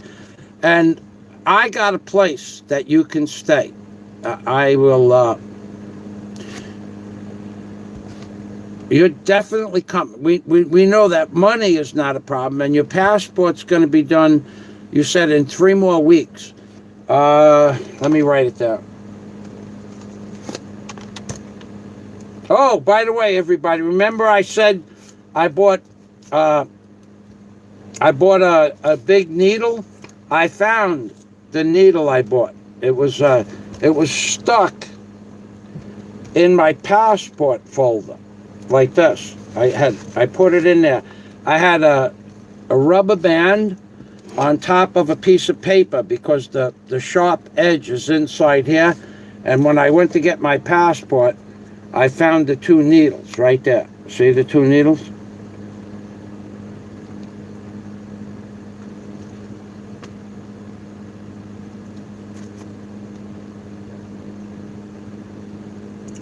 And then on the other end is this the little, it's like got like a spoon on it. It's a spoon hook. It's actually for, this is almost a straight spoon, and then this one has a little bit more of a curve. Now the other one is straight because when I sewed with it. This is the new one, the one with the curve, the big curve, but it's called a spoon needle. Talking about spoons, there's a spoon. Okay, so let me put this back. So I did find, and these are 20 pesos each. Got to be careful when you're sticking those things through there.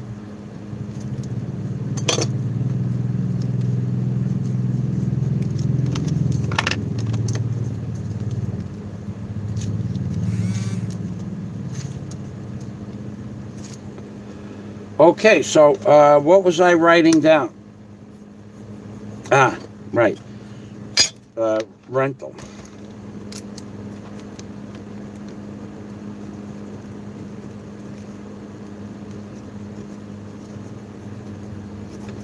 In fact, Warren,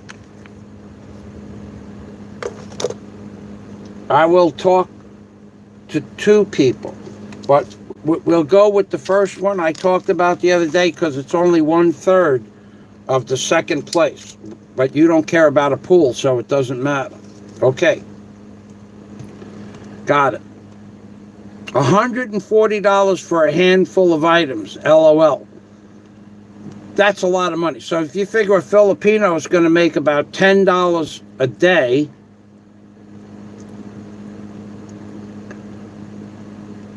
well, it probably took them 2 days to get the item, 2 days to go shopping and get the item. That is a lot of money, though. All kidding aside, for a Filipino to charge that much money, that's a lot of money.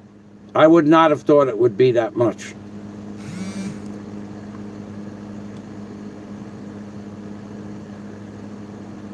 Scott's aiming for the end of the year.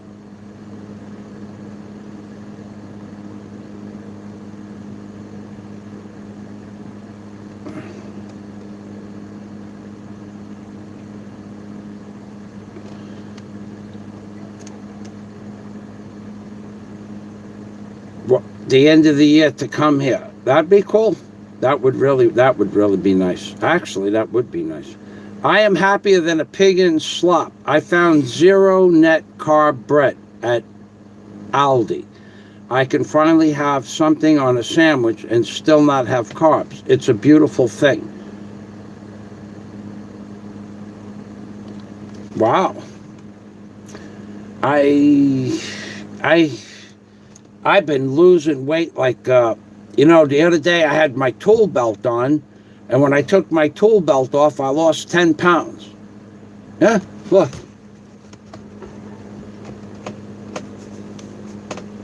Yeah, I gotta stand up.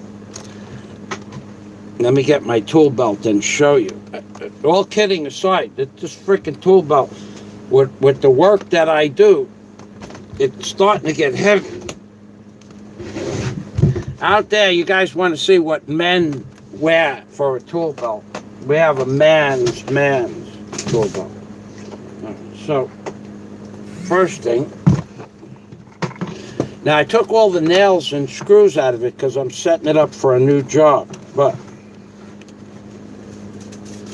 we have a diving belt that Daisy and I sewed the hasp on, so that this would be my new tool belt. We have a speaker, a big speaker here, an old speaker with the magnet for my cutting utensil. And now this is all leather pouch, all sewed up. This is one of the things I use the sewing needle for, to use that green thread to sew through the holes. You drill through the leather and the nylon, and then you put the needle, just keep wrapping it around there like that. So then in the back I made a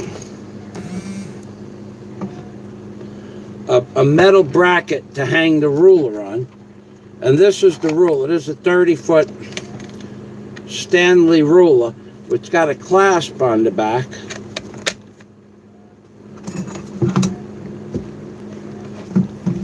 And then we have a 32-ounce Estwing hammer. It's called a stripping hammer. So that goes on, that all goes in there. And then when you put nails, so this weighs about 6 or 7 pounds, the way it is, with the hammer. And then you put 3 pounds of nails, so you're carrying 10 pounds of 10 pounds of stuff around it, at least 10 pounds all day. So when I take this off, I lose 10 pounds. My diet, it's my idea of a diet. My idea of a diet. How do you lose 10 pounds? Take the tool belt off. Done deal. There's a solution to every problem, And those people out there, well, let's get back to shopping in the Philippines. I find that hard to believe that anybody would pay that much money. Well, there's 3 problems with that. Number 1, it may have been worth that much money.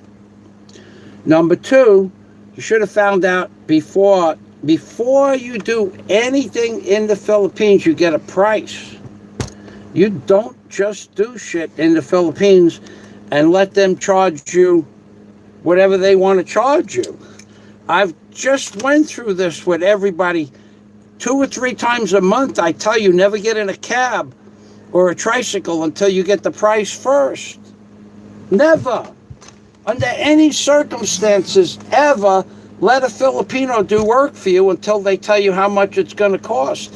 And if it's by the day, you need to be there. Otherwise, the day's worth of work. Let me tell you the Leo story when I come back. Hold on. I just got to wash my hands. I got dust, some dust on it. Hold on. I'm just washing my hands a little bit. Okay, so Leo is a guy that works odd jobs, and he works in construction sometimes, and he clears. What you'll notice is in the Philippines, if a person does a job for a Filipino, the next time that job needs to be done, the same person is called to do the job. Even if they did a bad job, typically they're called back to do the same job again. It's kind of respectful the way they work. Hard. Okay. If I hire an electrician to do something, right? I hire the electrician that put the electric on my property. I forgot his name, but me and him had more laughs than you could imagine. So I was at the building department. This is true now. This is how it works here. I'm at the building department, and I was talking to one of the inspectors, and I said, I need to get electric put on my property. So both of the men that were sitting between me and the inspector, both of them did electrical work. So one man said, and he said, I can give you a price for that, sir. And the other man, at the same moment, said he could give me a price for that. But one spoke just before the other, like a second before. So when I asked the second man, I spoke with we were sitting, Daisy and I and the two men, we were all within a 4-foot cluster. We were waiting for our turn to talk to the inspector for various reasons. So when I went to the second man, I said, you want to come and bid on the job? He goes, no. I said, why not? He goes, well, because it's his job. He spoke first. So I said, well, that's really, that's how you do things here? Because in America, we'll bid on a job. Know each other, not know each other. He goes, yeah, let him have the job. So when the guy gave me a price for the job, I thought it was way reasonable. And I said, I will work with you so you'll even make more money. And he said, okay. And he was amenable to. Had he said I can't work with him, I would not have hired him. Working with the person is not optional for me. Either I work with you to make sure that you work in a safe and efficient manner, or you don't work for me. It's not optional. It's not like, unless you have your own insurance and you're coming to the job with your own men and you have your own insurance and you have the licenses and all. Anyway, me and him laughed our asses off for the whole 2 days that he was here. It was just one thing after the other. Anyway, when I needed an additional line, a bigger line put in, another line I have more than just one place, but moving past that, I needed more electric for the other place. And he said to me, he was busy and couldn't do it for a couple of weeks, which I didn't really care about. I wasn't in a hurry. I don't, that's okay for me.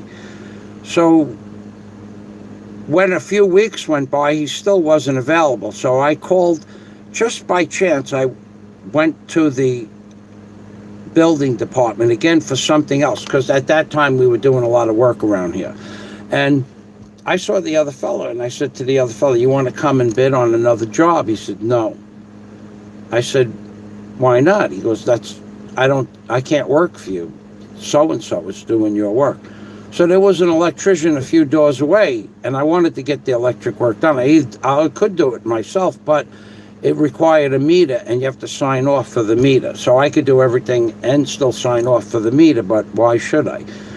You know, I have the ability to do it. Was even my wire, my pipe, my wire, my glue, everything. I was doing the thing. He just had to buy the meter because you have to register it with the for the second meter. You have to register it. So the guy, he wouldn't do it either. The guy working a few doors down, he goes, "Who did your electric work?" And I told him. He goes, No, that's his job. And when the guy came back to do the electric, him and I worked together. He gave me a reasonable price. But you got to get a price from them first. Now, if he gave me a price I didn't like, then somebody else might come in. I have to go outside altogether, away. But these people here, you got to get a price first. So if you're too stupid to understand that in the Philippines, you don't let anybody work for you. You don't hire a gardener. You don't hire a cab driver. You don't hire a tricycle driver. When you're at the airport and the trike driver, they just say, all do this. Where you going? I'm going to Alona Beach. I can bring you to Alona Beach. And when you get there, they tell you 1,000 pesos for a 400 peso ride. And you got to pay them. But if you argue with them and you get it down to a reasonable 500 pesos for two people, they'll adhere to that price. But if you don't give them a price, they're going to double the price that it should have been.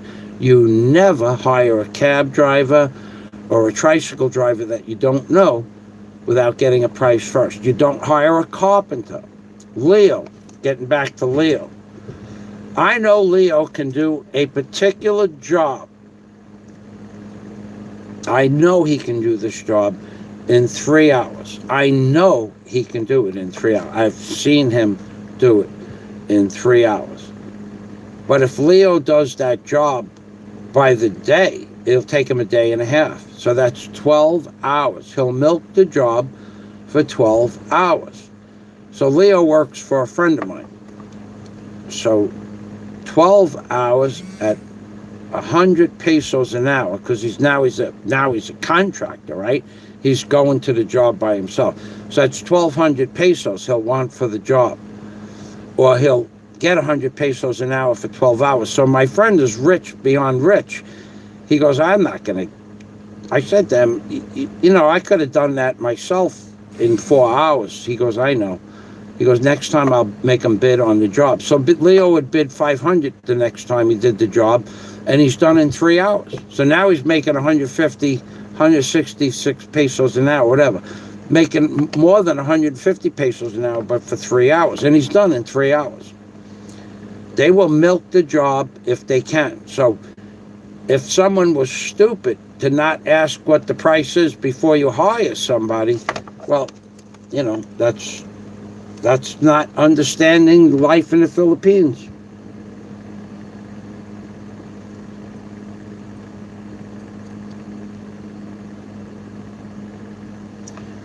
I don't know, what 20 pesos an item. So if you had 100 items, that would be 2,000 pesos. That's not much. I don't know. I'll sleep in a tent in the front yard. I'll bring an acoustic guitar. And the visa should be issued within a week after I get my passport. So I'll take a walk. Okay.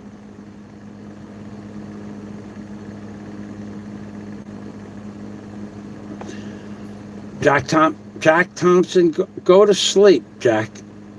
I'm not going to bang the pot anymore. I also have an item for sale. This item is special. This item I have is an item that I've wanted to sell for a long time. I'm sure you will like this item. Jack is back.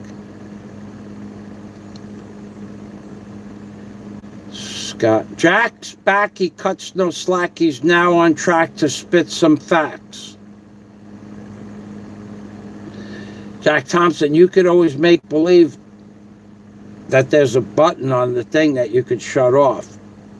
Yeah, Scott says he needs to go to bed too, but I'm digging the stories. Thank you. Scott Del Fuego. Thank you, Jack.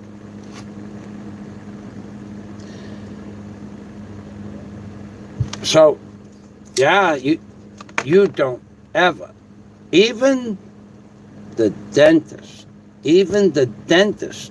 before you get into the dental chair, they will all give you a price. First, they have to look at your teeth.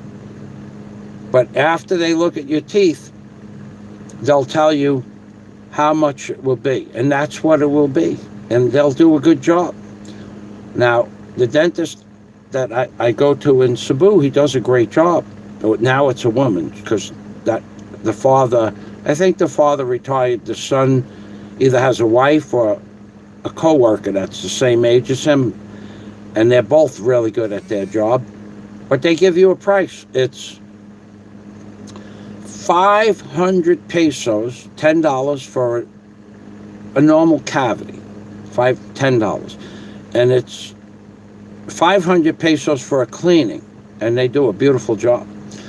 And if they have to put the band around the tooth, because, you know, they have to do reconstructive tooth, 700 pesos, $12, $14. And they stick to their price. Now, that lady did a tooth for me back in, it was before I went to New York. Daisy and I sat in the office. It took about an hour and 15 or 20 minutes, and that tooth works just fine still. And I had to do that because the first guy screwed it up. He didn't build enough. He didn't make enough aluminum, I think it's called, white stuff, the filler. And then he added more, and I'm going to the guy, wait a second, it's not deep. You didn't fill up the whole tooth. He goes, oh, don't worry, I'll add more. I'm going, it won't stick. Yeah, it will stick. And it didn't stick. It didn't last. It lasted 6 months, but, and then it ended up being 3 pieces that fell out of my tooth. What a mess that was. I had to have my tooth rebuilt. But his work stunk. But he kept his price was what it said it was. It was the only bad job out of 6 jobs he did in my mouth. Just one went bad, the hardest one.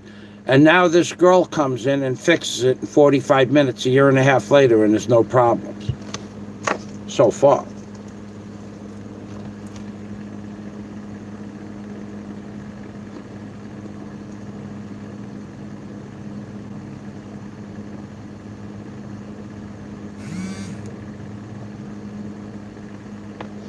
That would be real, you know, that would be, and doing it from the Warren H. Pavilion, Scott, or at any level, because we do have, if I had a better, well, maybe the tablet would work. I don't know. I never tried it.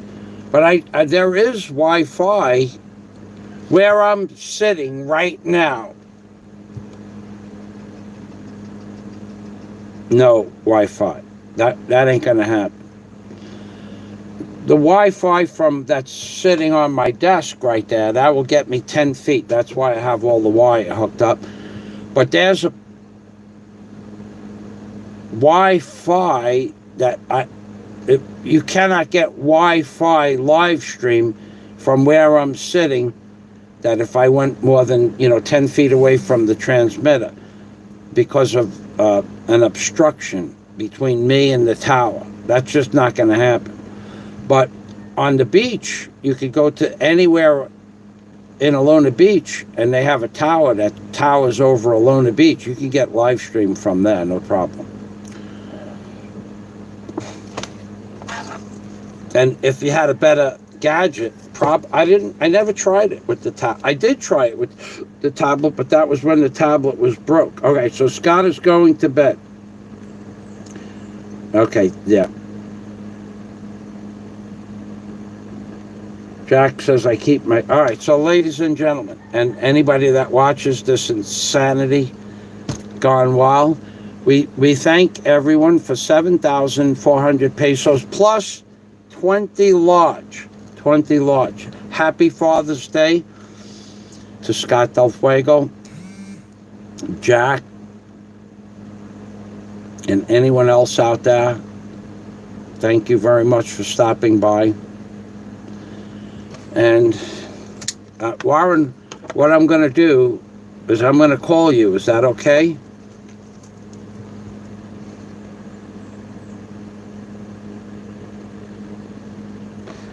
I did make Warren. I forgot what it was. What was that? What were you laughing at this morning, Warren? Oh, yeah. I was laughing. We were laughing this morning when I asked Warren where his wallet was, because I have an idea, and he started laughing. Those are magical moments. I should have recorded that. And then a few minutes later, when I picked up my gadget to record the screen, we had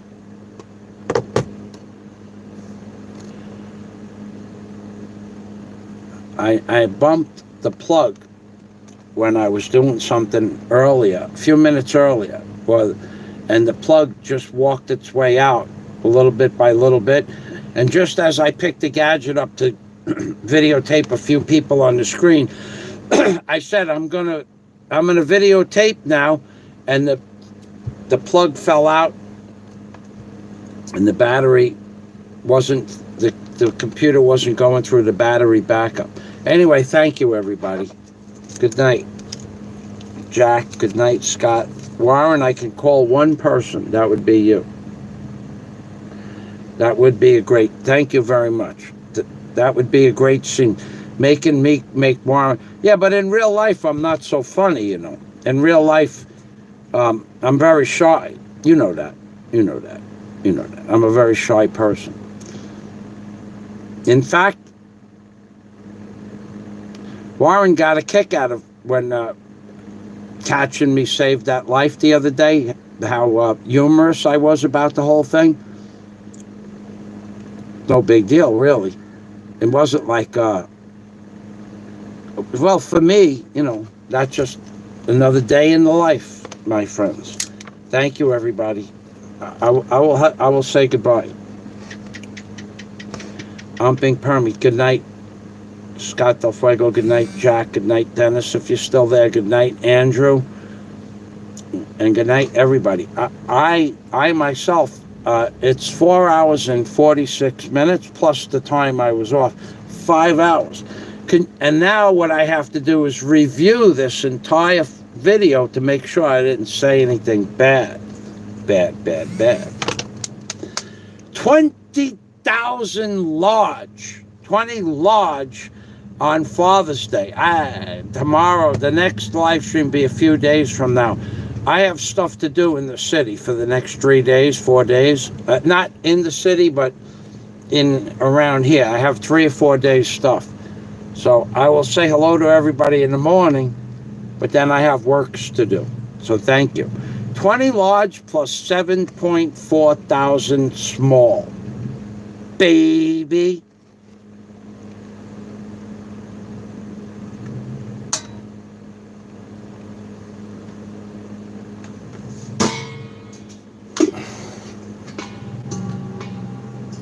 Good night.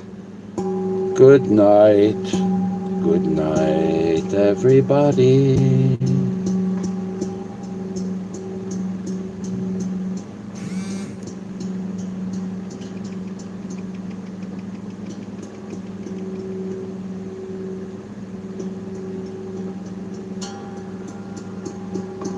Uh-oh.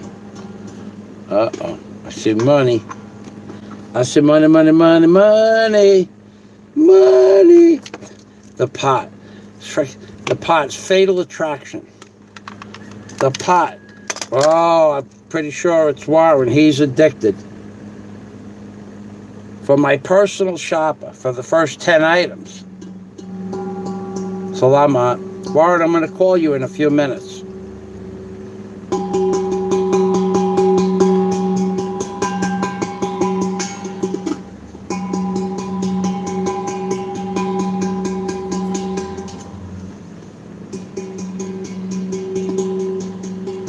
The Church of Christians Plus needs a third bell. We'll start on that soon. You will know when I tell you to stupid chat me the big dollars. I'm Ping Permy, everybody. Good night. Thank you. And Jesus loves you. Jesus loves you. Jesus loves you, baby. Amen.